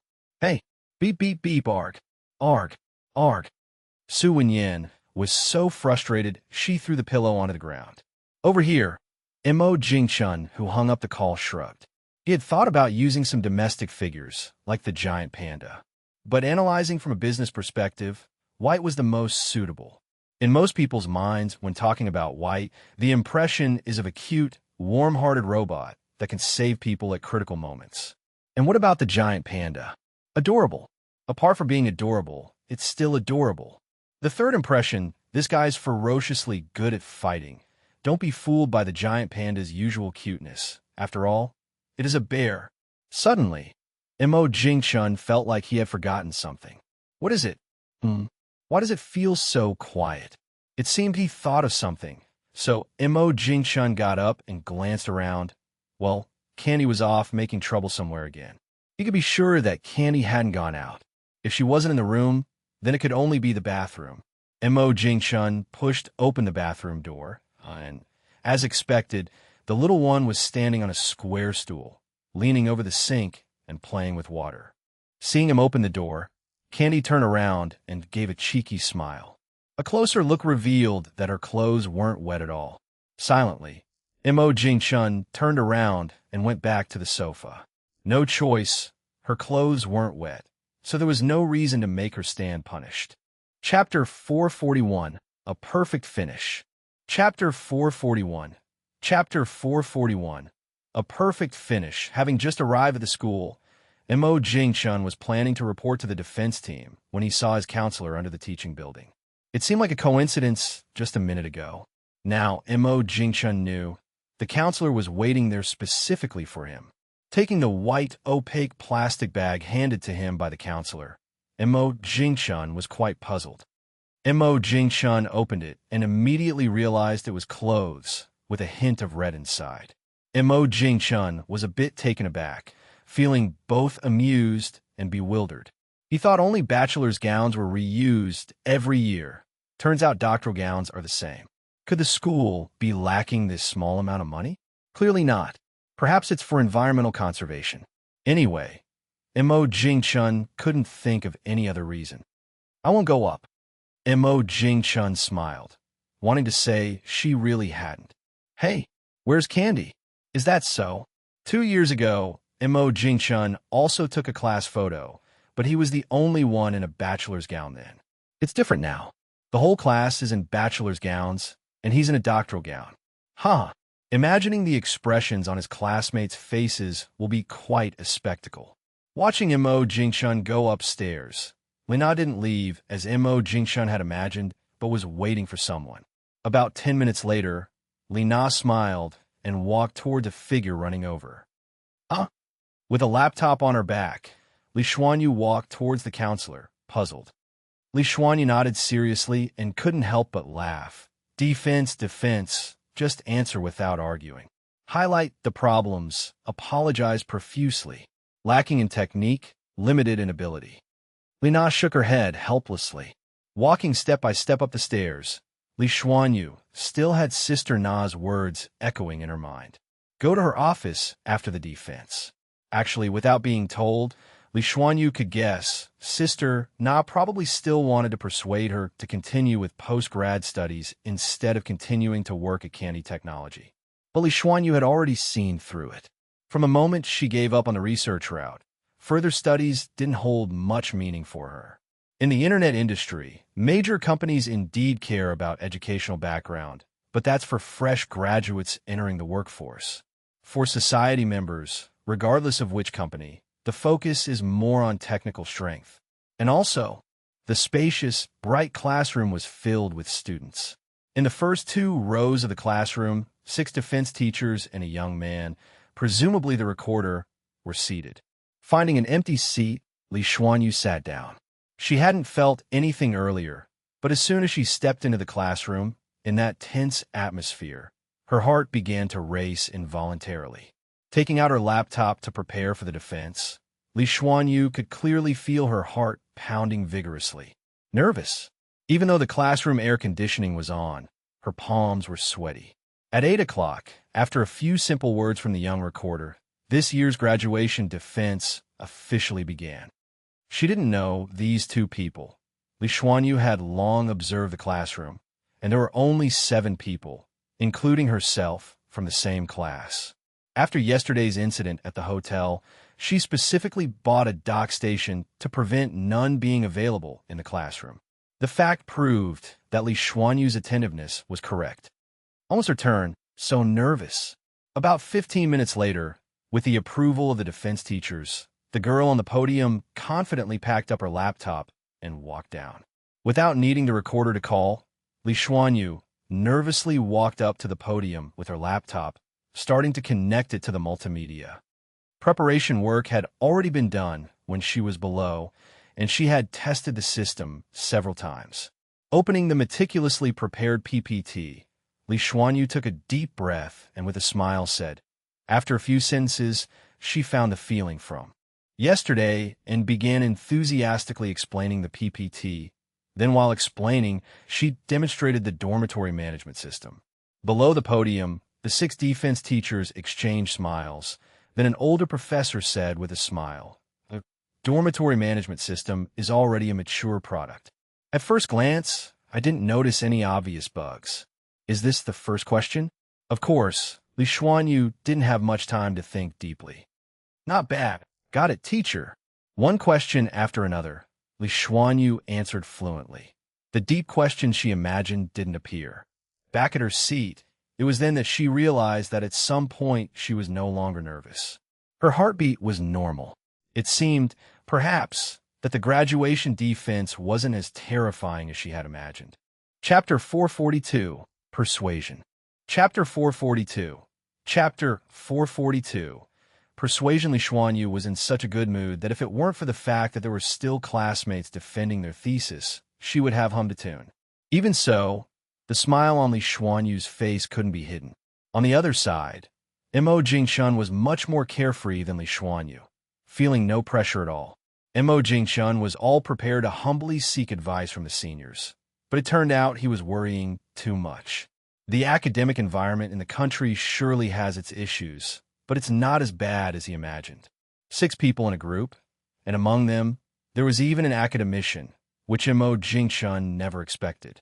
Mo Jingshun was lucky, but the other graduates participating in the defense were truly suffering, trembling with fear even before it was their turn. An academician and a Nobel Prize winner in medicine were there as top-tier bigwigs, overseeing things. By after 11, Li Xuanyu's defense had already ended, and the results would be announced in the group in the afternoon. For students who didn't pass, there was another opportunity for a second defense. Meanwhile, Mo Jingshun's group still had 4 students awaiting their defense. Mo Jingshun rubbed his already hungry stomach and sighed silently. So hungry, his changing facial expression was coincidentally noticed by Academician Shun. Not to mention the academician. Even the student demonstrating the system on stage got a jolt when they heard Mo Jingshun sigh. I'm doomed. I'm doomed. This was the most honest thought in the student's mind at the moment. Mo Jingchuan's voice was not loud. Only those sitting together heard it. Everyone was taken aback for a moment. Then academician Shin chuckled and said, Mo Jingshun nodded. He knew that with only 4 students left, it was unrealistic to expect the defenses to be postponed until the afternoon. While other defense teachers were asking questions, Mo Jingshun sent a message to Fian telling them to eat with candy without waiting for him. After the meal, they would take the little guy for a nap. Mo Jingshun did not want the little one to fall asleep while standing during the graduation photo shoot and be immortalized by the photographer. With a backpack and humming a little tune, Li Xuanyu walked out of the teaching building, originally intending to wait for Mo Jingshun to report the results. Remembering what the counselor said in the morning, Li Xuanyu reluctantly had to let it go for now.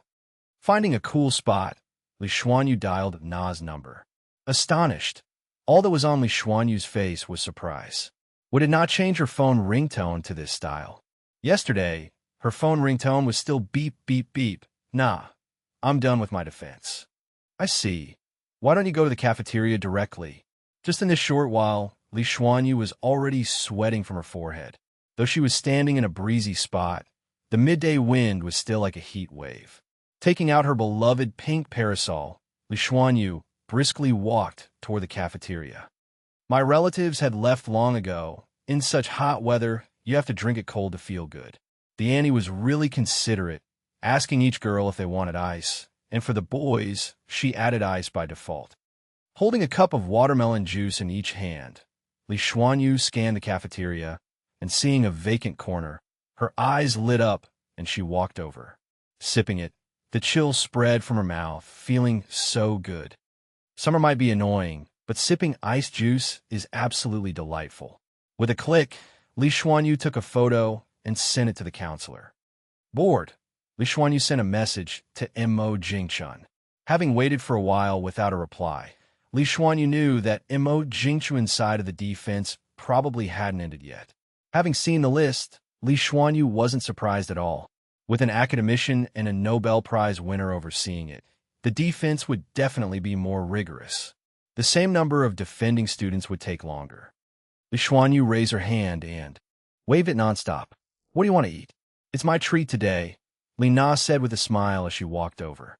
The dishes in the cafeteria weren't expensive, so Li Xuanyu didn't refuse and said with a smile, How about mushroom and shredded meat noodles? There weren't many people eating noodles this noon, so after about a minute of queuing, they got their meal tickets. Sipping the watermelon juice Li Xuanyu treated her to, Li Na smiled and said, Actually, D, under Mo Jingshun. This move was something Li Xuanyu never expected. It made sense, though, with Mo Jingshun being a Nobel laureate. As long as he agreed, the school surely would give him dozens of students. This is the power of the strong. But having Mo Jingshun as her thesis advisor already drove her nuts. Adding another 2 years or more, she'd go crazy. You're not the same, huh? D. Li Na wanted to say more, but finally just sighed.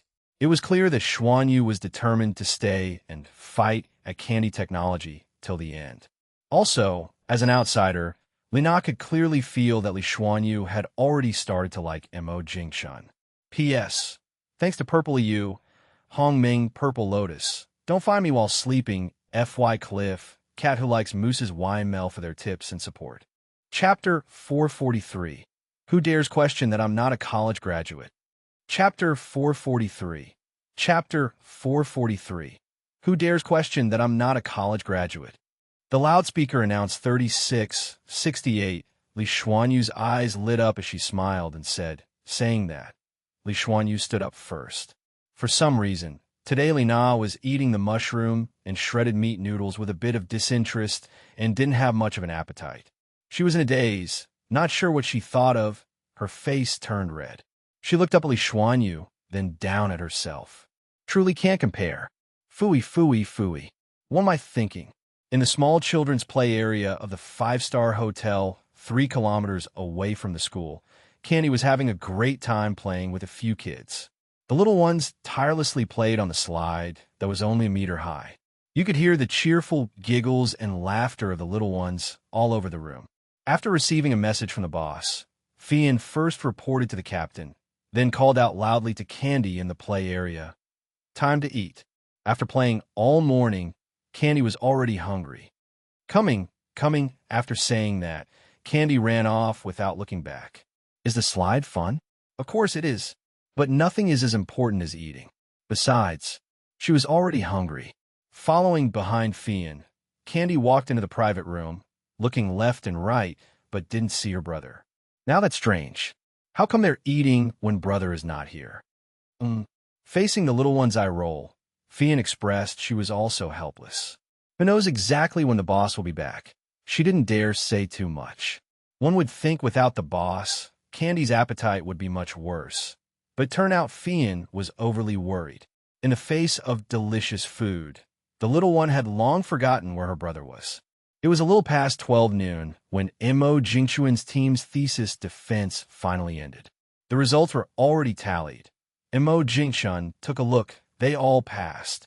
Although the scores varied, but what does that matter? At the invitation of several teachers, Mo Jingchun rarely got to taste the flavors of the school cafeteria again. It's still the same taste as before, not changed a bit. Though today, they put in a bit too much Sichuan pepper. If you're not careful, you'd bite into one. That tangy, numbing sensation, don't even mention it. Looking at the group announcement, the time for the graduation photo session was set at 5 in the afternoon. Don't ask why it's 5 in this hot weather, as if anyone would dare take graduation photos at 2 or 3. Doesn't the heavens know that 2 or 3 is the hottest time of the day? That's not taking graduation photos for memory. It's really wanting people to stay forever. When Mo Jingchun returned to the hotel, it was already past 1 in the afternoon, and the little one had already fallen asleep on her own. Oh, she even knows to put a blanket on. But why is it when covering her brother, she starts from the head down? The soft bed was out of the question, and Mo Jingchun didn't want to wake Candy. From past experience, if he disturbed her, he could forget about resting. Fortunately, the hotel sofa was not bad. It could be flattened into a bed. This 5-star hotel's design. Mo Jingchun was more than happy to give the designer a thumbs up. So humane. Waking up from a nap, Mo Jingchun yawned and, upon opening his eyes, found a pillowcase on his stomach. Looking at the bed, sure enough, Candy was already awake, but who knows where she went to play. Bathroom? No. Mo Jingchun opened the door and looked. Fian was gone too. He glanced at the time. It was only 3:15. Lone Wolf grinned. After the boss shut the door, Lone Wolf pressed on the Bluetooth earpiece hanging on his ear. Around the indoor play area were rows of fixed leather seats. Fian sat on a leather seat, drinking milk tea that the captain bought, eyes on Candy having a blast playing. How could a slide and a rocking horse be so endlessly entertaining? It's beyond her. Candy had played all morning and continued in the afternoon. Fian was quite impressed. Going back in time a little over an hour ago, the boss had just entered the room, less than 20 minutes when the little one quietly crept out by herself. A head poked out from the door crack, even making a shushing gesture. Only when the door closed again did the little one breathe a sigh of relief. Though she had only stayed 2 nights, Candy wouldn't forget the way to the first-floor play area. Under the stunned gazes of Fian and others, Candy took off running with all her might. The little short legs moved as if powered by a motor, racing fast as if she'd be caught by Fian and the others. 10, 9, 8. When the time turned to 4 in the afternoon, Fian shouted loudly. Candy, still sitting on the rocking horse, turned her head towards Fian. Coming, with Fian's help, the little one changed into a new outfit, looking much more refreshed. Carrying his doctoral gown, Mo Jingchun pinched Candy's rosy cheek and said, "Goodbyes are easy. Meeting again is hard." After graduation, everyone would go their separate ways. It's really hard to get the whole class together without missing anyone. You never know whether it's the unexpected events or tomorrow that will come first. At the library entrance, as soon as Candy appeared holding a small parasol, a dozen girls rushed over with a wow. Their pairs of eyes were glowing like hungry wolves. Time doesn't disappoint those who are determined, nor does the starlight let down the travelers. Mo Jingchun even got a seat. Ha. Thinking about it, it's only natural. Can't have him standing in a doctoral gown, right? Candy was even more remarkable, sitting right next to the dean, holding her own in presence. With a click, the little one's innocent smile was captured forever with everyone else. At this moment, Candy's heart was overjoyed. Besides a sack of gifts, with this photo, who would dare question this baby wasn't a college graduate in the future? This baby has the proof. Chapter 444. Candy, I want to go too. Chapter 444. Chapter 444. Candy, I want to go too. As soon as the photographer finished speaking, the students majoring in software engineering dispersed in a flurry. Everyone orderly took off their graduation gowns and put them in the specially prepared frames. Other major students were still waiting to use them. After the photo shoot, Mo Jingchun felt a sense of relief. Just as he stood up to take off his doctoral gown to hand it back to the counselor, he was pulled back in his seat by a hand. Mo Jingchun looked bewildered. Just like Mo Jingchun, there was Candy. The little guy looked bewildered at the grandpa, dressed in red. "Oh, Grandpa, are you still thinking about Guoguo's bag of gifts? That's not okay." The little guy looked worriedly at Fian in the distance, or more precisely, at the large burlap sack by her feet. Yes, it's the kind of large burlap sack schools use for books. The bulging sack was full of goodies and fun stuff. And a lot of gift boxes, too, which hadn't even been opened before being dragged off to take pictures. Mo Jingchun understood that his current role was as a teacher, not a student. The little guy, well, no need to mention having a cute face in a graduation photo is something everyone would love. When it comes to directing, it's got to be the photographer again. Under the shade, Li Xuanyu and a dozen girls didn't scatter like the boys. They still had tasks to complete. Complained the class president, instantly resonating with everyone. "It's only mid-June. It's not the hottest yet. Can't help it. He doesn't trust leaving Candy with us alone, and..." Li Oanu shrugged, a bit helplessly. She was the most against bringing Mo Jingchun to Waterworld. A group of troublemakers. Don't you forget the news before? A group attacked Candy Technology. What's Mo Jingchun's weakness? Everyone knew. It was his only sister, Candy. "Hey, who wants to go tell Mo Jingchun we're a bunch of girls inviting a big guy to Waterworld?" The laughter of the group made Li Xuanyu blush. The ticket for Mo Jingchun was bought by Li Xuanyu. Everyone noticed that. More than half an hour later, Mo Jingchun was finally free. While Mo Jingchun was taking off his doctoral gown, the little guy sprinted toward the large burlap sack. Closer, getting closer. Just when the little guy's eyes widened and the large sack was within reach, Candy felt like she was flying, her legs kicking in the air. Li Xuanyu picked up Candy, smiling, and said, the little guy wriggled like a loach. She wasn't big, but her strength wasn't small, so Li Xuanyu had no choice but to put her down. The girls behind Li Xuanyu, including Yang Xiaoyu, laughed out loud. The next moment, the girls' eyes lit up as they pulled out their phones in unison and opened the camera to record. They saw the little guy open the sack, crawling inside completely, occasionally letting out a giggle. Suddenly, Candy felt something was wrong, like a chill down her back. The big sister's laughter was gone too. The next second, before Candy could stick her head out to see, she was flying again. "Go, ah." Candy frowned, scratching her head, and asked puzzled, "But Guo was in the sack opening them?" At this moment, Yang Xiaoyu reached out and poked Li Xuanyu's back, signaling her to say the main thing. Mo Jingchun was also puzzled. They waited under this shade for at least half an hour. It couldn't be just to play with Candy some more. "Well, isn't the weather too hot? Going to Waterworld?" The little guy's eyes lit up. Playing in the water, that's something Guo liked. Before Candy could even enjoy a second of happiness, she felt a bit downhearted. "What's this? Only inviting brother to play, no fun. Not fun at all." Carrot. Li Xuanyu was startled. She didn't say you couldn't go. Originally intended to take you to play, your brother was just a bonus, yet you became unhappy first. Soon, Li Xuanyu realized Candy must have misunderstood, thinking they only bought a ticket for her brother.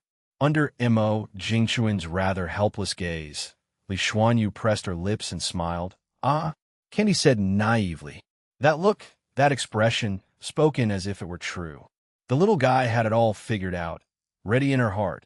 As long as her brother wants to scold her, she'll use love to win over her brother. Being an excellent soldier, you never fight a battle you're not confident about. Candy blinked and smiled. Brother, let's go, let's go. P.S. Thanks to memories of the past. Book friend 15051302703785, Tian Shi Wang, and a Pang Dai for their rewards and support. Chapter 445, Truly a Dog. Chapter 445, Truly a Dog, yay, yay. The little one happily extended his right hand in a fist. That's more like it. Otherwise, if you make us sisters unhappy, you still want to go to Waterworld to play? Don't even think about it. A unique experience, swimming? We are professionals. Okay. Li Xuanyu snickered to herself. From a moment her graduation defense ended, she felt like a shackle had been lifted, and Mo Jingchun no longer started his sentences with teacher either. In the evening, after receiving the address of Waterworld, Mo Jingchun asked Xia Xiaoman at the company to buy 15 tickets in bulk. After receiving the QR code, Mo Jingchun forwarded it to Fian. Not long after, Fian replied. Mo Jingchun smiled slightly, as if he thought of something good, just at that moment. Wow. Glancing at Candy, who was still immersed in unboxing gifts, unable to extricate herself, Mo Jingchun twitched his mouth. What's inside this? The little one opened it, full of confusion. The little one pushed the item from the box up into Mo Jingchun's face and asked. The little ones clearly didn't care. Saying that, the little one walked away, casually tossing the ghost set into the sack. Feeling a bit thirsty, Mo Jingchun drank a sip of mineral water, getting ready to watch some short videos. Suddenly, Montag Yingchun Flotza. Time rewinds 3 seconds back. Host, be a person. You've accumulated 10 lottery draws. Can't you just draw once? Damn, why is this system sulking? Let's just say if it weren't for the fact that all the consecutive draws resulted in garbage, including 2 thank you for participating consolation prizes, would I save up the draws instead of using them? I was even thinking about making a level 2 draw. Although 10 level 1 draw opportunities can already be combined into a level 2 draw. I'm just not drawing it yet, just having fun. But now, Mo Jingchun fell into thought. How about drawing once just for the sake of it? Otherwise, if this system really sulks and runs away, wouldn't that be a big loss? After an analysis, Mo Jingchun found it very reasonable. Without further ado, Mo Jingchun went to the bathroom to wash his hands. And the system in Mo Jingchun's mind was excited. He's washing his hands. He's starting to wash his hands. What a habit. Washing hands before drawing. Does washing or not make a difference? Hold it in. Hold it in. Can't ridicule. Mustn't let the host hear. These days, even systems have performance targets. It's so hard. Candy held her brother's warm hand, full of confusion. Not long after, Mo Jingchun opened his eyes. Over here, Mo Jingchun cheerfully took a sip of mineral water. System. Though I'm not a dog, host, you're such a jerk. If it weren't for more things to do, Mo Jingchun would have wanted to go back to the company lab overnight. Geez, Mo Jingchun just knew there was an inside story. See, with the system begging for a draw, he could actually get good stuff. A set of real battle armor. And it can even fly in space briefly. TSK. Although with current technology, Mo Jingchun can't replicate it. Having this thing gives him confidence. In the face of emergencies, he could maximally ensure the safety of himself and Candy. This thing even has weapons. Mo Jingchun raised an eyebrow. Always felt something was off with Zero today, yet couldn't pinpoint it. Zero wouldn't say, even if threatened, that the supercomputer was currently in overclocking mode. Nope, definitely wouldn't say. Looks like the design project needs to be postponed. If Mo Jingchun knew what Zero was thinking and doing, he'd be astonished, exclaiming. Even if he knew, Mo Jingchun would only be happier. Betrayal? Don't be ridiculous. Better ask the system if it agrees first. Deep in the night, past 10, Candy was as happy as a child. Isn't she a child? On the table, Candy sorted all the gifts into categories. Edible, drinkable, playable. For those purposes were unclear, she just tossed them into the bag. Okay, the little one pulled out a box, placing the fruits she didn't like into it. Wow. Mo Jingchun reached over to pick it up. Oh, indeed heavy, at least weighs as much as 2 buns. After delivering the fruits, Mo Jingchun said, Mo Jingchun had been to Waterworld a couple of times. He had some experience. Playing in Waterworld is truly exhausting. As the room darkened, Candy, who had played all day, quickly fell asleep. Next door, Lone Wolf winked and smiled at the guys. Jokes aside, they all knew that in an environment like Waterworld, protecting 2 people makes things even more challenging. Everyone nodded. Chapter 446, Trouble Comes Out of the Blue. Chapter 446. Chapter 446. Trouble comes out of the blue. Damn. Why is this apple so hard? Just as Lone Wolf's shift was nearing, he casually picked up an apple from the box, washed it quickly, and couldn't wait to take a bite. Xiaphixia looked at Lone Wolf in disbelief. Why would I lie? It's hard and sour. Lone Wolf knew that if he just said the apple wasn't hard or sour, Xiaphixia wouldn't fall for it. Honestly speaking, Xiaphixia might be hesitant if he told the truth. Out of curiosity, there's a 50% chance he'd try one. Lone Wolf took a fierce bite, his face contorted. As he spoke, Xiaphixia turned around to get an apple. Lone Wolf chuckled coldly and left for his shift without looking back. Little guy, you think I can't trick you, Xiaphixia? The apple was indeed sent by Candy. But which of your eyes saw Candy eating apple recently? There was a trash can in the hallway, and Lone Wolf casually tossed the apple inside. Fia nodded and went to the other guest room next to the boss's. Then Xiaphixia came out with a cold face. It was clear that Xiaphixia's lips were still twitching uncontrollably. So sour, really. Lone Wolf grinned broadly and laughed heartily, without holding back. Lone Wolf's words weren't much of an attack, but the insult was strong. After all, he had thrown the bitten apple into the bathroom trash can. Upon hearing this, Lone Wolf grinned but didn't say anything further. Getting beaten didn't matter much. Mainly he couldn't burden the boss. He definitely couldn't let down these brothers who've been through thick and thin together. A night all safe. Mo Jingchun woke up naturally after a good sleep at 7. One of life's greatest pleasures is absolutely sleeping until naturally waking up. In modern society, from the start of school, people's lives enter a fast-paced rhythm. Most people want to wake up naturally every day. It's a luxury, especially after starting work. Unless it's Sunday, otherwise waking up naturally every day is unthinkable. Gathering time was 1 p.m., seeing the little guy still curled up in sweet dreams. How could Mo Jingchun bear to interrupt? Once they start elementary school, wanting to sleep late every day won't be practical. In high school, it's even less possible. In most cities, morning and evening study sessions are required. Sitting on the sofa, Mo Jingchun had already planned the schedule for the next few days. Today was a trip to Waterworld, tomorrow a visit to the Xiaomi headquarters company. Originally, he planned to meet with Qin Yuzhu, but thinking about the temporary stored battle armor in the system warehouse, Mo Jingchun abandoned the meeting plan. Just nice. There's time in the morning, a phone call will do. Mo Jingchun couldn't wait to touch the battle armor personally. The day after that, the battle armor would be visible. Returning to County that day, it probably wouldn't be early. As Mo Jingchun was deep in thought, a head popped up. Mo Jingchun rolled his eyes. Yay.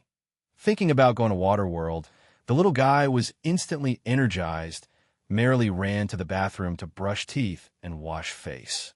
Swish, swish, spit in less than 5 minutes. The little guy came running out without drying his hands. At the dining table, the little guy looked at the white stuff in the cup, waving his small hands. Mo Jingchun glanced and said indifferently. The little guy tried a small sip and tasteless. It's certainly pure cow milk. Brother, Eat well. Otherwise you won't have energy to play in water. Now, it was Imo Jingchuan's turn to be surprised. He was certain, from small to large, he never took Candy to Waterworld. How does the little guy know playing in water is tiring? After breakfast, back in the room, the little guy started preparing. The swimsuit, swim ring, phone waterproof bag bought yesterday, all were found by Candy. Candy accidentally dropped the phone waterproof bag. He was holding onto the ground. Not going to Waterworld in the morning? Why is it in the afternoon? Why didn't anyone tell me? The little guy was stunned, looking dumbly at the smiling brother. Then what should Guo do in the morning? Go play at the playground downstairs. The little guy mumbled to himself in thought. After much pondering, with a Timmy sound it ended. Jing City University, female dormitory. Wow, won again. The feeling of effortlessly winning, simply too joyful.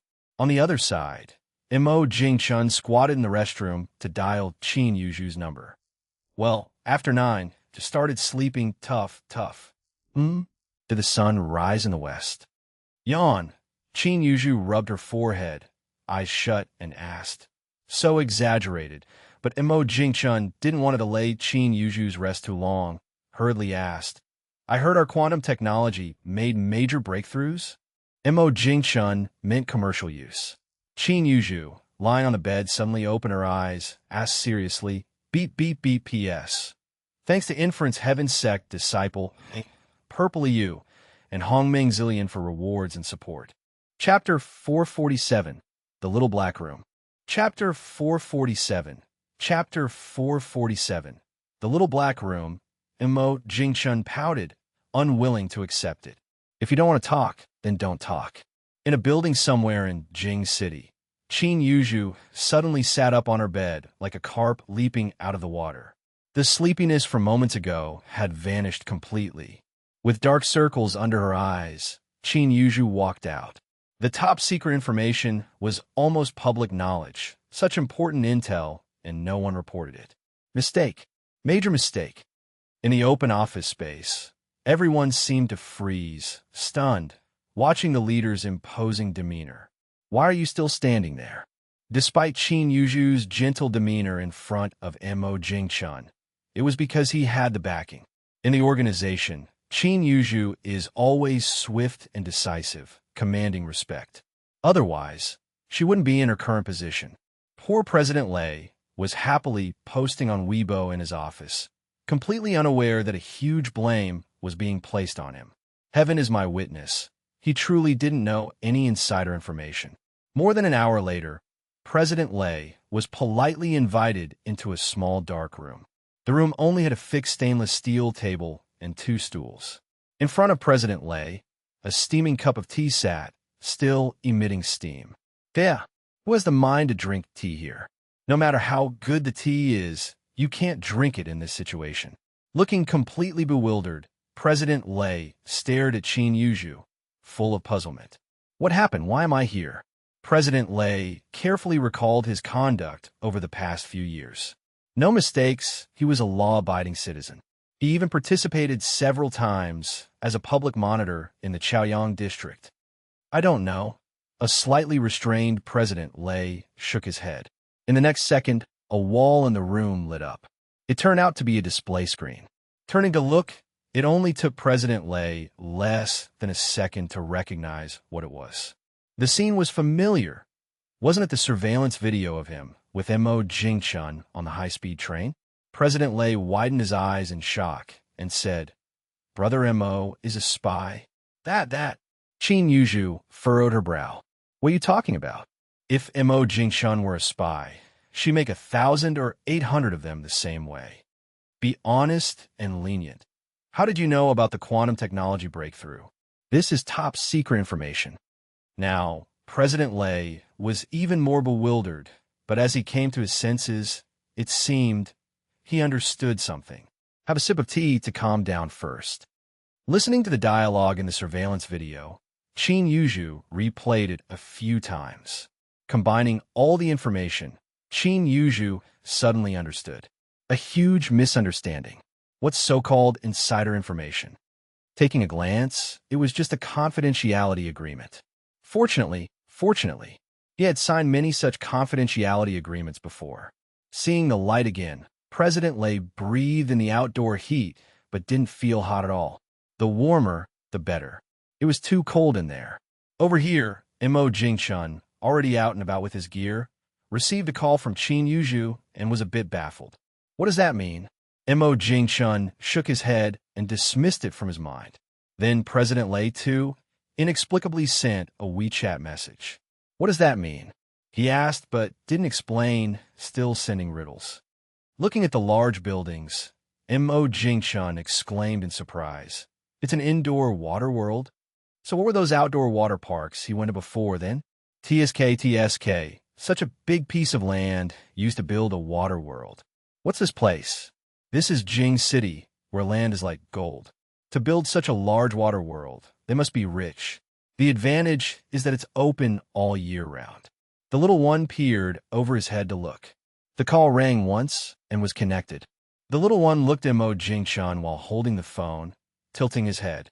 After getting out of the car, the little one pulled Mo Jingchun and ran inside. Unfortunately, there were too many people, and the little one was too short to see where the sisters were. Looking across, there was a sea of little kids and a bunch of big bottoms.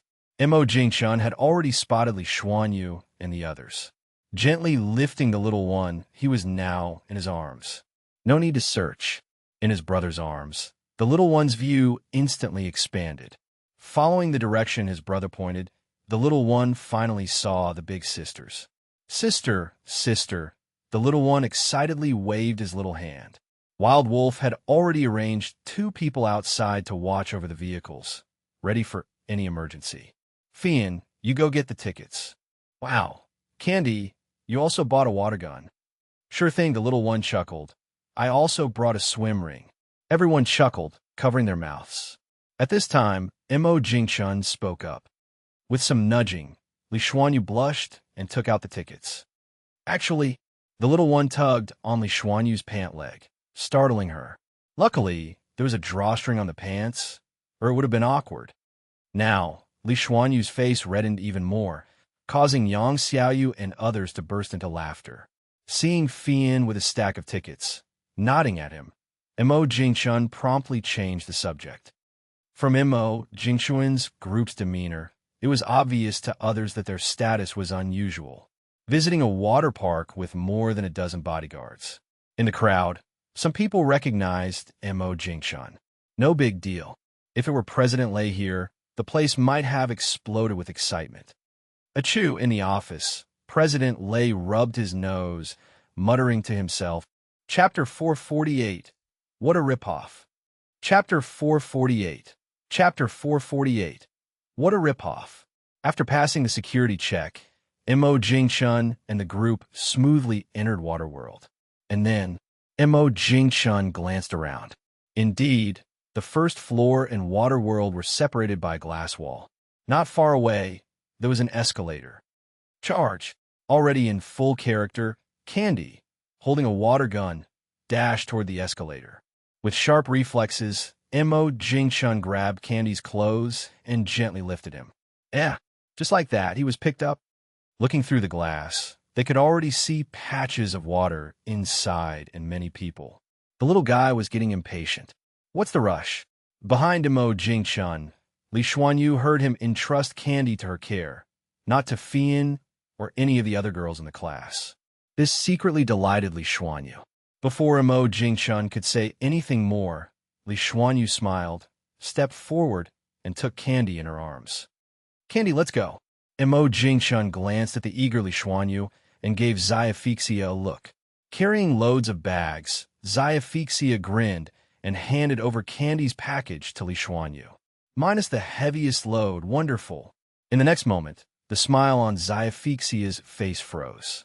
Li Xuanyu only took Candy's swimsuit, leaving the swimming ring and other items behind.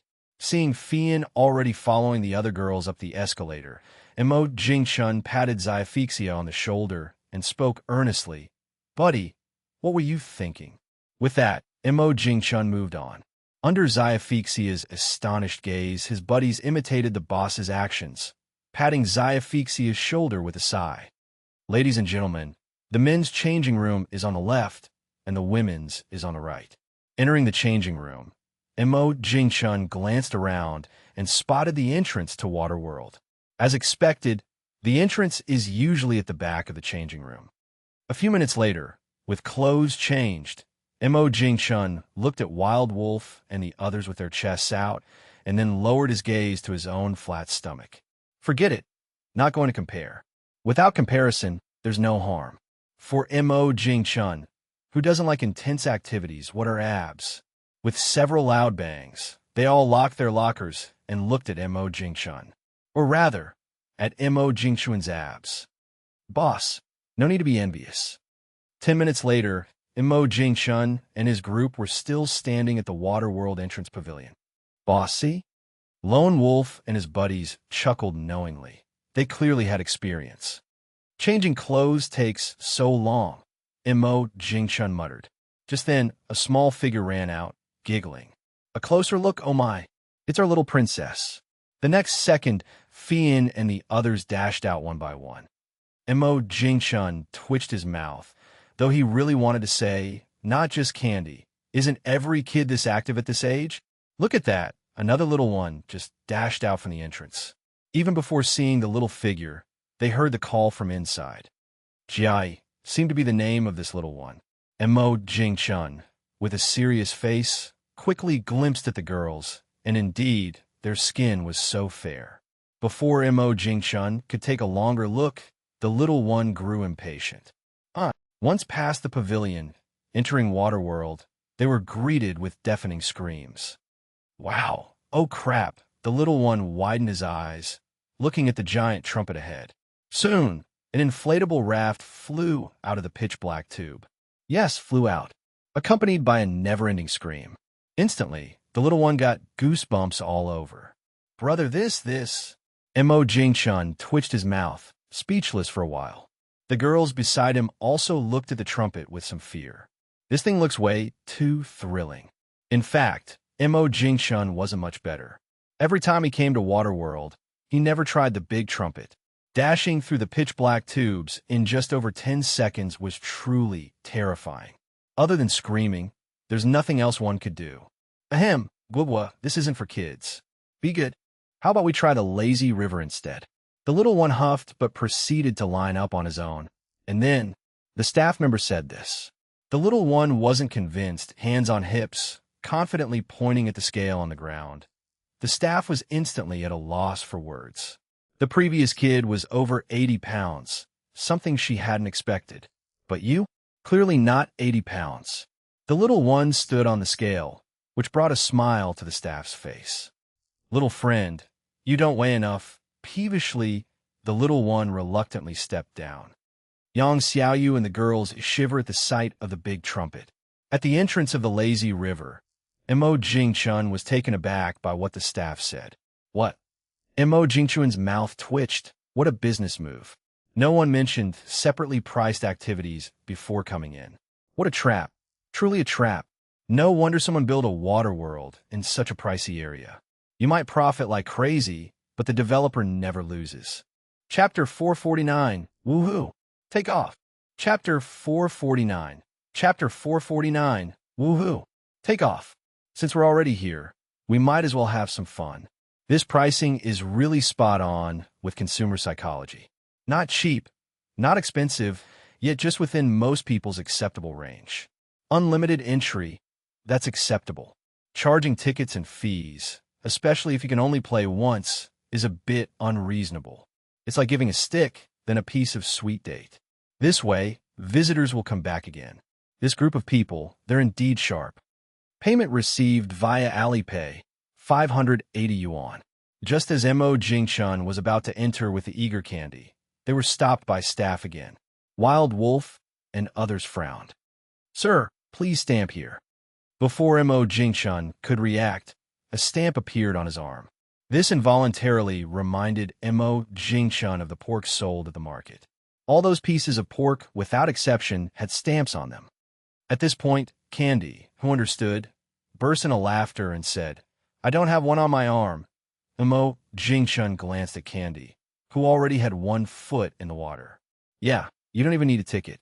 The entire water world you can play for free, sitting comfortably in the pit. Candy, already in a swim ring, was jumping with excitement. Encouraged by Yang Xiaoyu, Li Xuanyu blushed and sat in front of Mo Jingchun, then held Candy in her arms. In front, Xiaophixia and others were already setting up the way, just waiting for Mo Jingchun's raft. Minutes later, a grand procession of 15 rafts drifted along the river. With a slurp, Candy's water gun was reloaded. The next second, the little one unleashed a frenzied attack on the sisters on the other rafts. Gagaga, the little one was laughing happily. The perceptive Mo Jingchun closed his eyes immediately upon hearing this. As for Candy, she had professional equipment, goggles. He had nothing. Wow! The little one shouted while being besieged. Laughter echoed in the drifting river. Candy, paddling with her little hands, watched the fast-moving rafts behind her and exclaimed. Mo Jingchun turned to look, astonished at Xiaophixia's legs churning in the water like an engine, pushing the rafts swiftly forward. In less than 10 minutes, the drifting river returned to the starting point. Xiaophixia, who had already reached the front, shouted, saying one more round ended up becoming 3 rounds. Mo Jingchun had quite the visual feast. Summer is indeed pleasing to the eye. The ancient sayings don't lie. After getting off the raft, the soaked Mo Jingchun, seeing Candy's face still filled with lingering excitement, smiled and said, the little one nodded enthusiastically, already thinking about going for another round. No, 2 more rounds. Playing the same game repeatedly becomes boring. Of course, there's one exception. After more than an hour, after Mo Jingchun's group had gone through all the games and parent-child activities, they finally arrived at the main attraction. Seeing the crowded, large wave pool, the little one's eyes widened. Such big waves? Why is everyone jumping? Huh? Why do their faces look so happy? Huh? So many kids inside. What does this mean? It means you can go play too. Being a non-swimmer, Mo Jingchun dutifully put on a life jacket. The little one did the same, wearing a kid's life jacket. With the swim ring and a group of swimming experts watching over, safety was pretty much guaranteed. See, he said so. Wild Wolf and others stood there like stakes. Life jackets? Those would just hamper their performance. The ladies, like Mo Jingchun, all obediently put on their life jackets. The sign did say the deepest part is over 2 meters. And with big waves, not wearing a life jacket could mean choking on water and a lack of security. As soon as they entered the water, Candy started splashing around, using both hands and feet. If Mo Jingchun hadn't been holding onto the swim ring tightly, she'd probably venture into the deep water. Fian said with a smile. With these big waves, he was already struggling to stand, let alone move forward in the deep zone. Entering the deep zone, with Fian's protection, Candy soared with the big waves. The lifeguards at the shore seemed to notice the situation here, blowing their whistles constantly. After observing for a while, the lifeguards found Fian to be very professional, so they didn't pay much attention. Watching the big waves approaching, Candy's eyes widened. Woohoo, taking off, poo poo poo. The little one barely wiped her mouth when another big wave hit. A meter away from Candy, Mo Jingchun and his group held hands, or would they be swept away by a wave? Hearing Candy shout, Mo Jingchun knew it was time to jump, or he'd be chugging water. Huh? Mo Jingchun's eyes widened. Before Mo Jingchun could think too much, the next big wave came. He seemed to have bumped into something just now. Li Xuanyu, with her mind blank, blushes without daring to look at Mo Jingchun. Beside them, the bodyguard encircling them exchanged knowing smiles. As the music stopped, the waves gradually subsided, at last diminishing. Leaning over the swimming ring, Candy played next to Mo Jingchun, lingering, while Fian pushed from behind. Taking advantage of the calm waters, Mo Jingchun smiled and said. Fian agreed readily. At this moment, Li Xuanyu blushingly whispered like a mosquito. P.S. Thank for the support and reward from Chi Mian. Chapter 450, impossible. This is absolutely impossible. Chapter 450, Chapter 450, impossible. This is absolutely impossible. The passionate rocking music started playing, and the visible artificial waves grew higher and higher. Under Fian's escort, the little one approached the yellow caution line directly. Although the lifeguards could tell that Fian was very professional, they didn't hesitate to blow the whistle and issue a warning when she approached the yellow caution line. Professionalism is one thing, but if an accident happened beyond the yellow caution line, they would be held fully responsible. Moreover, their leader had already reminded them that the adorable little girl having a blast was the sister of Mo Jingchun, the founder of Candy Technology. If anything happened to this little girl at Waterworld, it wouldn't just be the staff, but even the boss behind the scenes wouldn't be able to bear the consequences. Fortunately, the bodyguard heeded the warning and didn't proceed further. Even so, everyone was a bit on edge. It wasn't until the music stopped, the artificial waves ceased, and the little one left the wave pool with a group of people that everyone finally breathed a sigh of relief. Mo Jingchun followed the little one's gaze and understood why she suddenly said she was hungry. It turned out that next to the wave pool was a row of food stalls and drink vendors. Before Mo Jingchun could speak, Li Xuanyu grabbed Candy and a group of girls and headed straight to the mini-mart. Being invited by the girls and having them buy the tickets, it wouldn't make sense to have the girls pay for the snacks here. The little one sat at a 4-person table, took a sip of freshly prepared watermelon juice, and looked at her brother sitting at another table next to her. Too engrossed in surfing earlier, Candy forgot where she had left her water gun. Just as the little one was touching her head, trying to remember, the big water gun was placed on the table. The little one's eyes lit up. After eating and drinking to their fill, the group ran to the lazy river again. The little one found it fun, while Mo Jingchun was simply a bit exhausted and just wanted to lie on the inflatable raft and drift along. In the monitoring room, several leaders watched Mo Jingchun relaxing like Guyu, playing in the lazy river with his sister, all breathing a sigh of relief. For group ticket purchases, only one person's information was needed, leading to no one knowing that Mo Jingchun had brought his sister to Waterworld before they entered. After playing the whole afternoon, Mo Jingchun was utterly exhausted. The girls were not much better off either. Mo Jingchun figured that at this point, if there was a big bed, everyone would fall asleep in minutes. Not exaggerating at all. In contrast, Wild Wolf and the others were lively and spirited, giving Mo Jingchun the feeling that soaking in water all day wouldn't be a problem for them. How can there be such a difference in physique between people? In the hotel, after playing all afternoon, Mo Jingchun treated Li Xuanyu and a group of girls to dinner. Before finishing half the meal, Candy, sitting in a high chair and munching on a chicken leg, fell asleep in a blink of an eye. Her little head bobbed down like a chick pecking at rice. This amused everyone immediately.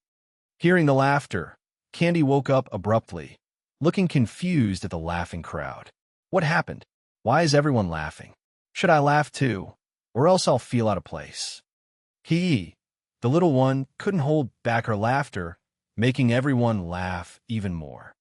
Grown-ups are so strange. The little one frowned and mumbled quietly. Smelling the aroma of the chicken leg, the little one couldn't be bothered with her brother and sisters, instead enjoying the tasty chicken leg. 1 bite, 2 bites, the little one squinted her eyes and her head drooped down again. The girls found it hilarious, but Mo Jingchun was already used to it. It's not the first time she fell asleep while eating. What's all the fuss about? As netizens would say, isn't this just basic stuff? Seeing his sister fall asleep again, only to be woken up by Yang Xiaoyu and the others. After a few times, Mo Jingchun sighed and said, more than half an hour later, at the hotel lobby entrance, Mo Jingchun hugged the fully asleep Candy and sent the girls off.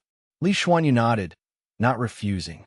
The defense was over, but there were still some trivial matters. Moreover, the graduation and degree certificates hadn't been issued yet, estimated to stay at school for another week. After a fun and exhausting day, Mo Jingchun took a shower and fell asleep in bed. As for Candy, well, she didn't even take a bath. No choice.